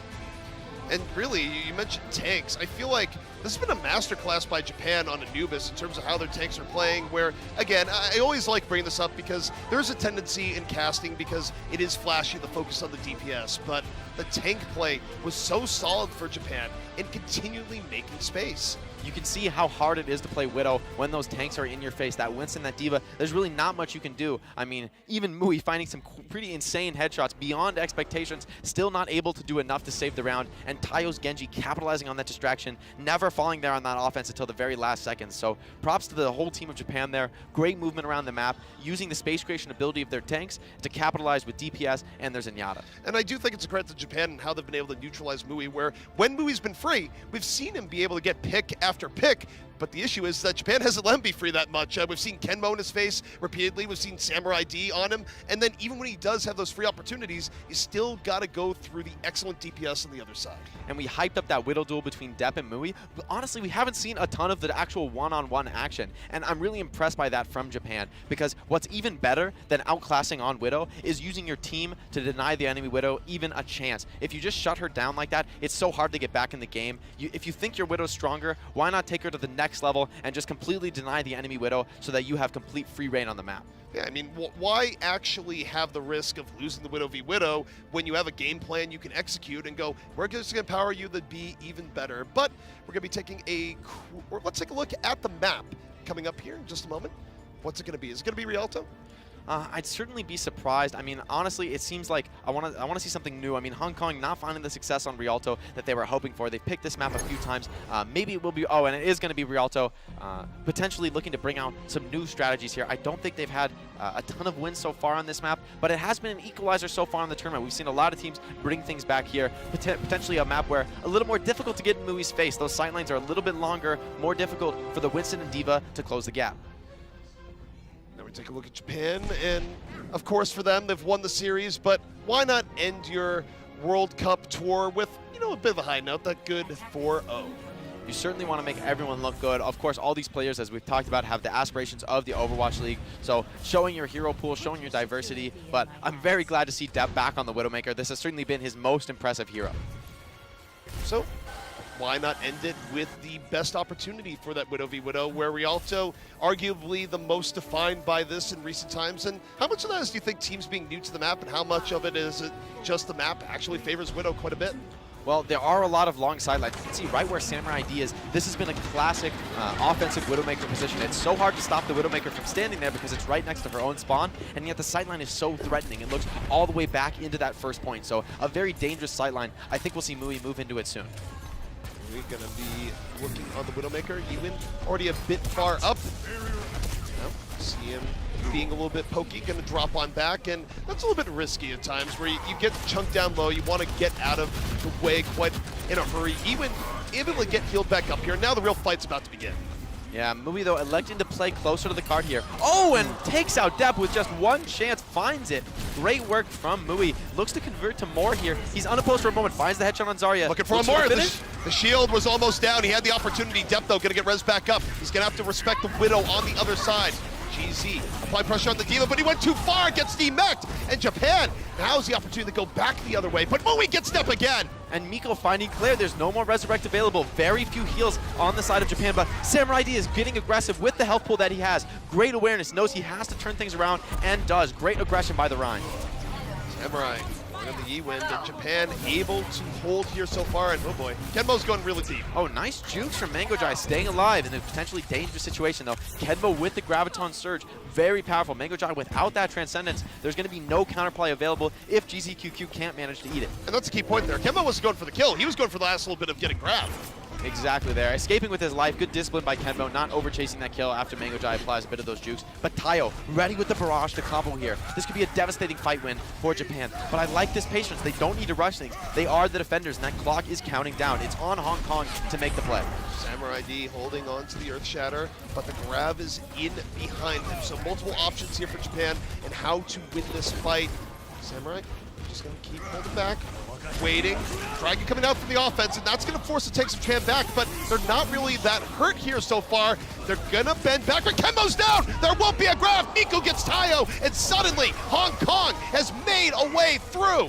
This is what we've wanted to see from Hong Kong this whole tournament. Unleash Miko and Mui. Put them on the most impactful heroes you can. And in this case, it's double sniper. I love this look from Hong Kong. Japan, though, hoping for a recontest here. Almost every ult available. They will have a major advantage in this fight if they can actually take it. Yi-Win with the Primal Rage, maybe looking to knock them off the bridge and end it before it begins. Hammer down. Samurai D knocking off the point. Mui, though, got depth. Hong Kong pressure still in there as Mui explodes. Gets a second one. Miko flipping off from the other end. And now you're going to see him looking for Kenmo. Kenmo, as is Zarya, how long can you delay here? He's not really in a great position to delay. Almost gets the mercy as Miko. And Japan barely able to delay, but I'm not sure how long it's going to be. They had to use the grab just by a tiny bit of time.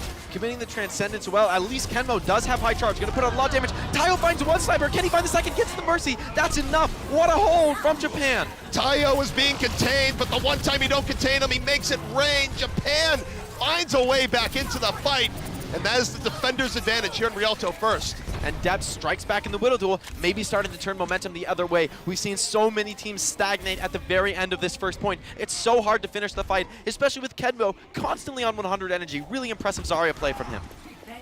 Japan holding now in the courtyard, and Hong Kong, they had a great opportunity, but it can be so hard to put a team in that position. Certainly Depp with the Venom Mine. Finds Mui, looks for the pick. No, he's going to back off. Sees double sniper, doesn't want to take the 2v1. Good discipline. Depp going to use the grab to get away from GZ. Oh, okay, GZ actually just wants to go in deeper. Depp, though, gets the heals, is still in good shape. Has to be aware of where Mui is. GZ still in there. Dragon can make a little bit of room, but Tayo down Mango Jai. Ends up giving his life for it, so 5-on-5, but that can favor the defense here. Depp, you get the mercy, that'd be big. Valkyrie gonna be invested. Miko, though, finding Sabagat on the flank. Miko constantly attacking the flank on this Hanzo, going so aggressive on the Zarya. Kenmo with the Graviton, though, finds a few. Will it be enough? Graviton, it won't be enough. Japan gets several eliminations, and the Shatter comes in right after. Samurai D following through after the grab, and Japan holding strong here in Rialto. Once more, a brilliant first point defense. Hong Kong coming so close time and time again. Mui and Miko just absolutely popping off there, finding so many headshots from the flank. Great understanding of the composition for them CPS, but it's not enough. They can't deal with Kenmo on the cart. Constantly high energy, farming those Gravitons, knows that even when his team dies, they still have a lot of HP to work with, stays in the fight and makes it work. Nice commitment.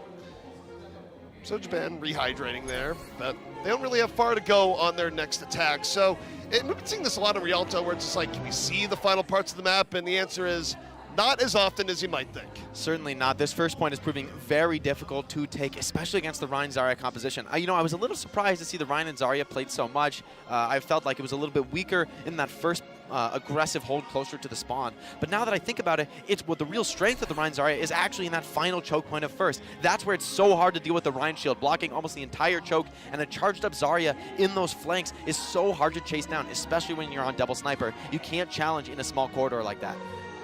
So for Hong Kong, Japan, this will be the final act, the last round here on Rialto. And again, we've seen flashes from both teams, but Japan, more so in this match, I think we've seen throughout most of the group stage. It does feel like they've been a full team where we've been able to give props to pretty much their entire team at different points. Yeah, cracks starting to show for Hong Kong. A little bit of over-aggression punished, not able to convert even with a lot of pick presence from Miko and Mui. So Hong Kong looking to clean things up. They do want to end this this tournament with a map win.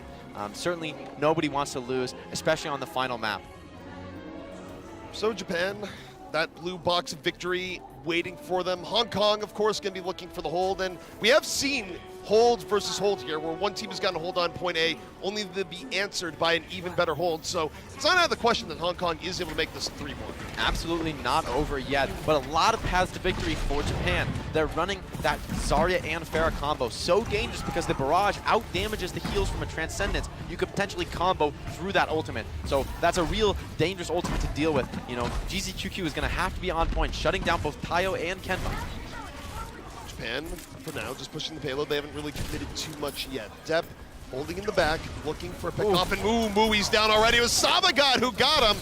Sometimes you don't think about the Zenyatta when you really should. Tayo in the air gets Am crazy, and the story started out quite poorly for Hong Kong. We'll see if they can recover, but Depp going in deep. It's Machine Gun Widow. Depp's got the left clicks and doesn't need to scope in for that one. Hong Kong's tanks are running for the hills here so low. They need to retreat, get healed up, make one final attempt at holding. If there's any redemption here, it's that Japan hasn't quite finished farming their ultimates yet. Tayo without the barrage, but this fight looks so difficult for Hong Kong. Nothing to work with on the side of the ultimates. Hong Kong, they get one final attempt to defend this here, but of course, this could be a long defense. GZ already in the back, but Japan, they can just turn on him, and they're doing just that. GZ gonna get D-Mech, Tayo over the top. Now, Barrage just about coming in. Oh, they don't stand the point! Japan finishes it out 4-0 over Hong Kong.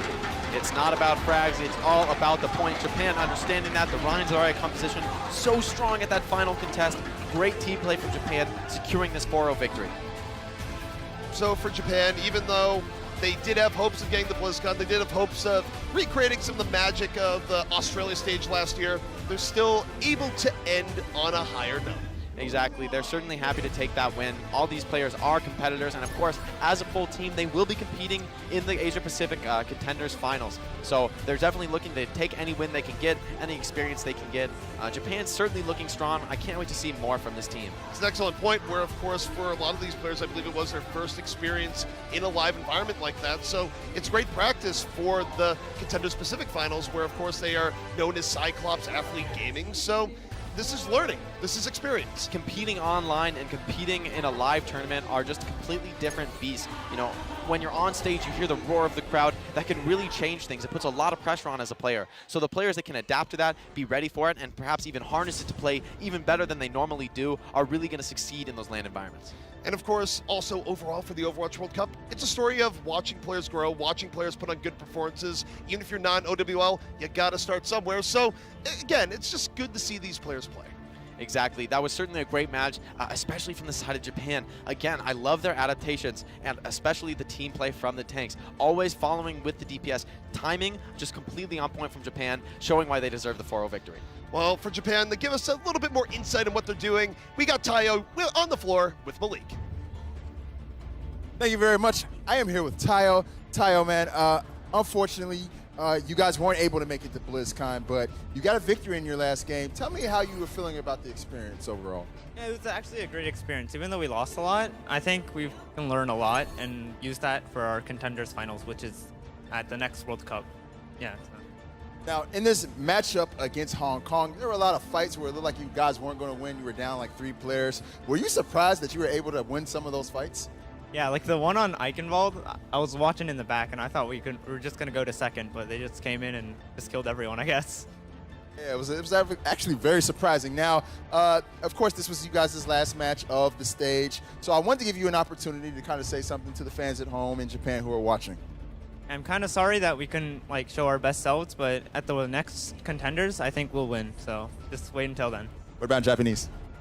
いや、コンテンダーズで次は勝つんで絶対応援してください。お願いします。All right. All right. Well, with that, everybody give Tayo a hand. And we're going to go ahead and break down that match right now with the casters. That's always great to see. Tayo, of course, ever looking to the future, and you won't want to miss that. That'll be taking place at the Overwatch World Cup Thailand stop if you want to see more of Team Japan there in their perhaps true form as Cyclops Athlete Gaming. Exactly, and let's get right into the replays here. So many insane plays that I can't wait to check out from this match. I mean, when we go back at it, we're going to be seeing a lot from Depp, and you have him here on the Tracer, and just nice sticks coming in, heavy pressure, and that one was a little bit more of a gift, but overall, Japan looked more composed, but wasn't without the moments here from Hong Kong where sometimes you got to have the battle mercy. He went chasing down the frag. Here we saw Sabagod producing so heavily, finds that close range engagement, sometimes difficult to do on Zenyatta. Mangojai here, this was an absolutely massive 3K, gave them their only real chance to take first point and the capture that they wouldn't have otherwise have. Oh, and cleaning up the Valkyrie, I didn't even realize. Just machine gunning the orbs in. Anakin, of course, on the far, he played the first half of the map, and he was brutal on this projectile DPS, and Japan has a role for him, and when they want to run projectile DPS, it does it pretty well. So clean, where both these Zenyatas, Mangojai there, flipping Depp, managing to take down that blade. We saw Kenmo, and we see him demecking the D.Va, getting right back into the fight here. Kenmo, so bloodthirsty on this Anubis defense, really making things come together despite a few hiccups for Japan. Yeah, Kenmo was almost certainly the story of Anubis, where every time you think Hong Kong was going to get on through, guess what? It's Kenmo there, and he is delaying you for far longer than should be possible. Samurai D, though, also a crucial part of that tank combination, and sometimes you just got to walk forward and swing the hand. Yeah, Samurai and Kenmo showing so much synergy here. Nice fire strike to clean up Yi and stagger Hong Kong even further. Their aggression was so great. Tayo coming over the top here, unscouted, gets 2 absolutely crucial kills, and what an air shot there on the Winston. And that saved the point for Japan as well. And speaking of things that were saving for Japan, you got Sabagod, who is just laying it in on the Zen. Good heals, good damage, just generally good play. Yeah, staying alive, playing those angles, that's exactly what you got to do on Zenyatta at a competition like the World Cup. And of course, good Zens are very much in demand. Rumor has it we're going to be having more teams in OWL next season. A few are confirmed. So, you know what? You got to be showing those scouts what you got. Exactly. That's a major theme here at the World Cup. It certainly, for me, was my chance to show off. And I think for so many players, especially on to BlizzCon, we'll see more of that. Let's see what the fans think about these matches. It's T-Mobile Fan Pulse. Tales of the Titan writes, Tayo OW, well done on a strong finish. Cyclops Osaka, OWWC 2018. Depp and Sabagod are popping off, says Panda Stripes, OWWC 2018. I have to agree. And I mean, this is really just global support coming in. When you look at this, it means that people around the world are watching. Of course, that's Craig, one of our observers, so even the observers getting the action from time to time. And I couldn't agree more. Depp playing so intelligently on every character he selected. And again, this is just fan engagement, right? Where it's not just the players that are really enjoying this, is that we have fans from all around the world that wait every year for the Overwatch World Cup, and seeing the teams play from every nation, it's just cool. And, it's always cool to highlight that from time to time. And I know exactly what it means. It means so much to have the support of the fans. But up next, we have Russia versus South Korea, one of the most anticipated matchups so far. It all comes down to this. This could affect who goes to BlizzCon, so don't leave.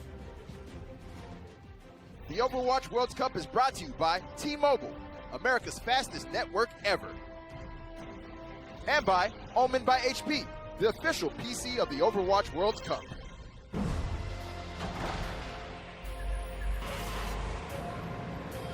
They don't just play for a team. They play for every fan, every rival, every moment, every match. And when everyone watching expects the best, they perform with the best.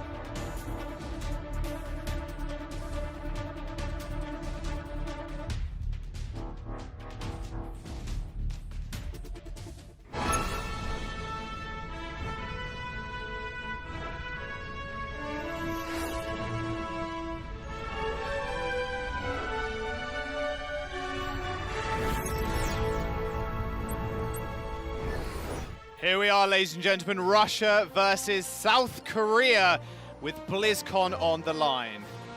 The finals are in sight for both of our teams here, but they have one last fight, Jaws, to try and secure their place on that plane over to LA and over to BlizzCon, where they will fight for the World Championship 2018. Korea, if they win here by any means, they will guarantee their tickets all the way over to BlizzCon. And Russia, they're going to need a dominant 4-0 in order to secure their place. Yeah, indeed. And also, they are going to be looking to make sure that South Korea cannot go 5-0 in their home stage here in Incheon. And what a great show that would be for our local crowd here to have their home team go undefeated. Not have to have any of that anguish.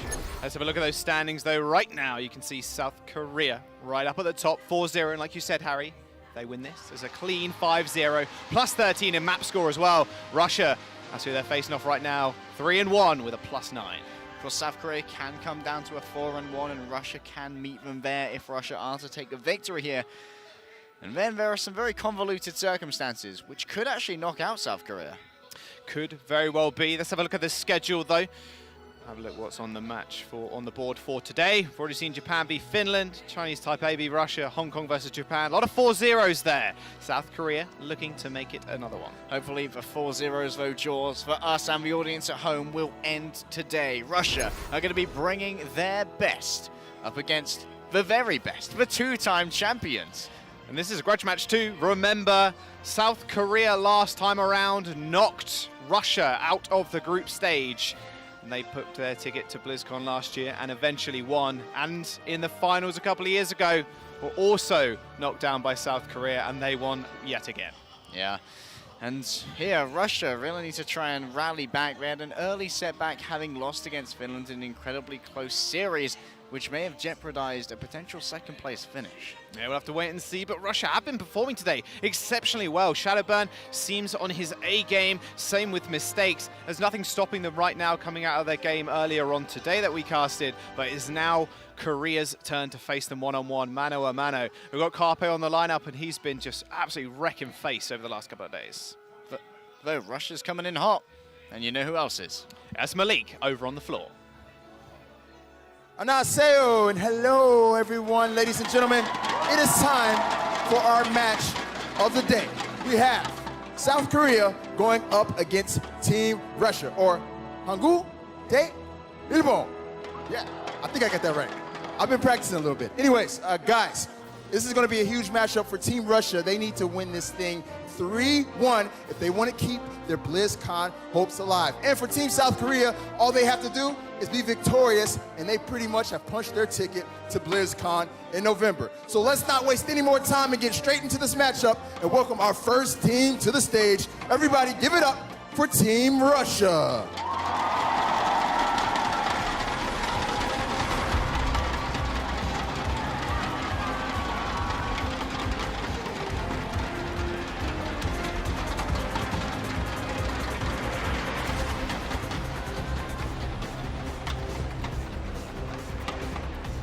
Right, the boys in red and gold are ready to go, but the next team is the home team. You heard me say it. All they need is a win, and they are in for BlizzCon. Everybody, please join me in welcoming to the stage Team South Korea.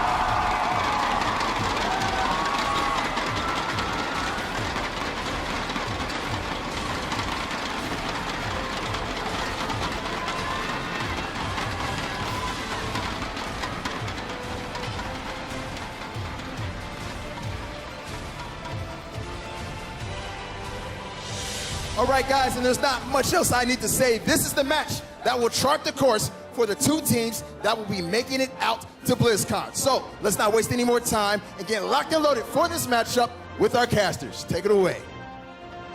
Thank you very much, Malik. There we go. Crowd so hyped up, and there was even a fan in the front line there I did see wearing a Russian flag over the shoulders. Got some supporters too. Gotta represent, man.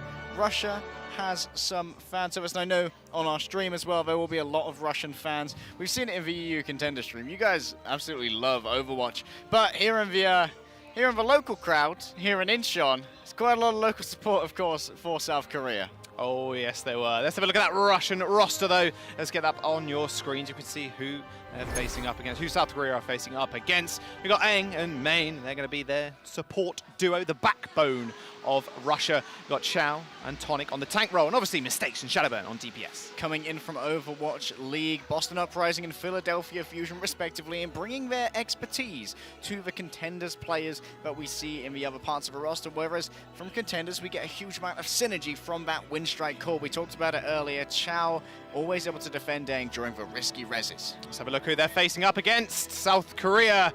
Here we go. You got Libero on DPS. He's joined by Carpe, Ark and Jonak on support. Running out with Mako and Fate on tanks. Or rather 3 DPS. We talk about Jonak on that Zen. He does like to frag out, throwing out those orbs of destruction. Let's talk about some head-to-head matchups, Jaws. We've got Carpe going up against Mistakes in the Widow duel. And Carpe's looked fallible. He's lost out a couple of rounds to Mui before, but all in all, he is a madman. Yeah, people have been touting him as probably one of the best players, or at least best DPS in the world at this current time. And who would argue, really, after the last couple of days? Prophet would. Prophet maybe would, yeah. I mean, really, come on. MVP. Hey, we're British. We've got to support London Spitfire, you know? True. Hey, I'm here to support Korea and Russia. This is going to be a fantastic game, but head-to-head matchup is pretty important. Shadowburn has been doing so well. Mistakes a little bit quiet, but that's only because Shadowburn was really taking the limelight throughout the whole of that, and he's going to be really facing up against Libero here. Yeah, projectile DPS versus projectile DPS, but Libero also can flex over to those hit scans when it's needed. We've seen him play on the Widowmaker, we've seen him play on the Tracer as well, both to a very high caliber, and that's part of what makes this South Korean roster so scary, because both Carpe and Libero can literally play any hero. It's actually crazy. I don't want to see their Junkrats. I'm not going to lie. They're too scary, honestly. But we've seen a lot of Junkrat on things like King's Row. Libero's performed exceptionally well. We saw earlier today. Shadowburn, he's hitting bombs that no mere mortal should actually hit. Great bomb accuracy, but let's have a look at where we're going to be heading to first. We are, of course, going to be heading to Control first, and then after that, the loser picks the next map, and thereafter is the same. Yeah, Ilios, our first map, like you said, Control, Hybrid, Assault, then to Escort. Gotta say, Ilios, that is one Widow-favored map, especially if you go over to Ruins. Yeah, Ruins is dominated by the Widows. It always has been, Jaws, but we'll have to see which map we're going to be on first. Of course, we're not going to be on the cruise line. Just a beautiful view of the Greek Isles for all of you. Is this Ruins? We shall find out. I do believe that is. It's Widowmaker land, Jaws. Carpe versus Mistakes. And we'll have to see what the second DPS is going to opt to play. For now, Shadowburn hovering over on that Tracer. Wouldn't be a surprise to see that hypermobile DPS to try and get in onto the back lines. But when you talk about back lines for South Korea, no Tracer would confidently go into that duel against Jonak. Oh no, he wins them out more often than not. He's sitting there with the gold damage quite easily, I think. Although maybe Carpe actually this time around, but Jonak on the Zenyatta.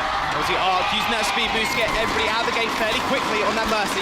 Aang is going to do exactly the same, but we're on board with Carpe. This is the guy you want to watch as soon as you come out and roll out of the gate. It doesn't like Shadowburn sticking on the Tracer, and Libero is actually going to be on Brigitte. Mistakes already suffering a love tap, and now Shadowburn has to be very careful about this sight line. He is going to have to go up against both Jonak on the Zen, and of course Libero on Brigitte as well. That shield bash whip shot combo can be incredibly debilitating to a Tracer who's already been spot out. Debilitating in just the fact that you're just going to die, realistically. Ark is going to res Jonak as he did take a bullet through the Bane by Mistakes. Now Fate having a little trouble here, controlling the high ground. He's just going to back off. You can see ducking there just to make sure his head doesn't get blown off by Mistakes. And you can see already, Russia haven't got the high ground, but they're actually sitting on the point. It has unlocked, and they have managed to get the cap. So already 10% on the board. Meko going extremely low, and in fact, he might just get demeked. Tonic being extremely aggressive is going to be able to find him. Carpe finds a headshot, but can't actually net the kill. Meko there was caught out because he went up into the air to try and knock Tonic away when he dived onto Carpe, but because he used those jet boosters to get the knockback, he was then caught with that and escaped, as the rest of South Korea wrapped around that inside trying to get an angle onto Mistakes. And then we saw Meko lose his mech early. Now South Korea lacks tank power, and they can be beset upon from all sides by Russia in a more healthy tank line. Now Russia do have quite the good ultimate advantage as well. We can see the Valkyrie there, that's going to be matched by Ark. Yeah, Pulse Bomb available for Shadowburn also.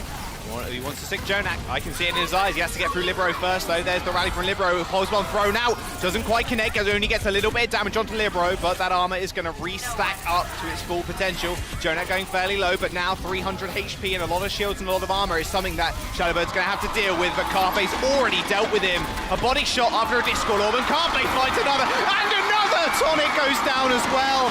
Chow falling low. Carpe popping off already. Takes the high ground. And South Korea are going to take the point. We asked about the Widow Dual Jaws, and Carpe's got news for you, taking out mistakes from Carpe with love. It's a bullet to the forehead. Oh my goodness, Shadowburn took the body shot. He took out Main. He was waiting for him round the corner. Tonic didn't stand a chance.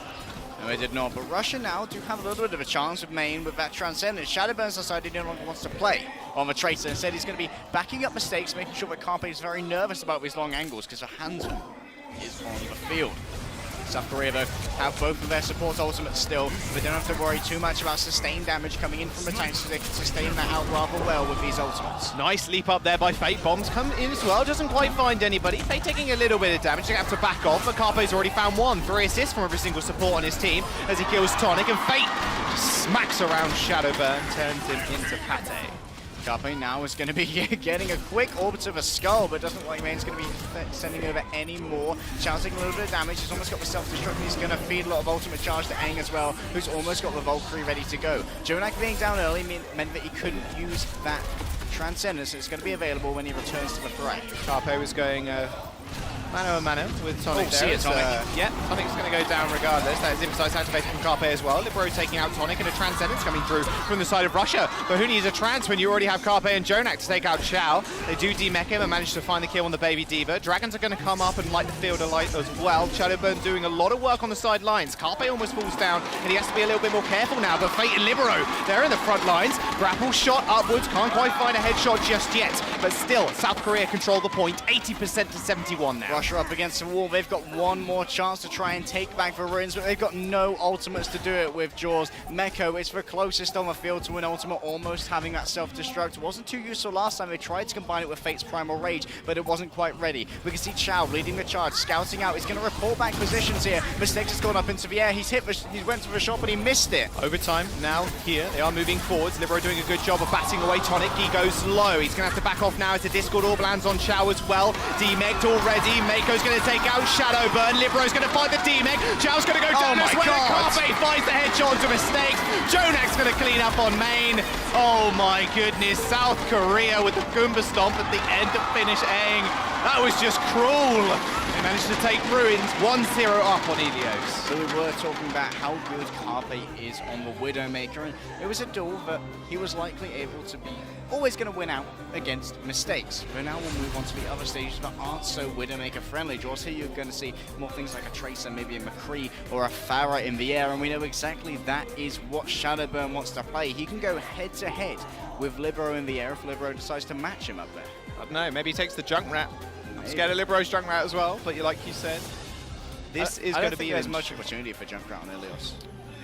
Maybe. If you're Libero or Shadowburn, I think there's very much cause to. I'm not going to argue if you have one of them in your ranked games where you pick Junkrat. Like, yeah, sure, just carry it, man. Like, just go for it. You do you. You play DPS, I'll play Zen and just orb you permanently. JJoNak does that too, but he also does a ton of damage. He orbs permanently to skulls. Yeah, exactly that. Well, we'll have to wait and see what the map is going to be.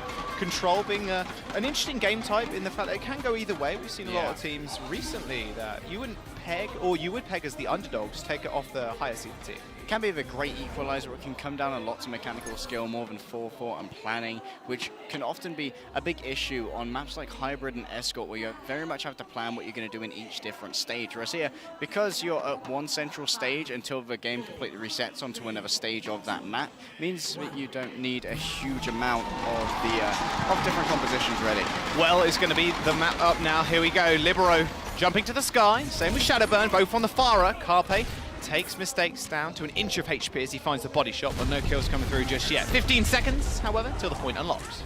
Libero going to be joining Shadowburn in the air, as we discussed before, and Carpe is going in for a cheeky flank, but right now it's only his team in his sights, and JJonak's got the sniping already. Who needs a Widowmaker when you got JJoNak? Carpe's going to pick Aang out the air. The crowd explodes every single time Carpe hits a shot. Libero's going to demech Chow as well. 4 men on the point for South Korea. Instant cap as well. South Korea, a dominant performance there, deciding to take up to the top of the lighthouse, as did Russia. Unfortunately, JJoNak managed to open that one up, deciding he would educate mistakes on how sniping is done with a projectile hero. Carpe, for now, he doesn't want to reveal his position. He took a shot up in the air, made sure that he dropped down, and he's going to come in from a different angle. He knows that if Mistakes saw that shot come through, he's going to know that position. He can't use it again.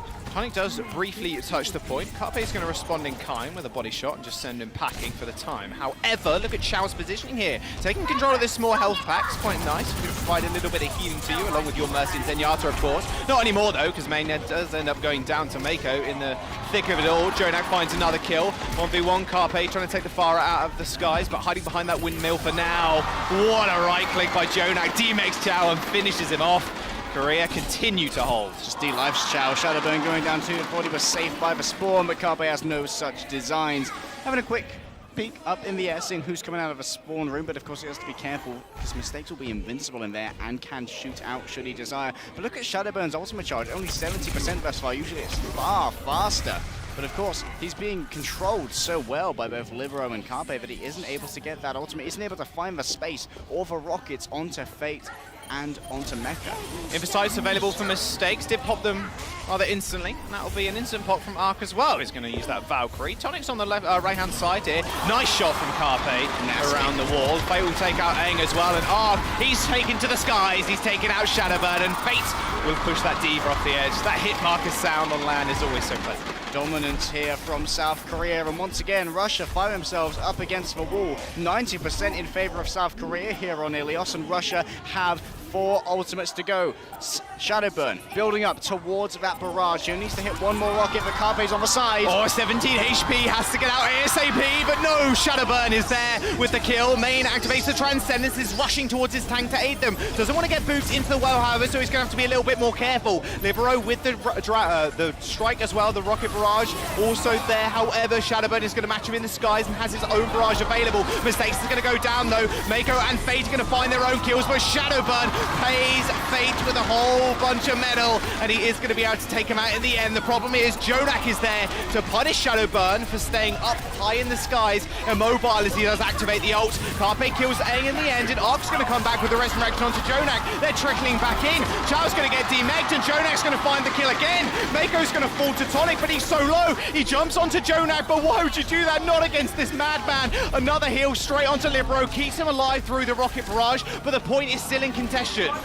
Now, Benito try and desperately trickle back onto the point. Mistakes is here on the Tracer. Overtime, they need to be able to touch some more. Mistakes is still alive. Main's going to get resurrected, but Ilios looking in the way of South Korea. Chao going extremely low, and Tonic finally makes his way back to the point. JJoNak has that Transcendence still available to him. He's going to spot everybody around this corner. He finds Mistakes. He's a madman. Fate is going to find another, and now it's all on Shadowburn to try and touch and keep his tank Tonic alive. He's dodging around the bubble. Libero having the 1v1, but it's too little too late. South Korea claim Ilios. That they do, and in a dominant fashion as well. Jaws 2-0 in terms of stages. And the home crowd, you can see them in the background there. They are very much enjoying the show that's being put on by their home team. Oh boy, one step closer to making it to BlizzCon. South Korea 2-0 up, jumping onto Hybrid as our next game type. This, of course, will be the choice of Russia, so they can make a more tactical choice here, but depending on what they want to play. That was crazy, man. Aang was flying through the air, using the wings to try and aid one of his teammates, but Carpe was lying in wait. The hidden fish is always the deadliest. The hidden fish is the deadliest. That's one for a quote book right there, Jaws. Hey, I got many of them, especially about Carpe. That's a new Twitter bio right there. Well, now we jump into Hybrid, and we want to see what they're going to play, because we talked about it a minute ago. King's Row has been one of the main maps that people actually want to play, and it can aid to a variety of strategies. We're talking double sniper. Libero's been famous on the Junkrat here. Even Shadowburn showing what he can do on the Junkrat with mixed with Mistakes Widowmaker, and obviously the Genji when he went in for that full dive earlier on. And we have seen some success from Finland up against South Korea on King's Row, so potentially Russia will have watched that VOD. We do know that they will have watched that VOD because, of course, they have been preparing very hard for this matchup, and I imagine maybe they'll try and take advantage of any weaknesses they would have seen when watching that particular matchup. Question is, have South Korea had enough time to patch over whatever weaknesses were exposed? Well, they haven't been exposed to many weaknesses just yet. Looks like we're going to find out what the map is right now. Now, it is Russia's map choice, so they will have the advantage in that instance, and it is going to be King's Row. Okay, they want to recreate what they did earlier on against Chinese Taipei. Put Tonic back onto Reinhardt, but of course their first point attack was very dive-centric. They decided they were going to go back to spawn. They put Shadowburn onto the Genji. Just got reset after reset in those narrow corridors you're about to fly through right now. And then, that was a quick point A cap for Russia. They capitalized on the momentum and they kept pushing forward. We'll have to see if Russia want to bring out the same tactic again. They know South Korea will have been watching that match, so they'll know what's coming. If they see a Genji on the horizon, they see those shurikens flying towards them. South Korea on the defense, Russia on the offense. I'm not sure if anybody heard that, but it was South Korea fighting. The crowd is just electric right now, fully packed out as well. Carpe on the Widowmaker, Libero on the Junkrat, of course, and we're going to have Fate and Meko on the Orisa and D.Va. Meanwhile, on for Russian offense. Looks like right now, the only thing I'm willing to comment on is Tonic on that Winston, and Arc with the highest DPI I've ever seen. The wings just merge into one at this point. Uni-wing. Yeah, man. Hello. Mercy loves to spin. JJJonak's going a little bit slower. You can see that higher sensitivity. He's more of a 90-degree sort of man, or a 180 boy. Yeah. A lower sensitivity for Jonak. Arc, for some reason, running about 4,000 DPI. There we go. There's Carpe showing off a little bit as well. That's what it takes, man. You spin your mouse that fast, you'll be as good as Carpe. Yeah. Though, Russia going to try and be as good as Carpe with Shadowburn on the hands of the questions. Will he be swapping over to that Genji? Could just be throwing out one of those Sonic arrows before swapping over, and that's exactly what's going to happen. South Korea have been discovered. Russia have the intel as to what composition they're going up against. They know that Libero's here on the Junkrat. The question is, what approach are they going to take to try and take advantage of the positioning of South Korea? You can see that Carpe right now, he's on the ground. He wants to make sure he can use that grapple to escape.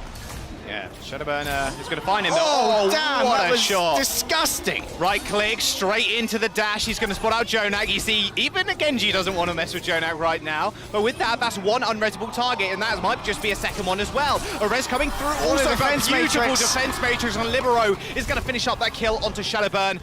Arc, however, is going to go down. That does mean at least they get the resurrection off. Tonic now moving forwards onto the point. They've claimed 2 ticks, and that's going to be South Korea on the run. Yeah, South Korea now need to move onto a point, and Fate's gone down. He's used his fortify, and now it's Libero's turn to tag in. He's up against Xiao, but can't quite get the kill. Tonic and Xiao going to clean the rest of South Korea up. That What is shield this, was baby no diva? match for the rest of Russia. Fate is going to fall, and that will mean the car is capped. 5 minutes and 20 seconds now to move through the streets of London. Jonak a little bit caught out, though. He is indeed. Tonic's coming in. Mistakes falling very low. They're having to recall just after having claimed a kill. And Carpe is now onto the Mira Tracer. So we're going to see some Tracer versus Tracer duels between the 2 Overwatch League players of Mistakes and Carpe, which I'm incredibly excited for. The question is, how does Libero fit into this puzzle? Jaws, he's over on the Brigitte, something that can very easily shut down dive DPS with that shield bash, putting someone into a stun for 1 whole second, and then you can combine it with a whip shot as well for up to 150 damage, which can take out a Tracer rather quickly and leave a Genji very, very weak. You've been snuffed out, unfortunately. Mistakes. You have to go back to the point. And Main was pushing that point solo, and he's actually going to net himself Transcendence 2, and that will be Russia with 4 ultimates online. Almost 5 as Shadowburn is extremely close to getting his also. Big contention though. Mistakes going for the one-on-one with Carpe. Takes a small health back, but decides a better target would actually be that D.Va. It didn't actually land. I'm not entirely sure if the stick bomb got eaten. I think it did. For the faster reactions from Mako, he's going to make sure that doesn't go anywhere. No damage sustained either. That'll be Jonak with the Transcendence also, but you can see Shadowburn off to the side. He's got that Dragon Blade, wants to force out that Transcendence first maybe, but Jonak, he's a man not to be messed with. He takes out Tonic. Quick res though from Eng. It's going to bring him back to life in the game. However, Mistakes taking out Carpe, and now that is one unresable target. Shadowburn here playing a rather defensive. Genji doesn't want to flank on his own. He's going to bring out the blade instead. You say defensible, I say offensible. There we go, straight onto Libero. Easy slice and dice. Shadowburn now making his way to the back line. There's the self-destruct, also sent back to try and pick him out, but he hit in the rafters, in too deep, and he's already taken out by Carpe. Shadowburn now just running amok in the back line, or at least trying to. Got taken out by Fate in the end, but Main is going to clean up some kills here. Carpe falling, and actually Tonic's going to go down as well to Jonak. Jonak has to be able to get onto the point, but Mistakes and Main cleaning up house. Jonak's going to go down, and a quick cap again for Russia. Main channeling his inner Jonak by destroying Jonak. I think if you kill him, you can claim his power. I think that's how science works, Jaws. But you know how the payload works? It's hit the second checkpoint, so now they get 1 minute and 30 extra time into their bank, and that means 4 minutes and 38 seconds is how long Russia has to try and complete this third cap. Libero just used for rally, giving everyone 100 extra armor. Very effective against the small arms fire that Tonic and Mistakes will be giving to them. Do half DPS to these armored targets. And this is the turning point on Ruins. If you remember, Libero activated the rally and they were able to keep and hold the point. You can't sustain that damage. Oh my goodness, Mistakes couldn't quite finish off the kill. The sticky landed, but again, that armor just doing so much work against that small arms fire. Chow does get the remake. However, Jonak and Ark still with their support ultimates. Jonak finally unleashing his. Shadowburn has switched over to the Widowmaker as well, but this massive boon of healing from both sides as Main does activate the Transcendence as well. Stops all this damage going through, but Libero already building up halfway to his second rally. The Tonic's going to have to give a hell out of dodge. He's going to be chased down by Meko and Libero. And now it's one kill after another. Shadowburn's going to fall as well, went over onto the Widowmaker. Carpe now jumping over, killing Chow on the Widow. Fate is going to get back to the rest of his boys. They're going to jump back on that cart. Make sure they fight in front of the cart too, to make sure they get every single second back that they wasted just then. The cart is going to slowly roll back now. Russia are going to want to stop that. And let's talk through how Jonak just managed to survive a pulse bomb to the back. Libero threw the repair pack onto him, which gave him 75 extra armor, meaning that he had 375 HP, got 5 damage mitigation on the 300 that came in, leaving him with 80 health. So, he was a very hardy boy, and he managed to survive a little bit longer. Jonak is definitely going hard mode boss right now. Shadowburn is going to go down, and that does mean they're just going to be able to back off. That's not a lot of damage left in the tank. Mistakes is going to claim a little bit of ult charge, 40%, but Carpe did activate the Infocytes at the start of that fight. Does mean they know exactly where Russia were hiding. Carpe's Infocytes have now expired, so Mistakes is once again on an even playing field with Carpe, but of course, Shadowburn can give him a little bit of a cheat code, help him out with that Sonic Arrow, which will reveal anyone caught within the radius to everyone on his team. Jonak here, once again, 300 health.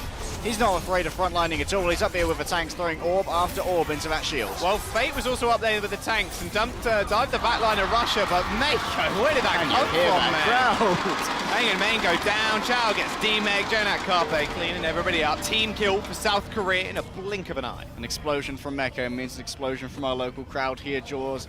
Absolutely deafening. Aang ready with the Valkyrie to heal up all the members of Russia, but it does mean they have to stay together because they need that beam swing in. Aang's actually given up the Valkyrie straight up. He just moved straight over to Volusia. They want to go 3-3 here just to try and run themselves into South Korea. But Jonak's ready to come in with the Transcendence at a moment's notice. Transcendence for Main this time around. There will be Jonak getting a little bit of pressure applied to him, however. Fate doing a good job of just batting everybody away. What a boot! Tonic's going to go down into the pits, and look at that control from Fate. Just a masterclass on Winston. He's going to jump forward, bubble up as well. Jonak going to take out Chow once more. Libero with yet another rally. He hasn't even lost his... Oh, he has lost his initial armor. Oh, he's actually going to switch over to the Junkrat. Okay, caught that a little bit too soon there. Does mean Jonak actually loses his, and now Fate, here we go. This is what we wanted to see. Jumping over to that Wrecking Ball. Carpe gets surrounded, though. 3-3 rolling straight in as Fate rolls straight out of there. That's where the speed boost is at its most effective. Fate over on the Wrecking Ball, of course, and here comes a pile driver. Oh, the dunk on 3 people. Jonak still with the Transcendence available to him. Not really scared and doesn't really need to use it just yet. Everybody's super healthy on the side of Russia, however, but Chow does end up getting demeched. 100% charge to Shadowburn's already earned himself a grab as he moves forward, just farming these tanks in the front line. Easy targets as well for them. What a grab on the side. Transfer Jonak in the building. Doesn't heal anybody, and he doesn't need to. Libero with the 2-man Riptire is going to force Russia back, and Fate already corralling them. Trying to push them in the pit, but Tonic, yeah, he's just going to take him out. Fate, a bit of odd positioning, but Meko is still on the car. And there is the Earth Shadow onto absolutely nothing. Meko just went up into the sky, but now needs to get back on the car. Just pushing forward with Russia on top of it. They're going to break it down. 30 seconds now remain as the Coalescence comes out as well. Chow with the self-destruct could blow this whole cart wide open. Carpe is now on the Doomfist. The mines have been laid, and Main's going to have to be extremely careful. Doomfist extremely good against tanks, and Fate's actually going to roll his way in there. Came from the back lines. He's going to face the mano on mano. Carpe takes out once more. Fate getting a bit aerial is going to go for the pile driver. Knocks a couple mid-air. There's no way you're going to survive that, Tonic, although he does get stunned. Another tire from Libero. He's going to take out Chow's mech. He's going to take out Chow, and South Korea hold on last. Russia running out of time. They decided to go over to the 3-3, but didn't quite manage to maintain their momentum onto third. Jaws, we'll have to see as to what they're going to do on the defense in order to try and hold Korea a little bit closer. And here's an idea about how Main managed to clutch that out after he lost a couple of teammates. How does he do it? He's taking some lessons off Jonah, that's what he's doing. Yeah, man. I saw him talking in the break. He's just watching the death cams is what he's doing. Watching Jonak's death cams, he dies, he's like, oh, that's okay.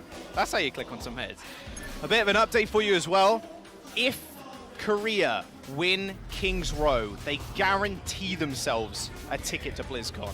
That is what is on the line right now. Well, it's all going to ride on this attack, Jaws. They need to surge on forward onto the streets of London and remove Russia by force. Surge forward, complete 2 points, and then gain just a few meters towards the end. They'll book themselves that ticket to our grand finals in November in BlizzCon. Cast your mind back, though, to the attack of Russia. How quickly, how consistently they were able to cap the first 2 points. They had 5 minutes in the time bank going through the streets. That's a pretty scary feat here. Russia now on the defense. They're going to go with the same thing, kind of, only just swapping up Junkrat. They're actually going to pick Hanzo instead, go for the double sniper. Yeah, Shadowburn here doesn't want to play with Junkrat because he knows that South Korea is a lot more informed with their dives. They're not going to dive into any traps that he lays down next to Tonic. Instead, they're going to be able to cleanse those first. Instead, what he wants to do is he wants to control sightlines so that Mistakes has a better chance of winning out Widow duels against either Carpe or Libero, because he knows that Carpe going 1 versus 1 up against Mistakes gets a lot more help from Meko so that he can take those duels a lot more brazenly. But if they have to worry about Shadowburn as a second sniper, won't be as brave. South Korea on the attack, Carpe, he's going to be on the Sombra again, Libero on the Genji, even got double main heal also, is Jonax on the Ana? He is indeed, he's going to be able to put up a biotic grenade into the air. We've seen it happen before, it goes inside the top of the shield, it can be timed exactly perfectly. Oh, nice hack as well from Carpe, just spraying and praying down the corridor, instant retreat though from Russia. Holding firm and holding nerve for the time being. Carpe's going to hack that mega health pack, very fast respawn rates. He even has higher HPS than the Mercy healing beam. He has a 50% movement speed bonus here, so he can afford to keep going forward and try to set himself up here as the rest of South Korea try and distract themselves. He does have his eyes on Mistakes. Will he decide to go on stealth? He will. Oh, Mistakes! Wrong place, wrong time. Receives a Harmony Orb just in time, but Fate has already taken out Shadowburn. He's also punishing this Orisa. He's going extremely low and actually gets taken out by Tonic. A Tick accrued. Holding the nerve still. Tick has been accured. However, Carpe, what are you doing? You can't do that. Mistakes ends up going down. Translocates backwards, and he's very close to an EMP. Libero's unleashing the blade, dashes straight onto the supports. Main couldn't quite get enough for the Transcendence. He's also going to hack apart Chao's mech.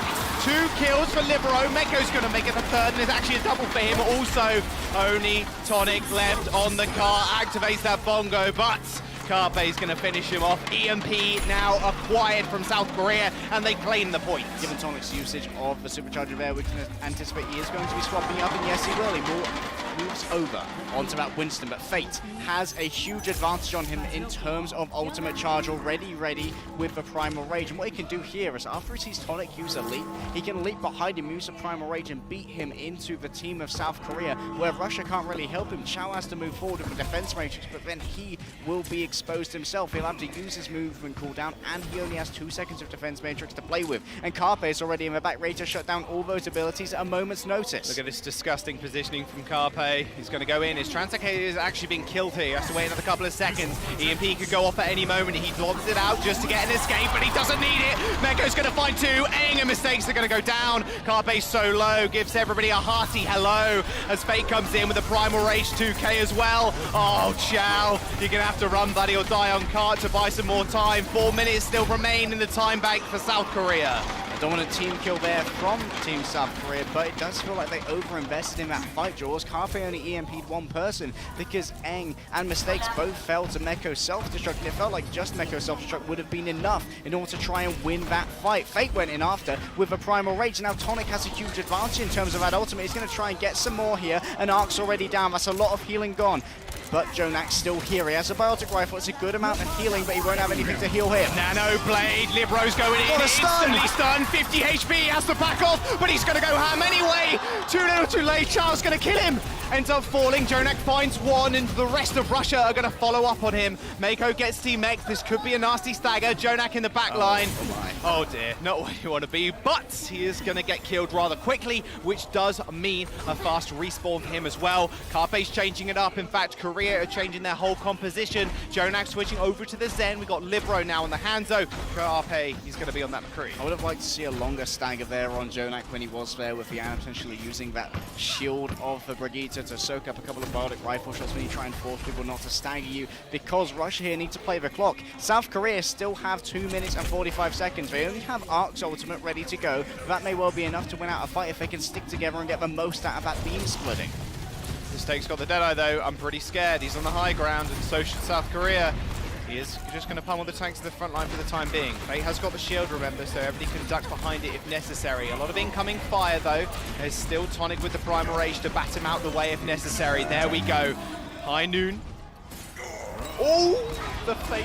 Oh my goodness, that was a good shield back, but not quite in time. Didn't quite have the full Deadeye charged up. Chow now with the bomb, 10% away. Ark has got Valkyrie though to keep everybody alive and sustained in this fight. Even Meiko has the bomb. Can he repeat what happened just not a moment ago? Chow moving forwards and still damaging the front line. JJonak's going very low, but they do send out the bomb in the end. That's going to be a forced trans, but Meiko finds two once more. How does he keep doing it? Shadowburn and Mistake's going down, and he's going to follow up with a third onto Tonic. And now just dying on the car is all that Russia could hope for. South Korea are going to be one stop away from going to BlizzCon. And that is heartbreaking there for Russia, because they invested 3 ultimates there, Jaws. They invested for Transcendence, the Valkyrie, and of course the Deadeye for a mistake, so he tried to make something happen off of it and get Fate out of the running, but fortunately that wasn't the case, and now Carpe is ready to go up, man to man, sheriff to see who has the biggest pistol in town. Tonic now switching over to the Reinhardt does mean he's not going to have much charge. Fate has 80, 95%. It's High Noon. They dive straight on top of him to make sure Carpe's protected. Tonic is going to go down. There's the bomb, the beautiful shield from Fate. Libero's going to kill Aang. Carpe moving forward, and Fate still has the shatter. Mistakes, not where you want to be. Carpe finds another, and only a few meters now before they make it. The Shatter is still here, and now Carpe is going to be hiding down below them. Could come in with the Earth Shatter. Big Shatter! Carpe is going to find another flashbang kill onto Chow, and Russia are going to fall, and South Korea make it to BlizzCon.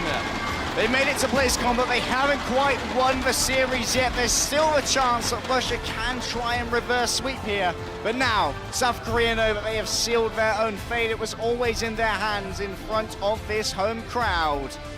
And now, they've just got to seal it out on a Sultan escort. It's all in Russia's hands.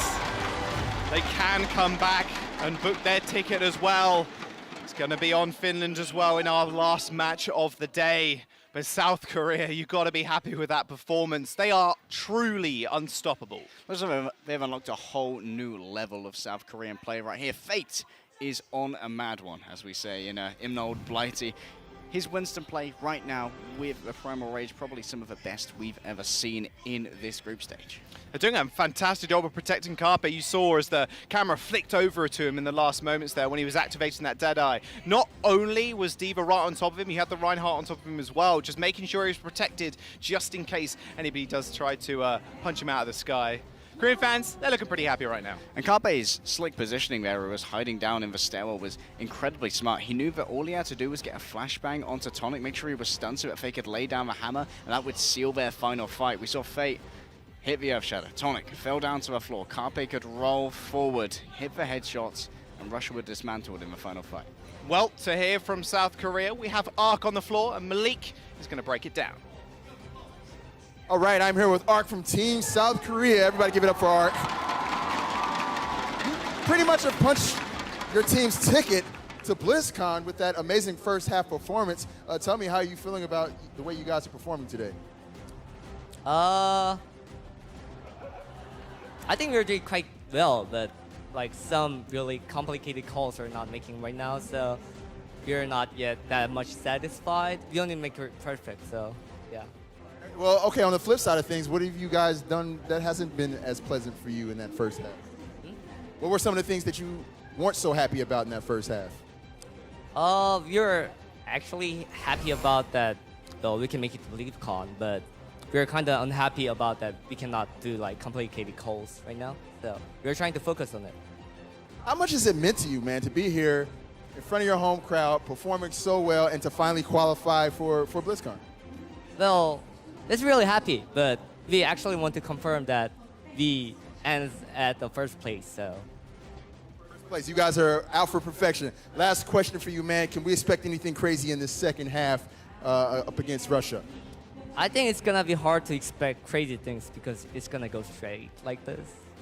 Oh, dang. He says they're gonna finish 4-0. Arc is guaranteeing it. Well, guys, we're gonna find out if it is a 4-0 right after the break, so stay tuned. The Overwatch World Cup is brought to you by T-Mobile, America's fastest network ever. And by Omen by HP, the official PC of the Overwatch World Cup.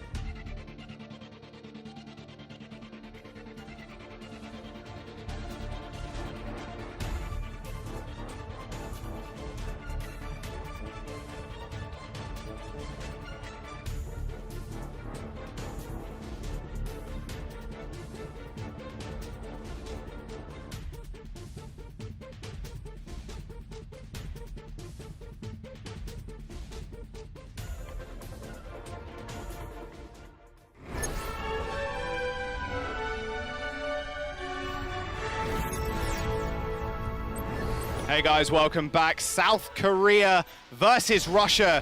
And already, you can see on Ark's face, he was happy. They've punched their ticket to BlizzCon. What a fantastic game, and what a fantastic performance on King's Row, just demolishing Russia.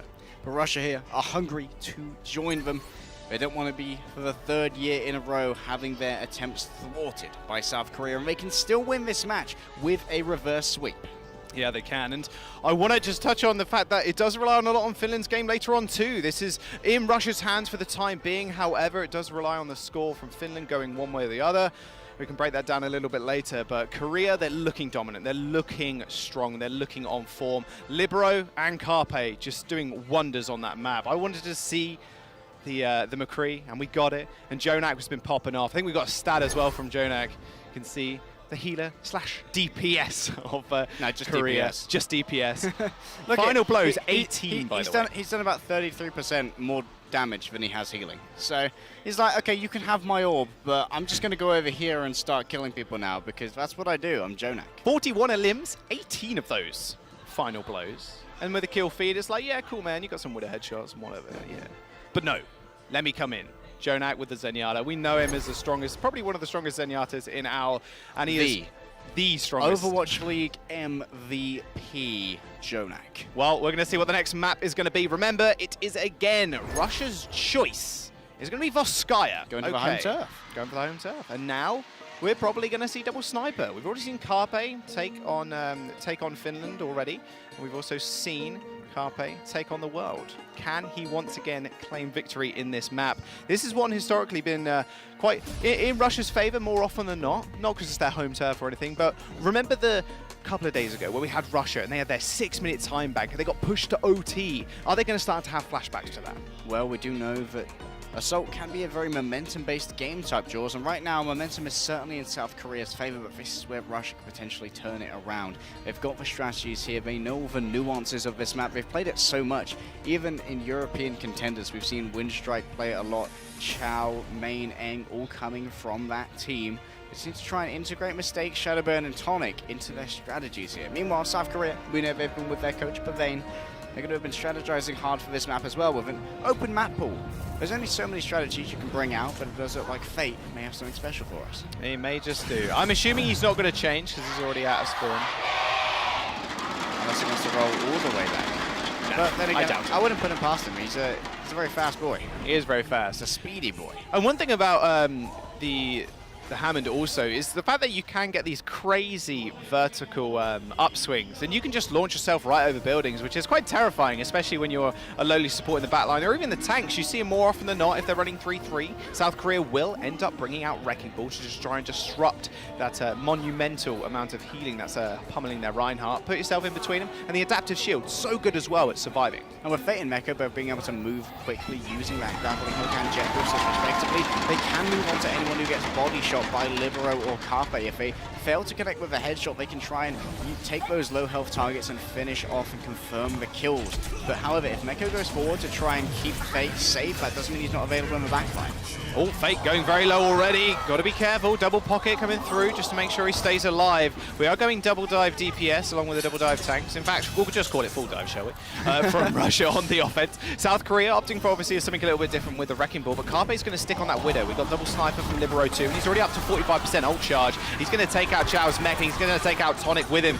Carpe is going to fall to Shadowburn, something we can kind of expect from this full dive, but Arc is swiftly at his back with the resurrection. Mistakes doing a lot of work in the sidelines, but this defense matrix coming through from Meko is just sublime. Tonic's shield there was a little bit misplaced, it fell off the side, and I remember Jonak was free to roam with those orbs of destruction, and now Fate's just having a little bit of a merry-go-round. He's there with a double pocket, feeding a lot of ultimate charge to both Arc and Jonak. First ultimate ready will be Arc with Valkyrie, but Mistakes is ready to answer. There is the Pulse Bomb, can take someone out very quickly. If it isn't Arc, however, they've always got to worry about that resurrection, which Meko facilitates so well. Nice ground pound by Fate, activating that adaptive shield as well. Instant Discord though on the Hamster does mean he's going to go extremely low very quickly. Mistakes, wow, this is an extremely long flank. Tonic's going to be there as well. They want to actually surround Carpe. They just want to execute him. No resurrection now available for him. Arc's going to have to disengage completely. Transcendence forced out on main on the side of Russia. That could be a loss of healing now for them if they do want to choose to use it to go for the engagement. Remember, Carpe's going to come up pretty soon. He switches the Tracer now also.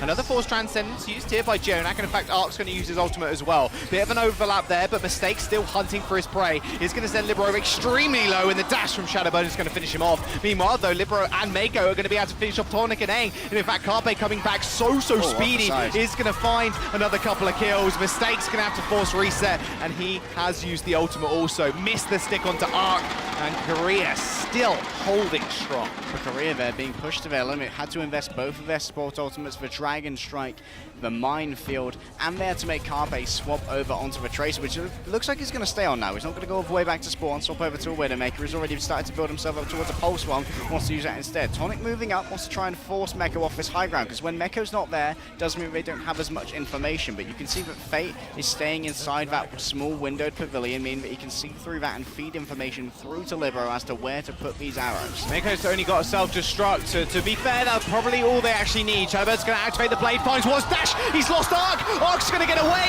healed with the orb from Jonak, and Carpe takes out main. Libero's extremely low, but still willing to fight. It doesn't really matter, it seems. He's got that Dragon Strike available to him as well, but Tonic popping off once again with the Primal Rage. 2 kills for him, and both of them being supports might just net them with a tick on the point here. Chao self-destruct cleans everybody else up, and that will be Fate falling pretty low as well. All they need is a simple love tap on the hamster, and he should end up going down. But Carpe back with a vengeance, killing Main once again. He's actually spawn camping at this point, Harry. Indeed he is. Question is, will he come back to try and defend the point? Mistakes is here on the Sombra, managed to sneak on past Carpe. Fate's trying to re-engage here, may decide to go for Power Drive, but in comes the Dragon Strike first. Nice Dragon Strike onto the front line there. Mistakes with the EMP, he's going to activate it, but the Transcendence has already gone off. Will it be able to out-heal? I'm not sure. Libero's going to end Mistakes' life, and the Transcendence is going to keep everybody alive. Libero still on the point. He gets 2, but he ends up getting taken out. Tonic now just lasering down Arc. He ends up falling as well, but Carpe, man of the hour, is going to be able to out-damage that Transcendence and can't quite kill Main just yet, but Mako is going to finish him off. They are going almost into OT, and Mako finds 3 kills, and South Korea still holding strong. Mistakes now translocates back onto the point, but he already kills him. He's triggered overtime though. No one can get their Shadowburns there. He managed to dash on by, but Fate's playing Gatekeeper. Mako finds the kill. They're coming back in with the Primal Rage, but Main's already dead. Arc going man mode on him, and Heng is going to fall as well. Finally, the Primal Rage wears off, and Fate jumping back onto the point as he eliminates the other Wrecking Ball. Chao falling, Mistakes gets on once more, but it's all said and done. South Korea are going to full hold Voskaya. There was some progress though from Russia on that successful skirmish of theirs, just not the full completion. So, as they say in Ranked, in the worst of times, Jaws, this is winnable. They can make this reverse sweep still happen, but it's going to be the largest mountain that Russia has ever climbed. They've got to hold South Korea on first for 4 minutes to less than 2 ticks. It is an extremely tall mountain, and I'd give you the mountain as well. That's the tallest in Russia. If I was good at geography, which I'm not, it's just unfortunate. Don't take geography class, man. It was pretty boring in school, not gonna lie. Do you know what isn't boring? This match. South Korea now, like you said, they only need 89% to secure this and secure the series and secure a 5-0 in the groups. Let's talk about Fate's evasive ability on that Wrecking Ball to be able to get away when he was being beset upon by 4 different members of Rush. He was able to move between different health packs incredibly quickly by using the combination of a speed boost from a ball form and using the grappling hook when necessary to cross over environmental hazards.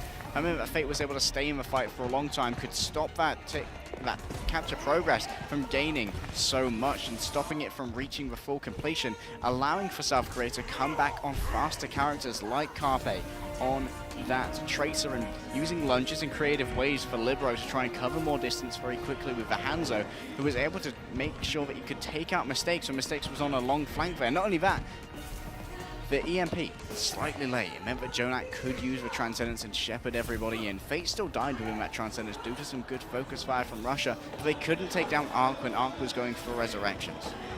South Korea on the offense, Russia on the defense. Time is ticking down. Fate still sticking on the Wrecking Ball. They're ready for these double dive tanks. Jonak was on the Ana, actually switched briefly.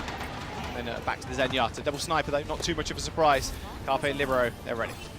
Fate's trying to look for an incision here. I'm not sure exactly where he is at the moment. Arc's just going to be floating down gently. Then he's going to give a damage boost to Jonak, as is tradition across all of their NYXL games. He's charged up a shot, but not going to be connecting just yet. Fate is being shepherded in. He's moved over now to the Winston, but he's going to take a lot of damage. Main, you've got to watch out. You're in the sights of Carpe, my boy, and there's a headshot finishing him off. It was overkill, my boy.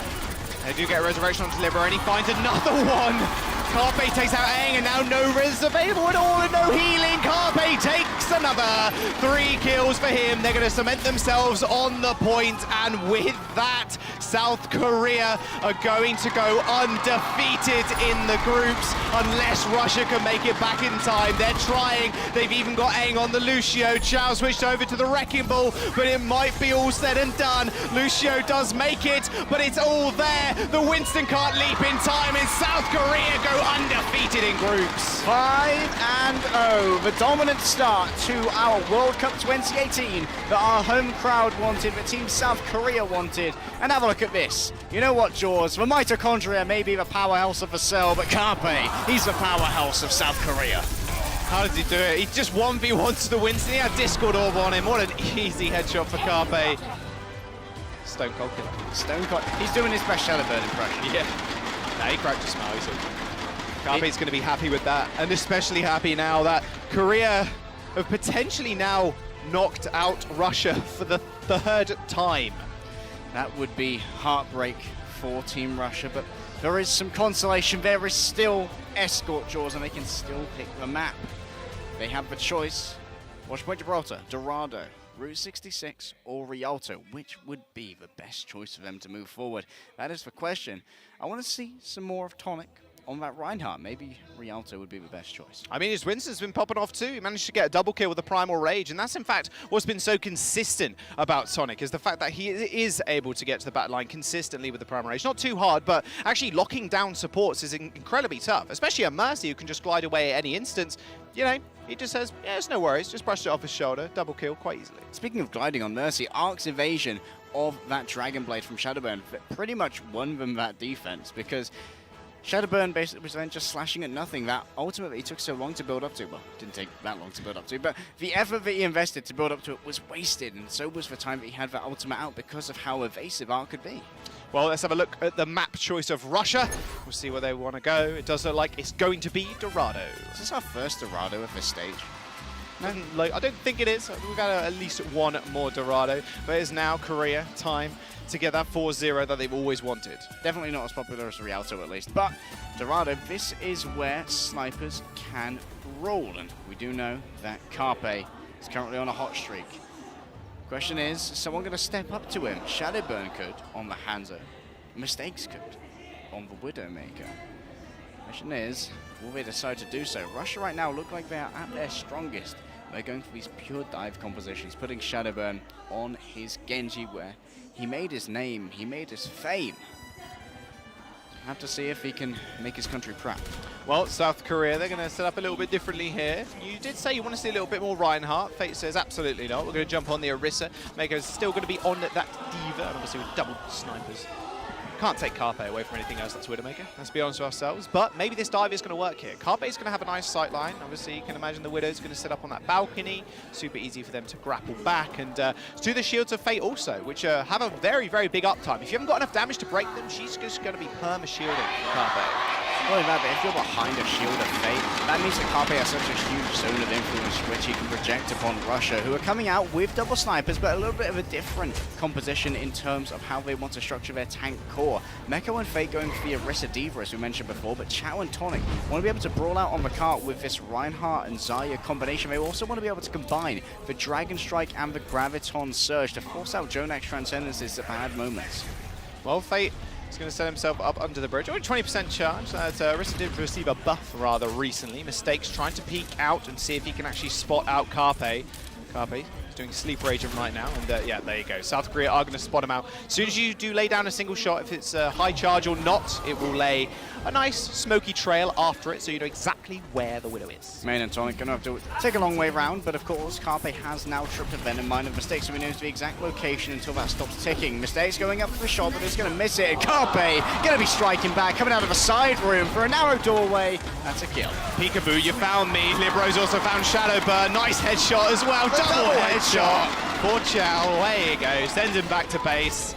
Uh-oh. Scurry away, Tonic. You're so low. No, Libro, please. Give him the melee, the old palms. He got halted as well, dragged up into the sky. He's throwing hands at Tonic, and unfortunately, Tonic's hammer just was not big enough. I have to see, Russia, they are going to be swapping up compositions, but unfortunately, they're going to be put down before they can get any momentum here. Shadowburn, the victim of Carpe. Eng's going to revive him, however, just like Angela Ziegler did with Genji Shimada before. And a little bit of a roleplay reenactment here for Russia. They've got to try and get themselves together, push forward this car into awaiting arms of fate. It already has. How metaphorical. You can write it on your gravestone. There you go. Libero is going to have his ultimate available to him. Carpe as well is going to tool out Shadowburn.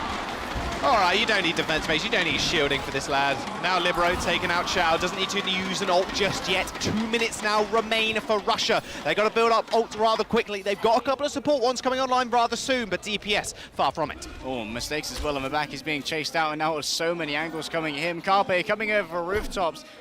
He is going to stay. It's going to be a sneaky beaver, or a sneaky fish in this case. It's like he doesn't know where he is. He's like, where am I? Where am I? Where did I grapple to? He's got emphasize Can those. I Google Maps this? So I'm sure he'll be able to spot it out eventually. Shadowburn, I don't think he actually knows where he is right now. Ainge certainly doesn't. He's going to get killed. Carpe, yeah, waving a hello. Every time he gets a kill, giving everybody a Just going to give him your Batman bye-bye out of there, making sure that Aang can't push back to where they are. And look at all that on the side of South Korea. They have required so little investment thus far in their defense. They have 6 ultimates ready to go to the 1 of Russia. Main has the Transcendence, but the Transcendence can't do anything against burst damage. If you do more damage than an enemy has HP, you can heal them as much as you want, but they're dead, Jaws. You're just like healing the corpse at that point, and that just seems pointless. Exactly, it does. Infosight's now used. 55 seconds remain. Libero still got that Dragon Strike. Hasn't got an ult to combo with, but might not even need it. Can pull the London Spitfire, grabbing them all in with the Halt. Valkyrie has also been activated by Aang. He's going to march forward. The Dragon Strike onto the cart towards everybody else. Self-destruct coming out as well. Transcendence heat everybody up and push people away. But no, Carpe says not today. Shadowburn is going to go down. It's going to spot the jetpack of Winston. Heal and Resurrection straight onto Shadowburn, but Mistakes is going to get punished to try and 1v1 Jonag, and Mako finding 2 as well. 24 seconds now remain. Tonic gets headshotted, and that'll be Libero claiming the kill, and they still have support ults and even the Supercharger to play with. Shadowburn's all out on his own though. Aang is going to be giving him the pocket, and Carpe is going to be ready and waiting. Carpe still has the Infrasights, and now activate, knows exactly where Shadowburn's coming from. Shadowburn has a blade, but he doesn't have a hope of coming in with a surprise Jaws. They've got to get out on the car in overtime, about to be triggered. Primaration Tonic, he's the man of the hour, but not anymore. Libero easily takes him out with the help of that Supercharger. Shadowburn comes in with the old slice straight on top of the D.Va, but it didn't matter. Libero's going to go down though to the bomb of Chow. Okay, here we go. Carpe finds 2, however. Shadowburn's going to mash him once more, but the problem is he's got too much support in the form of Mako. He finds another one on Aang. Carpe is on fire, ablaze as he almost takes out Shadowburn once more. Mistakes on the side. Why do you want to match up against him and Jonak? I don't know, but they need to touch the cart in overtime. 4 meters now remain, and the Hammond has been used. Shadowburn finally gets revenge, but Jonak is going to be there to take him out, as well as Tonic. Chow demeched. He jumps on the point, but it's all said and done. South Korea are going to hold them on first. That is a dominant defense from South Korea. They may well have already booked their tickets to BlizzCon, but they are not letting up here. And Carpe is putting on a show reel for being the best Widowmaker I have ever seen. I think most people have ever seen, to be fair. Shadowburn contesting him, and we spoke about this last round. The protection that he receives is so good. Mako instantly changing direction. 180 defense matrix onto Carpe to make sure he doesn't go down. Disgusting headshot as well to finish off the Mercy. Let's talk about how intelligent Mako needs to be able to deal with all of the demands of his team, because Carpe is such a high priority target. He needs protection. Who else needs protection? Jonak needs protection because Mistakes is in the back on the Tracer. Fate needs protection because if they move through the shield of the Orisa, then he's basically a sitting duck after he uses Fortify. And Mako deals with each and every single threat as it comes in such a fantastic manner. Sometimes he'll use just the thrusters, trying to divert a dive from Tonic, knock him back in the air, making sure he isn't landing where he wants to be, and he's in a more vulnerable position. Then he won't use the defense matrix. He'll save that for another threat coming in. When he hears the Tracer coming around the back onto Jonak, or he hears the Shadowburns coming in onto Carpe, he'll use those thrusters again to knock back the Genji, make sure those shurikens aren't connecting as well as he'd like. Well, there you go. That blue box you saw on the floor was the only thing that South Korea need to push to. Not even to the point. Russia didn't end up capping it. And now is their turn to defend. Double sniper, same setup in fact. Fate's not joining in. Fate is rather sad. He's just kind of looking at the floor. I hate you guys. Ark is like, hey, look at me, look at me. There we go, he's switching. I'm Ark, look at me. Mistakes. Mistakes. Okay, so he wants to recreate what Carpe was doing just a second ago. Sonic Arrow on the top there to make sure Mistakes knows exactly where Carpe is, or at least tries to. Bubble, perfectly used there by Mako actually to shield Carpe as he went up into the air to make sure he can't get instantly headshotted. Normally when you are on an arc, it's a bit easier, rather predictable you are in the air. That projected barrier now is not available for Fate for a couple more seconds, but it does look like Russia isn't going to be taking advantage of that. Instead, they're going to reposition themselves. Don't want to challenge out the sniper duo of Carpe and Libero in that particular vein of engagement. Carpe is going to scare away Mistakes, who took a quick love tap, and now he's gone up into the air. Question is, will he connect? And he will, but so will Shadowburn. Double headshot, another headshot, Shadowburn goes down. Instant res on both Main and Libero exactly the same time. He takes to the skies, tries to find another one on the Zenyatta, but can't quite connect. However, Carpe now playing man mode, just straight up in the face of everybody else using that SMG. He's going to spot one behind. Shadowburn isn't going to be available, but Libero, what? Where did this come from? I don't know. Fate and JerryNek are going to find another. Fate showing off the send. South Korea are going to end group stages with a perfect record. 4-0 for South Korea. They had a scare on our first day, going up against Finland and winning 3-2 in the last rounds of a Nepal, but this time they have come back with a vengeance. They know that once again they have had to put down Russia and crush their hopes, who will have to now wait until 2019 for their third or fourth attempt at getting past Korea. Oh boy, another thorn in the side for Russia, and now the fate does actually lie in Finland's hands for the next game. Because Russia got 4-0'd here, that does mean Finland have to go 0-4 in the next game in order for Russia to make it.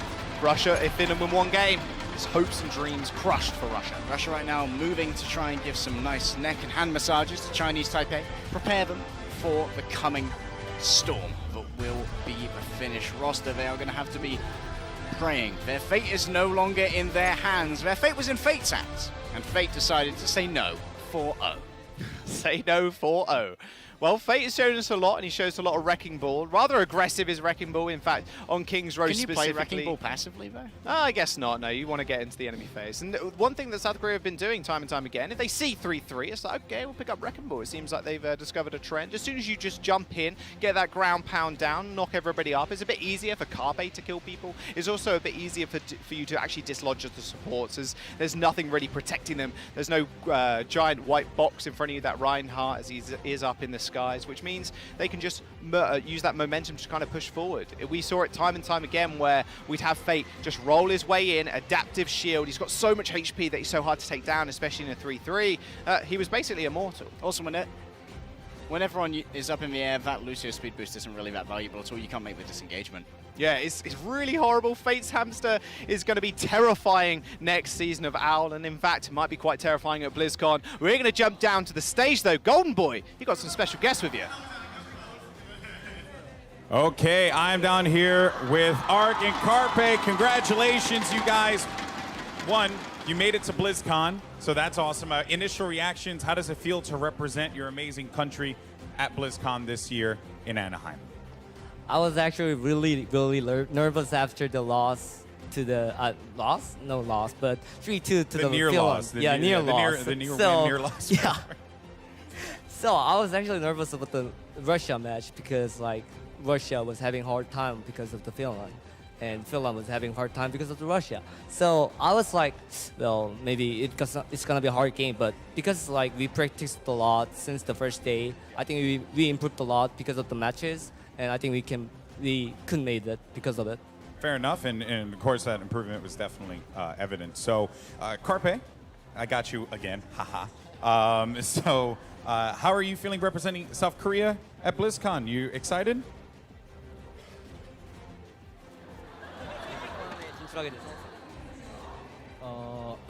블리즈컨에 진출하게 돼서 우선 되게 기쁘고요. 되게 생각보다 쉽게 가서 블리즈컨 기대돼요. So I have no idea what he just said. What did he say? He said that it's happy to go to BlizzCon, and also I think the event's kind of easy. Oh dang. Okay. So, Carpe, I asked you yesterday if you were the best Widowmaker. You said yes, but you have so many heroes that you're good with. What is it that you feel you bring to this South Korean team going into BlizzCon? 이제 위도 말고.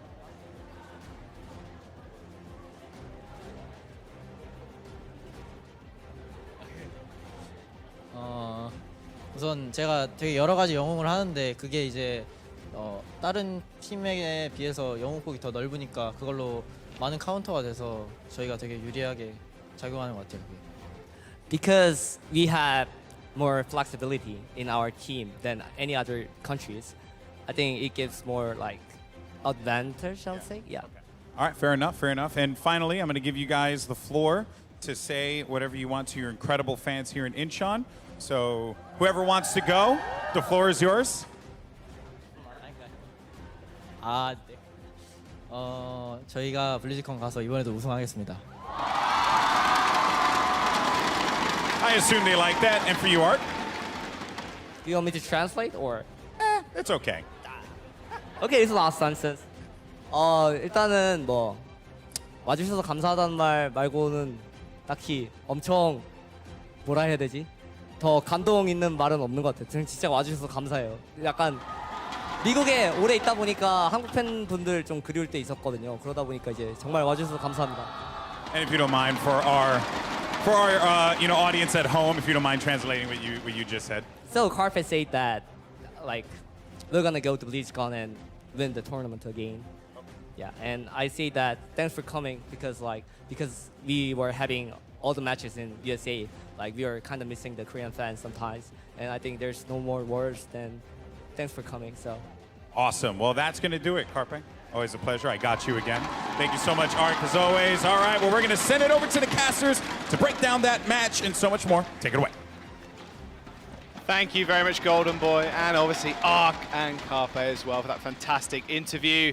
And hey, the fans have been chatting a whole bunch online as well. We've got T-Mobile Fan Pulse coming on your screens right now. Oh boy, who's it going to be about? It's going to be about Carpe. Carpe doing Carpe things, kind of easy, as he put it. And now he's going to go to BlizzCon, and he wants to try and win that once again. Oh boy, I mean, even Ark's The super 3P. happy. The 3K, yeah, the 3-piece, the 3-time champions. And now Ark said, you know, I do miss the fans back at home, so it's great to have them all turn out, which is just insane. Like, they obviously do miss the home just a little bit, and it's going to be fantastic to then, you know, bring all that fan energy back to BlizzCon and just make sure they can finally get the stamp in the book for their third time winning. Not just being here for a few days, I'd miss Korea as well. It's fantastic here. That's very true. Carpe was an absolute god. And you saw in the interview and you heard, and they said, you know, why? Why is this team so good right now? Well, I'll tell you why. The flexibility in this roster is so great. And honestly, like we mentioned before, stick Carpe on the Widow, yes, but the rest of the team, it's been great to see Fate change up his picks. He's played the Reinhardt, he's played the Hammond, and he's also played Winston to just such great standards. Every single player of this roster seems best in class on the roles they are using, especially Meko with his synergy, with these established NYXL players. He's so good at listening to their callouts. And we can see Jonak and Ark. You can see the damage boost there coming through from Ark. He doesn't have to pocket Meko and Fate because they're so good at not taking as much damage so that he can give that additional attention to Carpe and Jonak and enable them more. Few plays here from Russia as well. Mistakes and Shadowburn have just been stars throughout the entirety of the group stage.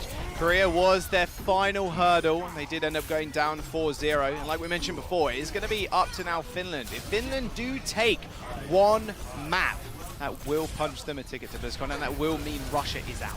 Indeed it will. So Russia are going to be hoping against hope that Chinese Taipei can bring out the old for Overwatch on to Finland.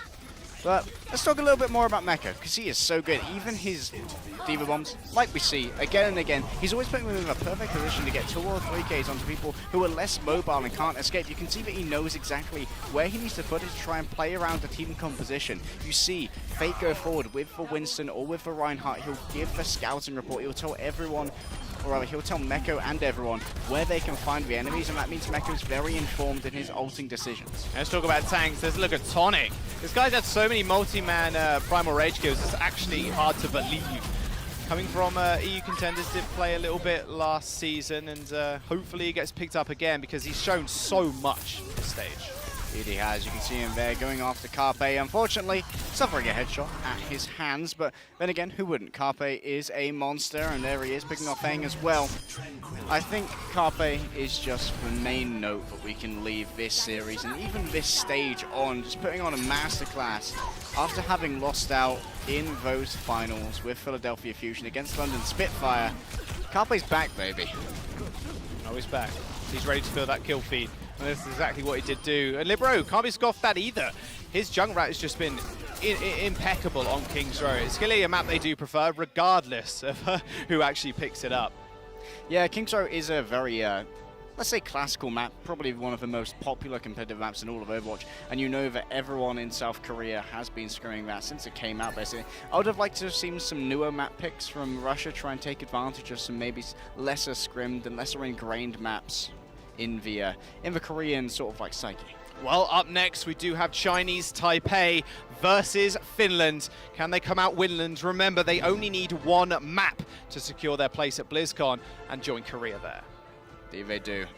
Toriel, I believe it's pronounced, from their Twitter hashtag. We'll have to see if they can make it a reality and make it there. We'll have to go out and find out. We're going to jump to a short break, and we'll be right back. The Overwatch World Cup is brought to you by T-Mobile, America's fastest network ever. And by Omen by HP, the official PC of the Overwatch World Cup.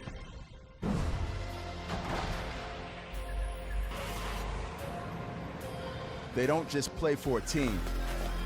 They play for every fan, every rival, every moment, every match.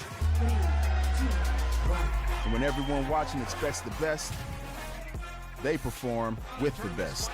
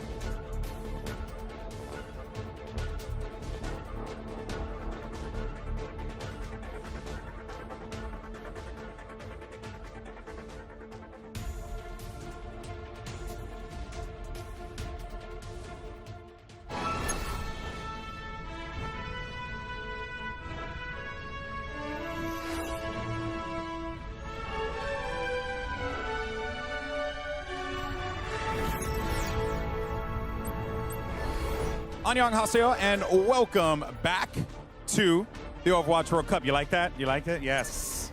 Me. That's right. I'm learning. I got some more tricks as well. Anyway, I'm Golden Boy over here at the stage. We got a great matchup lined up for you. It's actually it's our last game here in Incheon, South Korea. Very sad. But one team will be walking out of here very, very happy. And that could be Finland, because all Finland needs to do is win one map against Chinese Taipei. One map, and they will be going to BlizzCon. Let's actually take a look at the standings, by the way, and see where we are currently. So, South Korea have clinched their spot to BlizzCon for the Overwatch World Cup Finals. And as we mentioned before, Finland just needs to get one map there. If they are able to do so, they're good, they're clear. Now, Chinese Taipei could play spoiler here, and Japan, Chinese Taipei, Hong Kong, all out of it. Russia still in this one. Again, it all comes down to this matchup here. It's going to be a good one, and I'm very excited for it. You guys excited here in Incheon? Yeah, all right. Hey, excitement works in any language, baby. Well, for now, we're going to send it over to the casters to get this one moving. It's going to be a good one. Thank you very much, Golden Boy. And yeah, like he said, one map is all that Finland needs to lock in that second spot. Russia, the biggest Chinese Taipei fans ever right now, praying that they can come up with that miracle sweep. Yeah, and it's not going to be an easy one against Finland. They've shown so much depth in this roster throughout the weekend, and unfortunately, Chinese Taipei has been shut down by nearly every team, only taking that win, of course, over Hong Kong. But we know Shaolin's a fantastic DPS player. If they have the series of their lives, there's always the chance, and we got to talk about it, there's always the chance that this roster right here will again be starting Kant, not Blue, for the first two maps. We'll see how they can play it out. Kant, of course, having a decent performance earlier, but was subbed out for Blue for the last two maps in their previous series. Russia going to be hoping that all of the prep for this weekend from Chinese Taipei went into taking down Finland. That's looking like maybe one of the only opportunities, the only ways that they can get this miracle run, get that 4-0 over them and deny them BlizzCon and hand it over to the motherland. Nepal going to be starting us off on Control here. Everything's set and ready to go, Wolf. We're not wasting any time. It's the last map of the day, of the weekend, of the Incheon World Cup group stage here in Korea. And for every Russian fan and for the Russian team watching nearby here in the studio in Incheon, every map is the last map, but until Finland takes a win. So, Chinese Taipei will be starting off with Kant on the Roadhog here, it appears. And we will have Finland running the GOATS composition that they've been running and finding so much success with. Fraggy's signature Reinhardt. Here's the battle. Well, swinging away here. So go ahead, just crash into each other like waves. Could be Fraggy coming up the first kill as the tank will go down. Fire Strike comes in. Massive value. He's already got the shatter. Fraggy's feeling it. He says one map. That's all I need. All right, guys, get behind me. Jump on my back. I will carry us there. And Fraggy is so famous for hitting big fire strikes, building up Earth Shatters insanely quickly. I mean, there have been he's at 33%! Yeah, there's been so many clips, there's been so many records of Fraggy on Control, especially on Nepal, getting Earth Shatters before the point unlocks. This is no exception. He will hold 20% of the next Shatter as they fight in the choke. Looking for a Fire Strike here. Only takes out the trap this time, but it's so difficult now for Chinese Taipei to approach. Kant switched off the Roadhog. He's about to lap him here. 30% here to the 41. Going for that second Earth Shatter. Fraggy explodes for it. They're going to have to do something here with this McCree. OYO looking to give the Discords, but Shatter, or rather the Graviton is ready. They're going to wait for it. Set. Don't need to throw it yet. They already go ahead. They get rid of Kant. McCree going to be gone. Tencent taking a lot of damage, but will be able to stay alive, but Chinese Taipei zoned back. Chinese Taipei is trying to operate around Kant here, getting the Discord orbs onto target so they can blow them up, but unfortunately they just can't get through the choke. They can't get them line of sight, so they're going to use the bar to try to disrupt the formation here of Finland, trying to get behind Fraggy's barrier, so that way they can actually get through and do that damage with the Junkrat. They lost a lot of ult charge with this swap, but they're running out of options at this point. They are. Cap starting to come through. Finland's still operating onto the high ground. Now they're going to pop down. Linkster boosting his way in. Graviton's still going to be held, and the Ting has to go ahead and retreat. Coalescence comes down. Zapdos is going to get knocked out of his mech. Fire Strike from Fraggy gets rid of the Winston. Baby Diva going to get finished off. So Finland suffering one loss, but the main tank gone for Chinese Taipei. Yeah, looks like they're still holding strong up here. Taimo on the high ground for an angle to swoop back inside. Valley nearly here. A couple more swings will have it. There it is. Now up, can just hold this for the push, or just go ahead and pop it. That's going to be the option here. Just get that armor stacking up. In onto the supports. Khan gonna get taken down. Linkser finds another kill. Fraggy holding the Earth Shatter. And the Pushing over. the disruption there from the Pharah was very limited. You know, I mean, they were able to get into position just one time, get that DMAC, but that is it. Shatter came out here for Fraggy, does not connect, but here's the Graviton. Yeah, Grab's gonna lock everybody down. Pit comes down onto a Ting. Overtime ticking away as the clean sweep just about comes through. Crazy, yes. He knows it's over. He just stands still. This is Finland's best arena. It is their best map of the 3 on Nepal. Village, where they could use the Reinhardt composition to full effect. We're going to take a look at Fraggy earlier on, before the control point unlocks, mind you. Shatter, but 12 seconds before the control point unlocks with the huge swings and also the fire strike. Set up there well by Big Goose with the speed boost coming through. And I mean, one of the best Reinhardts. I personally feel the best Reinhardt we have in the Incheon qualifier. So when you put him on this map in particular, he's going to have a great time. And as we move into Sanctum and the future maps leading after that, we'll see if he can have the same effect. The Sanctum is a map that's more dominated by Orisa, but you can run the Reinhardt there. We'll be looking to run the Winston instead for this one, and they're going to run Dive with Taimo actually supporting on the Brigitte. Pushing forward, just coming up the right side. Oh, Fraggy. To dip down into the pit, but it's got the leap, so he'll be fine. Chinese Taipei playing very conservatively after that massive slaughter that we just saw on Village. Want to approach this one slowly. Make sure that they take the proper fights and try to find success to tie us up and force out that finish on Shrine. Looking up over the top. Looking for the hits there. Shaolin as he builds closer to that barrage, but Finland will have the first cap again. Caught drawing a lot of aggro from Fraggy. He barely survived there. That was actually really well played by Chinese Taipei, but they do not get the point. They do not get the kill into Fraggy, so still tough to operate around this Orisa now. It's very slow moving. Yeah, dive into the back comes through. It's going to be going down. Shaz gonna dip, however. It seems like he's going to be falling through, but Crazy S is also going to be dead. Links are just pushing forward, spamming out those right clicks. Fraggy comes up with a multi-kill. 3 over to him on the Winston, looking for a 4th, but we'll just go ahead and leave 10-10 to his own devices. The best opportunity for Chinese Taipei to take a fight was when Kant was collapsed on there by Fraggy and Co, and they turned the fight onto Fraggy, but because they didn't get the kill, he was pocketed and kept alive there. Now Chinese Taipei's approach is going to be so difficult. The Dragon Blade is ready. Owayo does not have the Transcendence. So there's a tiny window of time where he can pull it out early. Even if he baits the Transcendence before the point, it's a win for Finland. Yeah, I mean, trying to get this Orisa onto the point after you're already shoved off of it, after that first cap comes in, it's so difficult to do. Rockets comes down, finds a nice connection there onto Linkser. Sound Barrier going to be up from Finland. Dragon Blade's in. Looking for the swipes, cuts up into the air, looking for Shaolin. Dropping back down, has to make sure he lands on the platform. Doesn't know what the hell's going on. Just freaks out a little bit here, but still going to be Shaolin taken down by Shaz. Dragon Blade not getting much, but Finland still going to be maintaining control. Chinese Taipei barely able to enter into the zone. And here in Ultimates, hold that thought. Fraggy just shoves them back here, trying to get some stagger kills. Jump There's a double kill. But using ultimates like the Supercharger, for example, for Chinese Taipei outside the point are completely useless. It almost feels like, despite the ultimates they hold, a composition swap is warranted here. How could a Ting hope to do anything? He's stuck in the spawn. Supercharger's not going to be what allows them to get out of there. They're just going to try to circumvent once again with their mobile Pharah composition. There's the Supercharger. He drops it down. But he falls to about half HP. Fraggy going to go off the side of the map. Can they try to convert this into a cap? Gain control for the first time. Pulse bombs out. It's going to be the barrage in from Shaolin. Finds a pop onto Shaz. Shaolin falling low. Pocket comes through as well as the Orb of Harmony. They try to keep him alive. He's still going to be hovering around. Khan throws down that pulse bomb. Looking for a pickoff. Not going to find it. 99%. Cap starting to come through, but Linkser manages to tag into the point. He's got Taimu, Big Goose, and now Fraggy here to go ahead and back him up as 10-10 pops out of the back and will go down. Finland here with this finish on Sanctum. Punch their ticket to BlizzCon. They've done it. Huge play there by Big Goose to knock Owayo off of the point. He had the Transcendence. That was the ultimate that they had that could have maybe turned this to help them get that Orisa there, get control of the point itself, use their comp sustainably there with that big ultimate coming out from Zenyatta. That might have been their opportunity to maybe get the first flip of Nepal, but it didn't happen that way because Big Goose found an opening there, knocked the Zenyatta off. And even though the Supercharger allowed them to somewhat break through the front line, Shaolin was able to, in the chaos, sneak around the left side.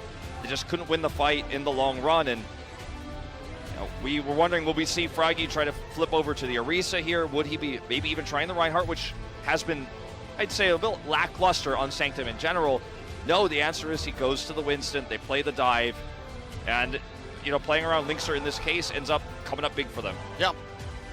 Well, BlizzCon locked in. Finland and South Korea, the two teams that will be advancing. The rest of this is just going to be a bit of a technicality. The sportsmanship coming through to play out the rest of this series. Chinese Taipei already weren't playing for anything other than maybe to be spoiler to Finland's hopes. But now Russia know, if the weight comes crashing down, the dread is there. They will not be making it again. They do get gated out in a group stage where they have to play against South Korea. Yeah, it's unfortunate for Russia that storyline just kind of continues. Their loss in the finals in 2016, loss in qualifiers 2017, now in 2018. But Chinese Taipei, they're going to try to bounce this series back. We're going to find out where they are taking us for our second map, which will be Hybrid. Of course, it will be their map pick. It's going to be King's Row. A pretty bold selection given that their opponent's tank player is Fragi, but if you want to make a statement, and if you could defeat Finland here, you could defeat Fragi on King's Row, I think you take a plane home to Chinese Taipei with a smile on your face. I was hoping that maybe we would have something just a little bit crazier since it is the last series. Chinese Taipei, they know that Finland's locked in. They're already eliminated, have been for a little while here. But maybe something like the Blizzard World and Mbani, a pick that we haven't seen yet this weekend, would come out. But no, it's going to be more King's Row, so it seems like this is just what you and I are stuck with. Yeah. That's fine. I think we will see. I don't mind the goats, Goats are all right with me. I think when people start to figure out better how to utilize speaking of which, the Wrecking Ball. That's one way to jump off the side. I think when people start to figure out this meta a little bit better, because there hasn't been that much time, especially for the Overwatch League players that are playing in these qualifiers to get used to this now the playoffs are done and they're practicing for this tournament. I think as we head into the other regional qualifiers, Paris, Bangkok, etc., I think that's when we will see a little bit more of a wider map variety, but right now everyone just kind of wants to play what they're comfortable with.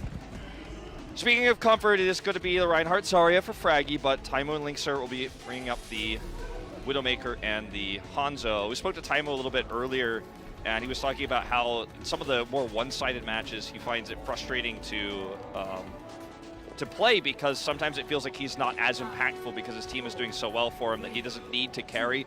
And this may be just another one of those cases. We'll see as Taipei will be running the GOATS composition to approach the point. Pushing forward, Linkzr just going to get boosted up here by Big Goose at the moment. He tries to spam out those arrows. 24% for the Dragon Strike as we see the wraparound. Chinese Taipei getting ready to work their way in onto the point. Push inside for now. Yep, gonna try to go up this staircase, you would think, but Taimo found Shaolin on the backside. Not even sure where he was sniping from. Finds that hit. Okay, he's at the hotel. Yeah, he's in the hotel. So he's just shooting straight down the hallway here. Push up onto the high ground. Pin coming down from Fragi. Not able to get the hit there onto Kant, but still gets taken down. Linkzr has the follow-up. It's a common Widowmaker position when you expect them to be running GOATs because they're going to be heading this angle. The Widowmaker gives you a second sort of angle. It gives you a crossfire to where they're focused on the tanks on the high ground, but the Widow's behind them. As Kant will get taken out here again by Linkzr. I'm not sure how Crazy has got that kill onto Taimo, who swapped over onto the Tracer. Yeah, well, perhaps we'll get an answer to that later, but at the time being, Shaolin going to come up here onto this Genji. Look for Linkzr. Dash should be the kill. It's a lot of damage down onto him. They're going to load the right clicks coming out. 60 HP remaining for the Genji, however. Fights his way back. We're going to hear that shatter coming out from Fragi. In the meantime, Ting looking for the charge, but Fragi's going to match. Just both going to be hitting the ground here as the hammer swings come back through. And that is going to be a Ting, Shaolin, and OYO all going down. 10-10 just to follow at the end. Zappy is nearly dead as well. Pocketed up there by Big Goose, who's been a big MVP, I think, silently really taking care of his teammates quite well, getting that boop earlier onto OYO on Sanctum, making the big plays that don't always get seen on camera. Zappy is able to do massive damage in that moment with high energy. Also builds up to the Graviton Surge, the second ultimate they have here to shut down a push from Taipei. Time and time again, single members from Chinese Taipei getting picked off. This is just going to be staggering them further, draining down that time bank. 2 minutes remaining here for the approach onto A. Taimo finds a pick off. Crazy S going down to that pulse bomb. Rare pick, seeing Taimo on a Tracer. It is weird for it, but he's working well with it. Yeah, so far so good. Energy building up. Spamming that beam into the backside of the Winston, trying to take down a Ting. Not going to be able to get the kill, but Taimo will find another one as Shaolin also falls. Watch this guy blowing up people in the back line. Everyone's eyes are on Zappy's, of course, because he has the big impactful ultimate that 1010's going to look to absorb here with Defense Matrix. But if Taimo keeps getting these picks, he can hold onto that grab as long as possible. He's still got the high ground control right now. Here comes the dive attempt. Their way forward, Grab just sitting here, Pin coming down, and Ting is gone. So they're just going to be feeling pretty comfortable to go ahead and hold on to this Graviton Surge for a bit longer. Yeah, in a moment like that, you know, it's just unnecessary because you know you have the extra damage there. Fragi builds up to another Shatter throughout this. He's just going to go ahead and right-click jump across. Finland has basically every ult that they need to shut down this next push. The Sound Barrier can help shut down this Dragon Blade, but I think otherwise... or sorry, not the Sound Barrier. The Grab can shut down this Dragon Blade. Let's see if he uses it. Blade comes out, they have the barrier on top of it. Shaolin gonna get knocked down to the Dragon Strike, and Fragi just hit him smack in the face. He will fall. Chinese Taipei in onto the point. They start building up very lightly here as Linkzr pushes forward, looking for Owayo, and he is gonna find him. No Transcendence gonna be used. Knows that he needs that for this last ditch push that they're gonna have with the remaining 30 seconds, but Crazy S going down on the back end. Gonna be draining that clock even further as Taimu pushes in, looks for the pulse bomb stick, not gonna find it, so 10-10 staying in the mech. Well, they lost the Dragon Blade to the Grab. The combo comes out. They've got no tools left to approach this point. Transcendence can at least give a Ting an opportunity to primal. Otherwise, it's gonna have to somehow be getting into the backline, getting a pick. A big bio could be the start of it. Wants to jump onto the top there from Shaolin. Doesn't have a Dragon Blade, falls down below half HP where Taimu is just waiting for the supports. Sleep Dart out from Crazy S might be able to lead to a kill, but he is under duress. Linkzr fighting his way over towards the point where the first tick is nearly coming through. 10-10 posturing up there. Linkzr's going to try to match. And going to get popped out. First tick does come down. Linkzr dead, but not before he can get that mech gone. Transcendence out from Owayo now. As Fragi just waits for that Earthshatter. Tosses it just a bit too soon, however. Won't be able to get the lockdown onto the Zenyatta, but the Hammer Swings get rid of the Baby D.Va. Crazy S traded out as well. Down one support. Owayo trying to stay alive into this one time. Dumps another pulse bomb. Not going to find it, but Shaz manages to pick up the pieces. Gets rid of Shaolin. It seems like Finland is going to be grinding away at Chinese Taipei to go ahead and close out this full hold on King's Row. They keep stringing in one after the other, but a Ting will be dead before he can hit the ground. Finland, they managed to go ahead and pull off the defense. Taimu with the fist bump there on Linkzr. Finally got to play a hero, I think, where he made a big impact in the back line. But when we talk about maps, we talk about King's Row being Fragi's playground on the hybrid map type. Yeah. If you're looking to defeat this team through strategy, if you're looking to defeat Finland through playing to their weaknesses, this was not the correct map choice. And Fragi and Zepiz had the front line controlled. Zepiz was able to hold on to that Graviton Surge for so long. He only used it when the blade came out. They were able to lock Genji down, toss in the Dragon Strike right afterwards, knowing the timing of Deflect there, knowing he wasn't going to grab his own team. That could have been disastrous, but a great Zarya player like Zepiz knows that window right after the Deflect has been used to toss that one in. And Finland takes an easy full hold here on our second map. Now they get to play the same comp again. You know, a lot of teams will run the Junkrat Orisa. That's not Finland's style for defense, but on attack, this map gives them the opportunity to play both attack and defense. Reinhardt, 4.A. And the comp that we see from Finland right now to the top right of your screen is very likely what we will have after Taimu does a little pop over and check with the translocator. I could hold it. You know, we have been seeing a little bit of the Sombra. It's not as prevalent as we've seen from other regions such as North American contenders, where it's been a heck of a lot of Sombra in that mix. But we have seen it from time to time. So maybe Taimu actually just sticks through with this one. I mean, he was playing Tracer, for crying out loud, so it would be just another odd pick to go ahead and stack up for him. Yeah, I mean, he's got the ability to get up there and really disrupt what Chinese Taipei's formation is with a hack in the backline, doing that damage. EMP will build quickly. As Chinese Taipei is going to try to keep this hidden. They're actually not playing on the high ground at the moment. They're playing in the hotel. Yep. Here comes Taimu. We'll just go over here and identify all of this. He'll be able to go ahead and spot this out. So, yeah, I see a mech trying to hide behind that corner. And now hey, Finland's going to have positional advantage because they're in the hotel. They got circumvented. Well, they go ahead. They managed to kite their way back in. Finland not going to be collapsing in onto the point. Off the bat, hack coming down, looking for Shaolin. I was just doing massive damage here. Yes, Fragi built up here 61% for that Earth Shatter. Ting falling low. Gill's coming down, looks for the pin, manages to find him, but Fragi's going to be fine. Not going to be falling yet. Shaolin now in behind the rest of the squad. Coalescence going to be tossed in by Owayo. Finland playing this one out nice and patiently. Get that Earth Shatter online. Kite their way back around the corner towards the bus. Just to stay safe. He sees the charge coming away. Finds a hit there onto a Ting. They finally do follow up for that kill. Zepiz goes forward, manages to take down the Reinhardt. No res going to be available here for Chinese Taipei. Crazy S going to be falling. Fragi pushing a little bit too far forward, but the Graviton Surge is going to lock up the remaining members of Chinese Taipei here. Try to get back in onto the point. They do do test tag this onto one. it. They get dangerously close here. Timing with the Widowmaker now out. Finds that pick on the con. They take him down, and that's going to be the 2-0 move up here for Finland. Fraggy's just so good. He knew that in that moment where Reinhardt was up, knocked airborne, that he was going to be able to find an angle on him if he tried to retreat. If he didn't retreat, he was going to die. And when he charged, like you pointed out, when you were casting that, when he charged away, he knew there's just no way to block the shatter. He pops it out. By the way, they had positional advantage for that whole fight because Taimu played the Sombra, because he scouted that out.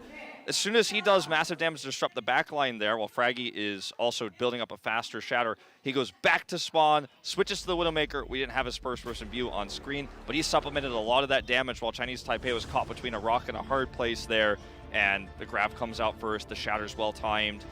Again, this is Finland's best hybrid map, plays to their style, plays to their strength. And when you pick it, I don't know what Chinese Taipei expected heading into this one. I mean, there's nothing else on the line. Again, this is just a formality at this point. It's already a feel-good series for Finland, even if they do get reverse swept somehow by Chinese Taipei, because they're locked in the BlizzCon. Yeah. So not going to have to worry about that at all. There's going to be going through these maps. Chinese Taipei, hopefully just having some fun with it.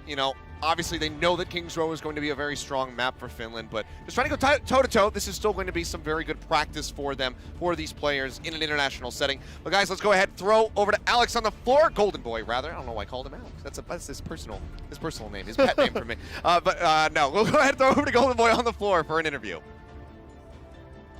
All right, Golden Boy down here with Fraggy of Team Finland, tank player extraordinaire. So, you have always been known as an exceptional Reinhardt player. What improvements have you made to your Reinhardt play over the last, whether it be OWL or even the last few World Cups since you've been here so many times? So with Reinhardt, I kind of need to control my aggressiveness at times and maybe kind of be more careful with my ultimates. That's what I've been focusing on mostly. And as a follow-up to that, also, you, as I said, were known for your Reinhardt play, but your Winston, not so much. This is a meta where you're going to need Winston from time to time, as well as Reinhardt, a mixture of those two. So what were some of the things that you've improved upon with your Winston game as well, since that's going to be so important here, especially going to BlizzCon? It's kind of the same with Winston. You always need to kind of think about what you're doing. Like, always think about, should I jump here?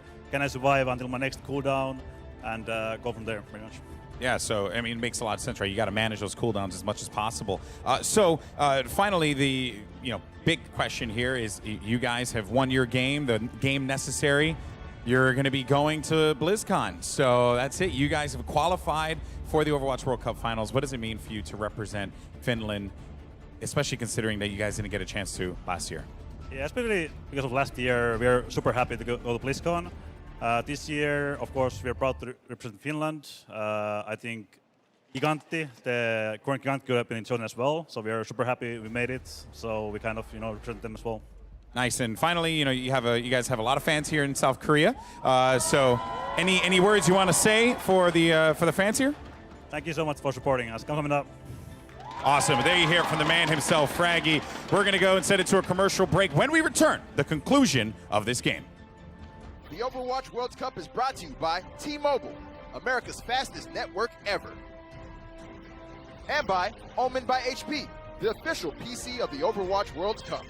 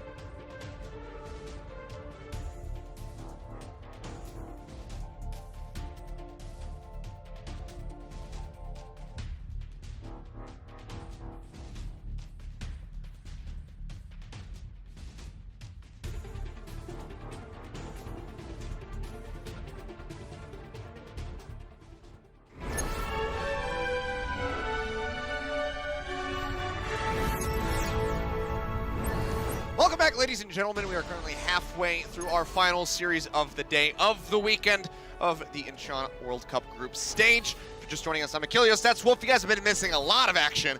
Finland have confirmed themselves for BlizzCon. They are going to Anaheim. That's playing right. that big old top 8, try to get that championship and take it away from South Korea. So far, they're the only team that's come really genuinely close. Took them all the way to Game 5 here this weekend, but couldn't quite get the win, but they can still feel good about it. They're moving out in that second seed spot. And because they're the only team that takes 2 maps over South Korea, that's why they have that map differential. That's why they've already guaranteed their spot, as Russia was not able to say the same. So it does, I think it is kind of a reminder going to the rest of our group stages that every map does really matter, and to take maps off of the team that takes first place are the most valuable maps of all, and that's what they were able to do. So really, 2 great teams from this region now, or from this qualifier, I should say, are heading to BlizzCon. So let's see how Chinese Taipei wants to close out their final match of this qualifier, because I feel like in a lot of ways, Chinese Taipei impressed me, like with Shaolin's play, especially on the dive heroes, and his Genji, his Tracer, that he started things off on when we looked all the way back to their first match against South Korea.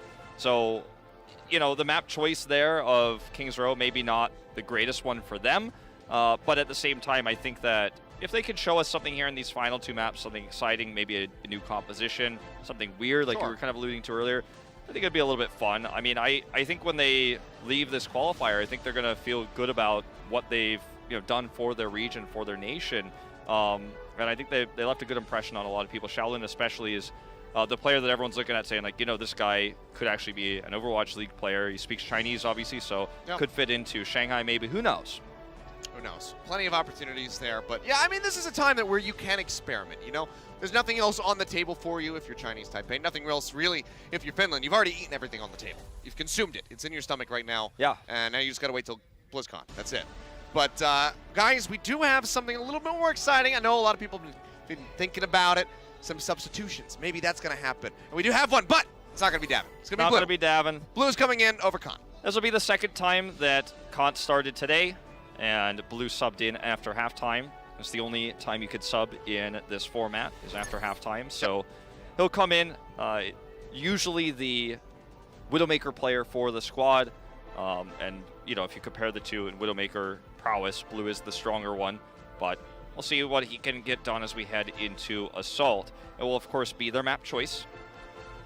And, he's a player that we've watched, I think, be overshadowed in a lot of ways by Shaolin because he's been able to make those flashy plays. But I think part of why Shaolin is able to make those plays is because Blue gives him space on the Widow, use those lines of sight to kind of force the players to move into different locations, corral them into locations where Shaolin can get that damage. I mean, it's not to say that Blue is without his own highlight reel plays here from this weekend, but guys, let's go ahead, figure out what the map choice is from the side of Chinese Taipei, and it's going to be Temple of Anubis. I'm just feeling deja vu here, Wolf, every single time. Going to be the same maps coming in. We had Volskaya once, and then otherwise it's always been Temple of Anubis. But this is going to, this really makes sense for them with Blue in the mix, and I'm excited to see how he's going to square up against Taimu or Linkser, whichever one's going to be on the Widowmaker, because we know that they can flip back and forth. And as much as the Kings Row map pick played super well into Finland's strengths, this map does not. This is a map where it's very difficult to utilize the Reinhardt Zarya, nigh impossible. We've seen a few teams in contenders run it for point B when they have a small time bank. They're trying to hope to get that ult combo off, but it's a very desperate situation. This map is dive dominated on attack, and on defense you're usually running the Orisa setup. And for Chinese Taipei, they can put Shaolin on the Genji, plays to their strengths, plays to, I don't want to say Finland's weaknesses per se, but plays away from Fraggy's Reinhardt. And that's been the whole theme of Finland throughout this group stage, and especially in this final series here. Looks, though, that Finland wants to run something a little bit different here. They're going to run the defensive Wrecking Ball, potentially, with... We'll see. Give it a little more time. Okay, okay. I didn't see where Taimu was, and I was like, well... I think he was back at the spawn. But this is still pretty weird, right? We don't normally see this McCree setup. is still not, it's still a strange one for sure. I feel like the last time I cast Taimu playing McCree was a long time ago, but it's been one of his favorite heroes to play, even though perhaps hasn't had as much competitive success with it as others. I mean, honestly, last time I've cast Taimu would have been Apex Season 3. Yeah. Long time ago, but here comes the dive. Shot coming out, looking for that opening there was Linkser. Managed to get a tag there onto Shaolin. Still got his way back. Poison Trap going to be activated. Looking for the hit there, but the dash just a bit too quick. Shaolin just going to be kiting his way around the side. Very difficult for Blue to get into position now against this setup because of the crossfire with Taimu as well, putting him under duress. It's all about building this Dragon Blade. That's the main plan here for Chinese Taipei. And as you can see, with good line of sights here on both sides, plus the additional potential stun from Taimu, it's very hard to actually commit further in than where we've seen Shaolin go thus far. You can see him just down here to the right of your screen. Linkser doesn't have a line of sight on him at the moment, but he is just looking to farm that up. And spamming away, forcing a Ting back a little bit, dissuading Winston from pushing forward. He takes a lot of damage as those orbs come through. Yeah. Now, if he could get a solo kill on the Linkser, that would be ideal, but it's very difficult. Way up, but Taimu's got his back. Flashbang immediately. And that's part of the reason why the McCree is part of this comp, because it gives you extra protection, it gives you the stun we were just talking about. And the difference between the Orisa and the Winston is more mobile here defensively, so they can chase kills like this and completely shut down the entire push. Not to mention, when the dive comes through, Winston can avoid it, set up again for a counter dive. So for Finland here, they're going to feel great about the charges they just built. They're going to have a Deadeye in just a moment, and Shaolin's not even halfway yet to a Dragon Blade. And by the time he has it, Shaz will easily have his Transcend. So big wins here in every way on the side of Team Finland. Trying to get the spot there onto the Genji. Sees him now. It's that body shot. As he drops down, goes for another one. Now looking for Blue. He'll drop onto the low ground. Infrasight comes down, misses the first shot, gets the tag. Looking for the finish. Unable to find it here at the moment. But Shaolin and Owayo both going to be dead. So still a very good look here for Finland as they try to pull off a full hold on A. Zap coming down, they're looking for Crazy S, and they're going to be able to find him. The rockets come out of the Diva, and the Mercy goes boom. Shaolin builds about 12% of a blade on this push as well, and they're going to switch Blue over to the Tracer because he can't compete with both hit scans, the McCree and the Widow. And it's just not going to be a good option anymore. As a Ting falls, they're going to have to buy a little bit more time. Even trying to come up here and left-click your way to a blade is so risky, given everything that's here in terms of burst. This is like the most aggressive positioning I have ever seen on Temple of Anubis. Well, when you kill the enemy tank, you know you can stand up here because they can't come up. Now he's back. They do kite away. I should clarify, in pro play, my teammates in solo queue try to do this all the time, and it never works out. Yeah. Well, it might not work out. It might not have worked out for Finland if they stayed there, but they back off. Keep themselves safe. Shot comes down. Crazy yes. Gonna be dead. Blue trying to just skirt around, dashes onto the high ground here, but Linkser, as he's fading away, just shoots him in the face. The only hero that can't really move freely on the side of Finland, outside of Taimu's McCree, is Shaz, and they're both just positioned so well. Like, Shaz is never under threat because both Taimu and Linkser can crossfire anyone who tries to dive. They could win the tank war. They know they have ult advantage. Fraggy used that ult to make sure that everything ended up evening out there for them in the end. Shaolin finally has a Dragon Blade, but as we mentioned before, Shaz can counter that. And that's if he gets in position to even threaten Shaz through the stun of Taimu, through the damage that Taimu and Linkser put off. And everyone can escape. He gets sniped before he can pull it. And now time's running out. They're going to have one more chance. That's it. Yeah. I normally am okay with looking at some of the other point of views, but honestly, Linkser on form right now, like we saw from him on Dorado. Gonna have to pull a blade without on Mercy. Ohio. Gets the hit, no transcendence. No heals, it's all no on display. Really.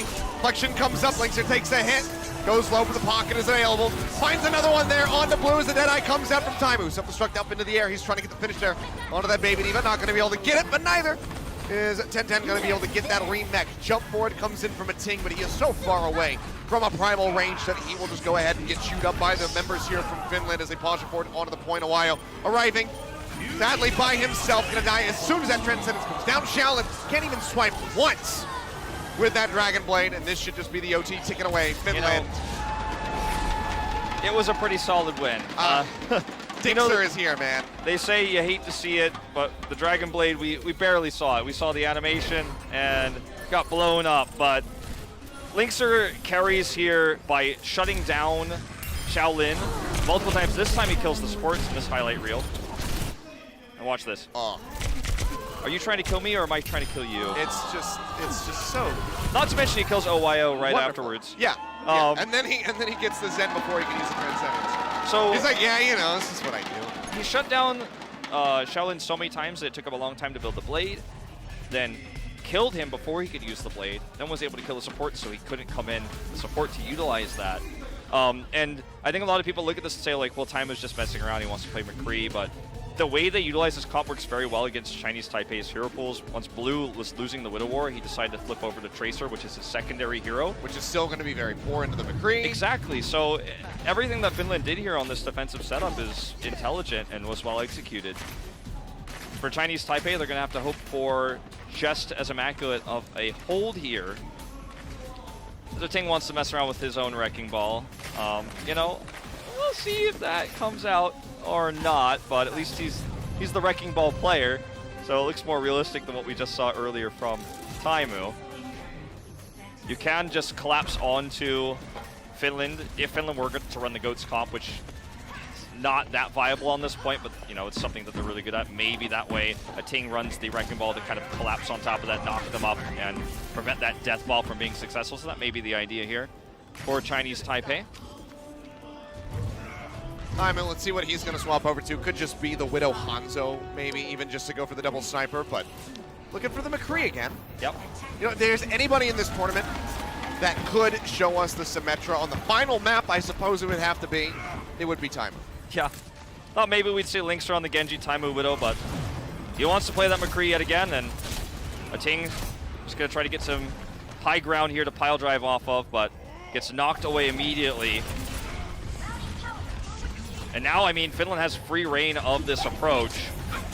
Yep. Out of the back there from Shaolin, has to use the recall. Flashbang comes down, sends up to Lucio, but he gets out of view, so Taimu not going to be able to follow up for the kill. Getting his way out of here. One shot onto the Tracer. Shaolin pushes forward, does manage to take him down. Well, there's a cost. The rest of the team is going to be dying halfway already to that tick here for Finland. As Linkster pops up over the top, finds the shot on the Shaolin. Nasty stuff here. Well, this isn't going to last very long, I'm afraid. The Wrecking Ball buying time as the Ting just continues to touch on and prevent the full completion. He's doing his damnedest here, but 10-10's going to get knocked out of the mech. It's going to be a Transcendence just for good measure here. And the bubble as they sit in the center. Ting pushing forward, drops down with a pile driver, but disappears as the mech will explode. And that's just going to be it. Temple of Anubis going to Finland. Linkster continues to impress with that Widowmaker. Yeah, I mean, Taimu missed the stun, or well, the stun, you know, didn't connect with the Lucio because he came out of line of sight, like you said. He was killed there. Yeah, no stun headshot, but like it just didn't. It wasn't really about him. It was about the control of the line of sight from Linkster. It was about just collapsing onto the point, making those punish plays. And the Wrecking Ball against this composition just finds himself, he's basically cannon fodder. You know, he's just going to be eating damage. He can't disrupt anything. It's a slow-moving, ranged comp that Finland pushed in and took A with. So, you know, it was creative as it was. It was not successful. Nope. But Finland's successful. Yeah. They're looking perfect. They got the full hold on King's Row. Now they got one here on Temple of Anubis as well. One final map pick here for Chinese Taipei for the entire World Cup stop here in Incheon. This is going to be the last thing. Where do they take us to? Is it going to be Rialto again? That's the kind of assumption, I think, for most people. But, you know, like I mean... dead inside as I think about it. Okay, well... Hooray! I was hoping maybe we'd see something like Route 66. Like anything else? Well, it's going to be Rialto again, friends. All right. Froggy loves his Rialto. We've seen Finland attempt to, you know, spawn camp, which means, of course, to stay in front of the spawn and prevent those who are trying to leave and attack the point from exiting. That's what they tried to do against South Korea. And I think we're just going to see it again. I think that Finland might just do it all over again on the defense. Just try to keep them completely contained in. And I'm not trying to be mean, but obviously South Korea, a better team than Chinese Taipei. They might be able to pull it off and get a full hold with them right in front of the doors. It could happen. We're going to wait and find out, though. But Rialto is going to be the map pick, and we'll see how things are going to transpire as we jump on there. Yeah, it could also be the just standard Reinhardt Zarya defense of the choke point there outside of A. When they push through that open area, then they can hold around that area, which most teams have been operating around on this map since its release. So we're going to jump into the map now and see what Finland wants to run here compositionally. As Taimu teases once again the Wrecking Ball, but we all know that it's more likely to be a McCree if it's going to be anything unusual. I mean, he could do that. He could bring out the Pharah. The Hog is what he played last time. Yep, could take that on attack, but now he's just, you know, having fun. I don't know how that tree can sustain the weight of the Wrecking Ball. Well, they're riding the boat. Oh, this is romantic. Oh, well, now it's tragic. It's always romantic till Taimu has to jump off the boat. Yep. Can't take him anywhere. I don't know how those trees are stable either, man. Maybe in the future, roots just take a stronger hold. It could be. Well, he does go to the Hog. Oh no. I don't know if that was actually... He's only got 20 seconds. I don't know if that was actually on purpose. I don't think it was. I'm pretty sure that was actually an accident. But Time was like, oh, you ruined the strat. It's okay. It's okay. Big Goose is here. He's zipping his way back to pick up the Zarya. Always gotta bring Linkzr back when he falls in. Just shout out. I think that Big Goose is my favorite name out of any player in the Overwatch League. Of course he has to do the double G too. All right, here we go. It's going to be a scout here with the Sonic Arrow. They see that it is, in fact, that same style that they ran against South Korea. How can they get out of this point? Will they swap over to the Pharah to try to escape here, or will those match in tanks? I mean, Chinese Taipei have to know this was going to happen. It's going to be the Bastion up onto the high ground. It's a great opportunity right here. Spraying away, looking for the hits. Stay out of sight. Taimu going to be looking to get that hook. Just playing around this so well, so sneaky. Push back out. Fraggy taking a bit of damage here as he sprays away. Has to keep changing position up here onto the high ground, but the tanks are going down. Barrier up, falls low. Locket comes in. D.Va going to be pushing up to the top. Shaolin, he's the one who has to retreat. He has to stay inside the spawn. Yep. Oh, nice grab here onto OIO. The sleep comes in, but it's only going to be temporarily effective. As the second Taimu wakes up, he's going to have a hook. Doesn't need it at the moment. Just checks to see if anyone's flanking him from behind. And Shaolin builds up nearly 2 configuration tank through all that damage, but even configuration tank is going to be difficult to execute given the situation. Given the tankiness, like... If he gets into a position to try to use it, then he's going to get hooked probably. Time is trying to find a spot onto that Bastion behind the shield. Had that opportunity, but doesn't pull it off. Blue with the Reaper, you know. Strong with Diana. Trying to bust the tanks here. Pushes down. Zarya Bubble coming down. That's going to be the Coalescence out from Shaz. Big Goose taken down. Zapiz finds the hit there on a Shaolin, so no more Bastion in the mix. Fraggy falling low. Coalescence in. Nice Looking for the pin. Not going to be finding it. Blue manages to take him down with a shotgun blast. Taimu with the whole Hog. Just keeping them all contained into the spawn. There's no rest, however, for Fraggy, so he's going to have to charge his way back, which means that Finland likely going to be kiting away from this forward position. Yep.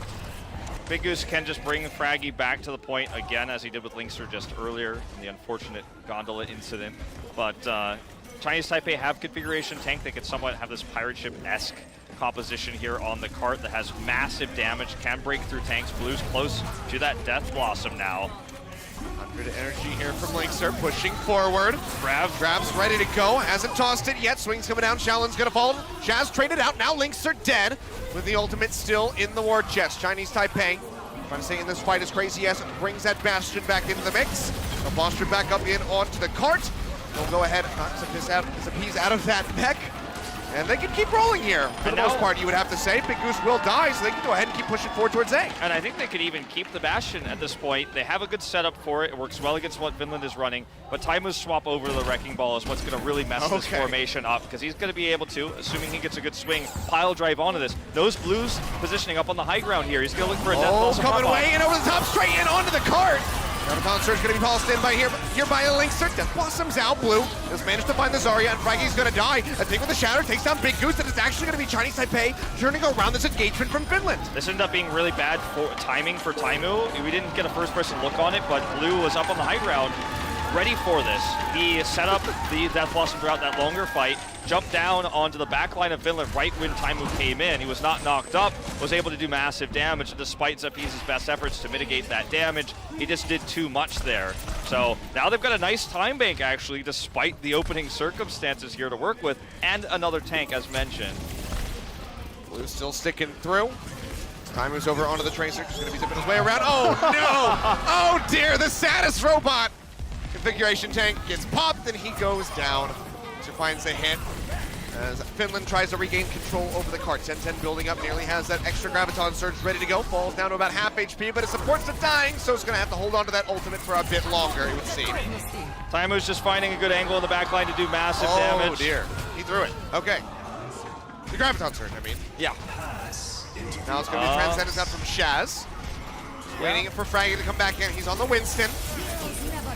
That was a bit of a weird one. Spraying away, dive in, comes through, trying to knock him down, but Fraggy falls low and will get taken out. Big Goose finds a tank, but will die. Shallen coming up with the kills, getting closer and closer to another configuration tank. We'll see if he can fully channel this one. Stuck. Let's get healed up here. Bubbled, self-heals himself through that pulse bomb. And now they've just got to swing around the corner here. No Transcends, unfortunately, for Shaz, who used it earlier, a little bit early. So, I mean, this is working really well for Chinese Taipei. I think Finland's having some fun here, but to be careful as this swings around the corner. They're going to have a great support for this Bastion, for this damage and the angle. Lynx are going to look to blade him, though. Here it comes. Through onto the backside. Zarya Bubble comes down. Configuration tank gets popped, and yet again he's going to die. The second that comes out, Shatter in from a tank, swinging away, looking for the hits. It's a kill there on the Lynxer in time. The DPS going to be gone from Finland, but everybody else still in the fight. Fraggy falls low, but he's got that Primal Rage. Doesn't have to use it. They have control over the cart yet again. A minute 25 here on the clock for Chinese Taipei with this absolutely insane push. I mean, this is a bit bonkers, right? But this is what you expect when, you know, the series has no ramifications for World Cup qualification anymore. Yep. Finland has already won the series with the 3 map wins. You know, sometimes you get a little bit of a show match, a little bit of a flashy end. Shaolin wants to keep with this Bastion and actually attack Symmetra. Will be joining in the mix as well, OYO. Okay. Now this could be really cool. We could see Bastion ported to flanking locations using these teleporters. I thought Taimu was going to be the one to bring it out, but OYO's actually going to be the one. Here we go. Teleporters up. Work their way inside on the high ground. Taimu going to be getting rid of one end. Nearly has that pulse bomb set. The problem is they're not operating on the cart anymore, so he's not getting that passive healing, and the cart isn't moving. Yeah, he's got the little sentry turrets going up onto the cart. Waiting. Where does he want to put it? All right, just tossing here to maybe get a flank position for the Bastion again. Spamming away. Crazy S going to go down. Lynxer finds the opening shot here. Fraggy falling low, and Taimu manages to get rid of Shaolin, and this is just going to be a clean sweep coming in onto the members of Chinese Taipei, it would seem. OYO, the last one, lipping his way out of there, but doesn't get very far. This time it just goes for another dip into the river. Well, it's time to take a swim, I guess. That's going to be the end of this point. Tag. Yeah, managed to take out Crazy S, so no OT. And despite the fact that this is all just in great fun, there was some cool ways you could use the Symmetra. This is going to be Crazy S taking out Shaz there with the Valkyrie gun. Gets another one. Yeah. All right. Bloodthirsty Mercy. Whoa. Well, I mean, the Symmetra had some cool potential usage. Obviously, what they were trying to do for the first teleporter was to get up on the high ground to drop down onto the formation of Finland. And when a Bastion goes somewhere where it's not supposed to be, like, Bastion's a slow-moving hero, but then transforms into a non-mobile hero that does massive burst damage. The weakness of Bastion is getting him into position to do that damage. So that's why when you're on the cart, you're always in a good position because that's the most relevant point of interest in that moment. But when you use the teleporter, sometimes you can put the Bastion behind a team and remove that part of the low mobility. But in practice, it didn't work out all too well there. And it was fun to see. It was the first time you and I got to cast the new Symmetra, even though it was short-lived. If you want to call it that, we got to see it for a moment. We mentioned it, and then it went away. It went away, sadly. But who knows when we'll be seeing it again? Well, maybe Finland's got ideas as to how to use it here on attack. They only have to go. Honestly, I would love for them to match it. Yeah, I think it'd be great. It'd be great fun. Speaking of fun, Blue's on the Torbjorn.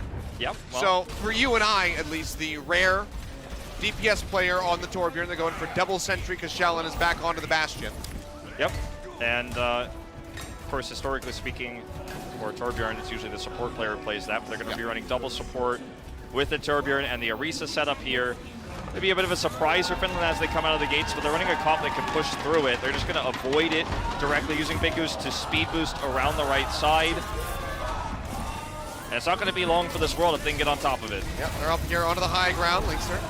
They drop down, just denying those sight lines away from Chinese Taipei. Good halt by Tenten to kind of pull them down to the ground. They're going to have to approach again. Push their way back, Shaolin makes a leap to the other side, gets postured up behind this barrier, spraying away as everyone just piles in.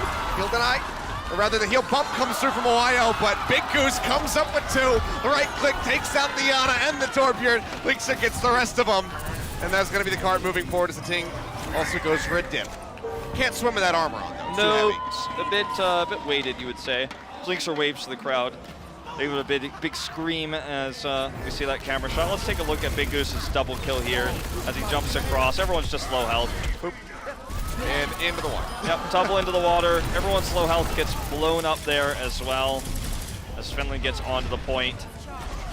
Fraggy leading the charge now. Shaolin's going to try to flank. Really aggressive, stunned up though as he goes into the air, but he's got the Zarya bubble to back him up, as well as the Wrecking Ball playing forward to disrupt the members of Finland. Blue, however, will get taken down, sleep in on his Apis. Rocket punches there, they finish him off. Well, he's got a good opportunity to find another pick here in the back line as well. No one's tracking his movement at the moment. Lost his passive shield, but could build it easily if he hits Big Goose. I'm in, yep, looking for him. Takes him low, manages to find the shots. Time, however, going to find a while. Taking him out. They start pushing back through. It's going to be beaming down the enemy Zarya. In and out in that a little matchup there for the moment. A Ting can't get close enough to stop the cart. Just tries to exit here with his life intact. Will be able to do so. 4:40 on the clock. Finland. Well, not very far away from closing out this 4-0. If Chinese Taipei stops staggering like my Hero League games, I think they have a great comp against what Finland's running. They have the Pharah to circumvent Fraggy's shield. They have the Meteor Strike to collapse on top of everyone who's on the car operating in this GOATS composition, now featuring Taimo Sombra. Shatter coming out, not going to be finding the lockdown there though. Another for Fraggy, that's going to be the move, as you say, from Big Goose. Meteor Strike coming in straight onto the bridge. Not going to find the pickoff, he'll get stunned up. Ground, Blue is going to be dead, still pocketed. As Shellen will be able to fall in the end. The Focus Fire just too much even for that Mercy, who's constantly channeling on the Doomfist, can't keep him sustained. Well, they've got a barrage, they've got a grab, but they don't have a lot of time to get back to this point. They're going to have to rush over here right now. Crazy Ass might even swap over to the Lucio. You have to think, as they approach this, a Ting can knock everybody up with a big pile driver here if he can flank and get into position. That could be the opening they need. Point? That's going to be the pile driver coming down. Minefield just about set. He's currently isolated here at the moment. Adaptive Shield's going to get popped. Has to roll back in. 2.38 left to go on this push. Shaolin eliminated as after he takes down Big Goose. Barrage in from Blue. They're going to take him out. That was crisp execution right there from Chinese Taipei. Pile driver to get him into position, get him the mines. The grab is set up in the chaos, and they are able to execute the barrage with it. So just a few meters shy of that completion. They use all the tools they have to shut down this comp. And that's what I was talking about. You know, if they put their tryhard pants on a little bit here and come in with this comp that's really well made, all as a six-man unit, they can disrupt what Finland is running. But now they don't have those tools. All they really have is a Meteor Strike. All right, well, Taimo's going to be dead, and I was just about to say, I'm kind of sad that we saw the Graviton used. I was hoping that we would get the Space Jam play, but not to be. Not yet. Shaolin running into Linkser. Graviton going to be tossed in, only locking up the Wrecking Ball here for the moment. Self-destruct out from the D.Va here will be able to take him down. Shaz going to be eliminated. Shaolin picking up the heavyweight here. Shatter in, locks up. One, swings coming down. It'll be Crazy Ass falling, but Fraggy dies in the process. Cart, not that much further left to go. 10-10 will get hacked out. They spraying him down. The Bionade comes in, keeping him sustained. And Abosian from Ohio right before he died. Trying to get the damage in, trying to pop that mech, but he just didn't have the energy at the time. Still going to be hacked out. He's looking for Big Goose, who's just keeps skirting around the outside here. Oh, the payload's moving. They're going to get on it. They start inching that one forward. Couple meters left to go. Shellen going to die after he takes down Linkser, who was decided to match him with the Doomfist. Sound Barrier going to be in from Big Goose. Crazy Ass going to be dead. 10-10. He does have that Graviton Surge. Might have to toss it here pretty shortly as the cart keeps inching forward. He's so dangerously low. Throws it into the wall.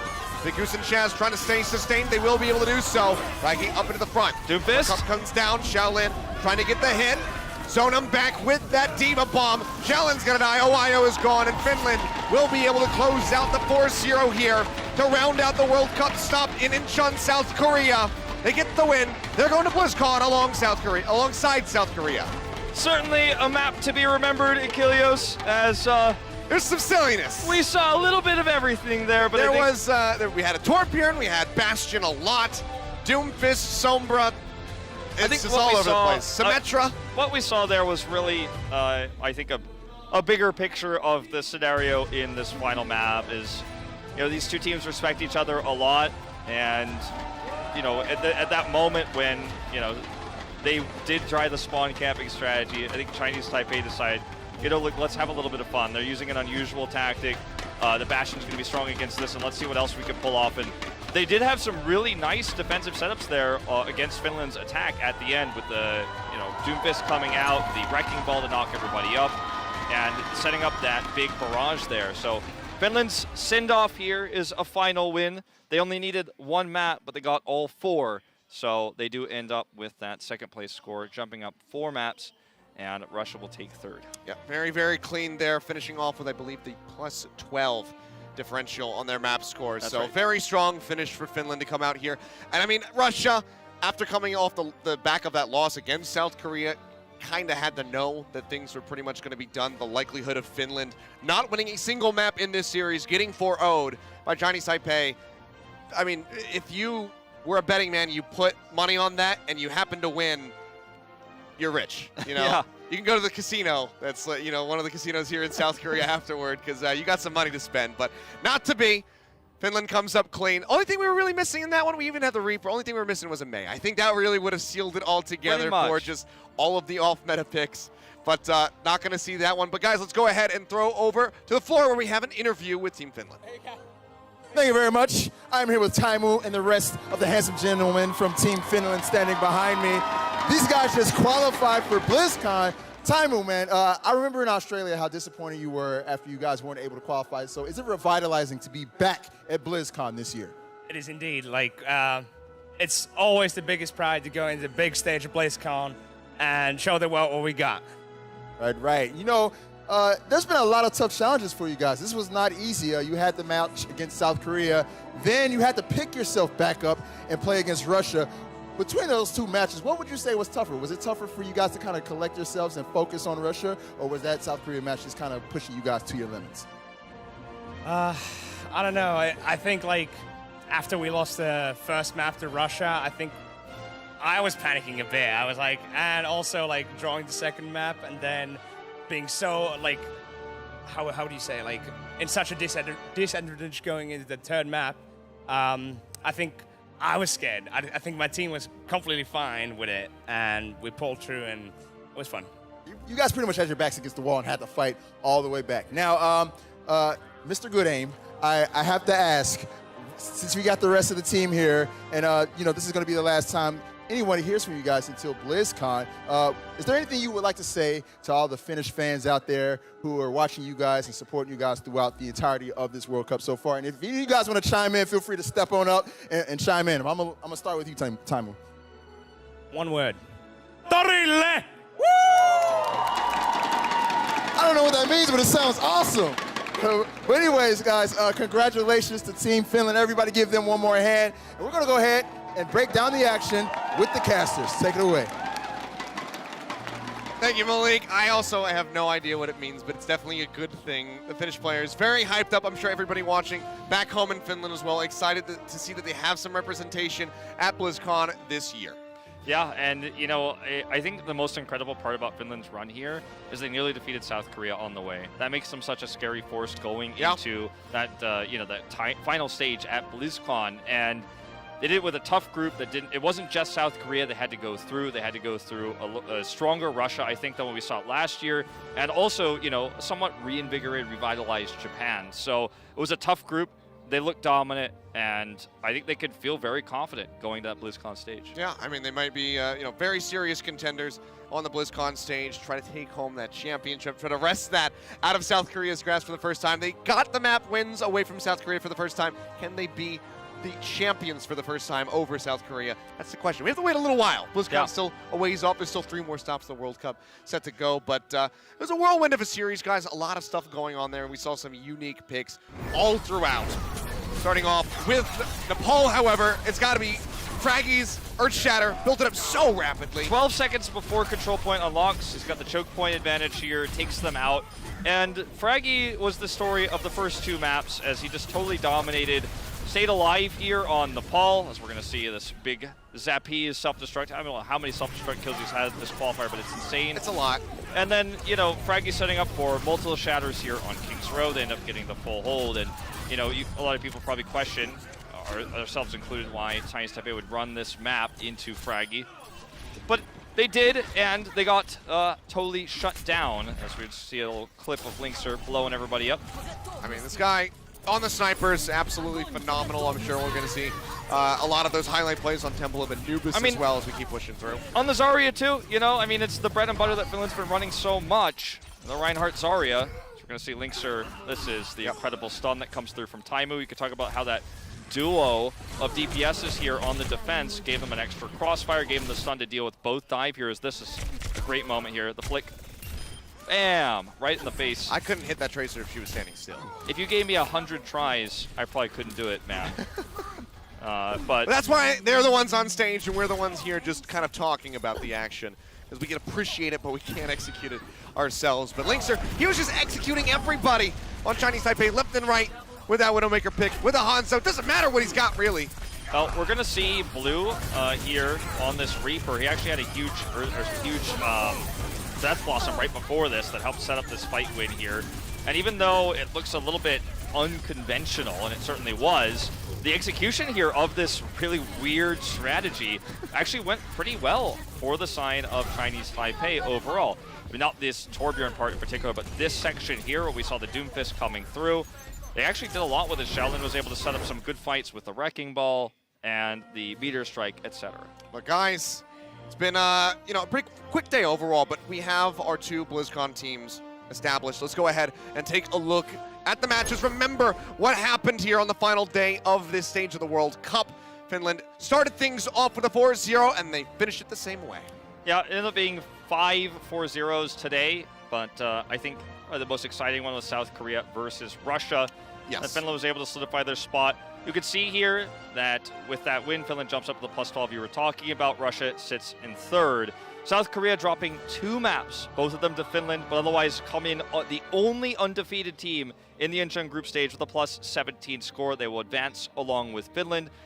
Oh, we do have to mention that Finland, their flag sits right next to South Korea. They made history in this qualifier to be the first team to defeat South Korea, take a map off them in group stage in World Cup, and they did it twice. So, you know, these two teams are the teams that deserve to go to BlizzCon, and they look pretty terrifying. Yeah, I mean, Finland, all of the really tight-knit series there, even the Russia one, the only draw that we had throughout this entire group stage as well. So constantly delivering those excellent matches as well as the fun ones as we just saw there. But guys, that's it. We're wrapped up here for the World Cup in Incheon, South Korea. There's still 3 more stops left to go. The other teams that are going to be joining these guys in BlizzCon, we still have to wait and find that out. But from myself, from Wolf, from all of the other broadcast talent here on the English side of things, thank you so much for tuning in. But now we'll go ahead and throw over to Malik and Golden Boy standing by to bring us home. All right, Golden Boy and Malik down here at the stage, and that's it. It's over. No more Overwatch for a little while. How you feel, Malik? You okay? Oh, he's crying. He's crying. It just went so fast, man. He's playing it up. All right, well, Malik, I got to ask you, what were some of your favorite moments here in Incheon? For me, it would definitely have to be just seeing the Overwatch universe come together. All the contenders players, the players that never played on the stage before, coming here and playing against some of the best players in the world. I think there's going to be a lot of Overwatch League scouts that have had their eyes on here. A lot of players are going to get signed from this. And I don't think any of these teams or any of these players should walk away with their heads held down. Everybody showed up here and gave it their all. And that, to me, was amazing. That's right. What about you, man? Oh, well, for me, the games. We had South Korea versus Finland. Oh, man, that was a good game. Oh, yeah. And then we had Finland versus Russia. Man. Probably one of the best in Overwatch World Cup history. Oh, right without there. a doubt. Such a great game. And, it's sad to say goodbye, but that is the world we live in, unfortunately. And, Malik, we also got to give a huge congratulations to our 2 teams that have qualified for BlizzCon. You have Finland and South Korea. Damn, give it up for them. But I think we close it out, buddy. Yes. All right, so to everyone here in Korea, 감사합니다 and 사랑해요.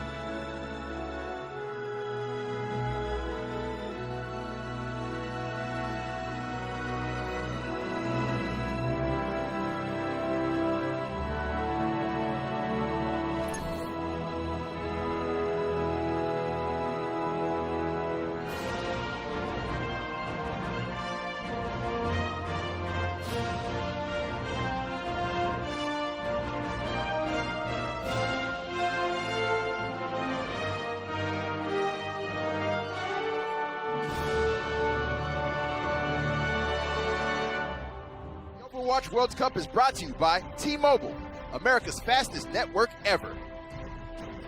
And by Omen by HP, the official PC of the Overwatch World Cup.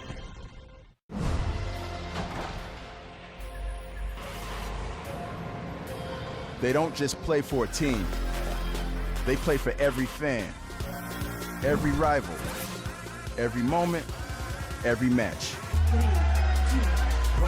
And when everyone watching expects the best, they perform with the best.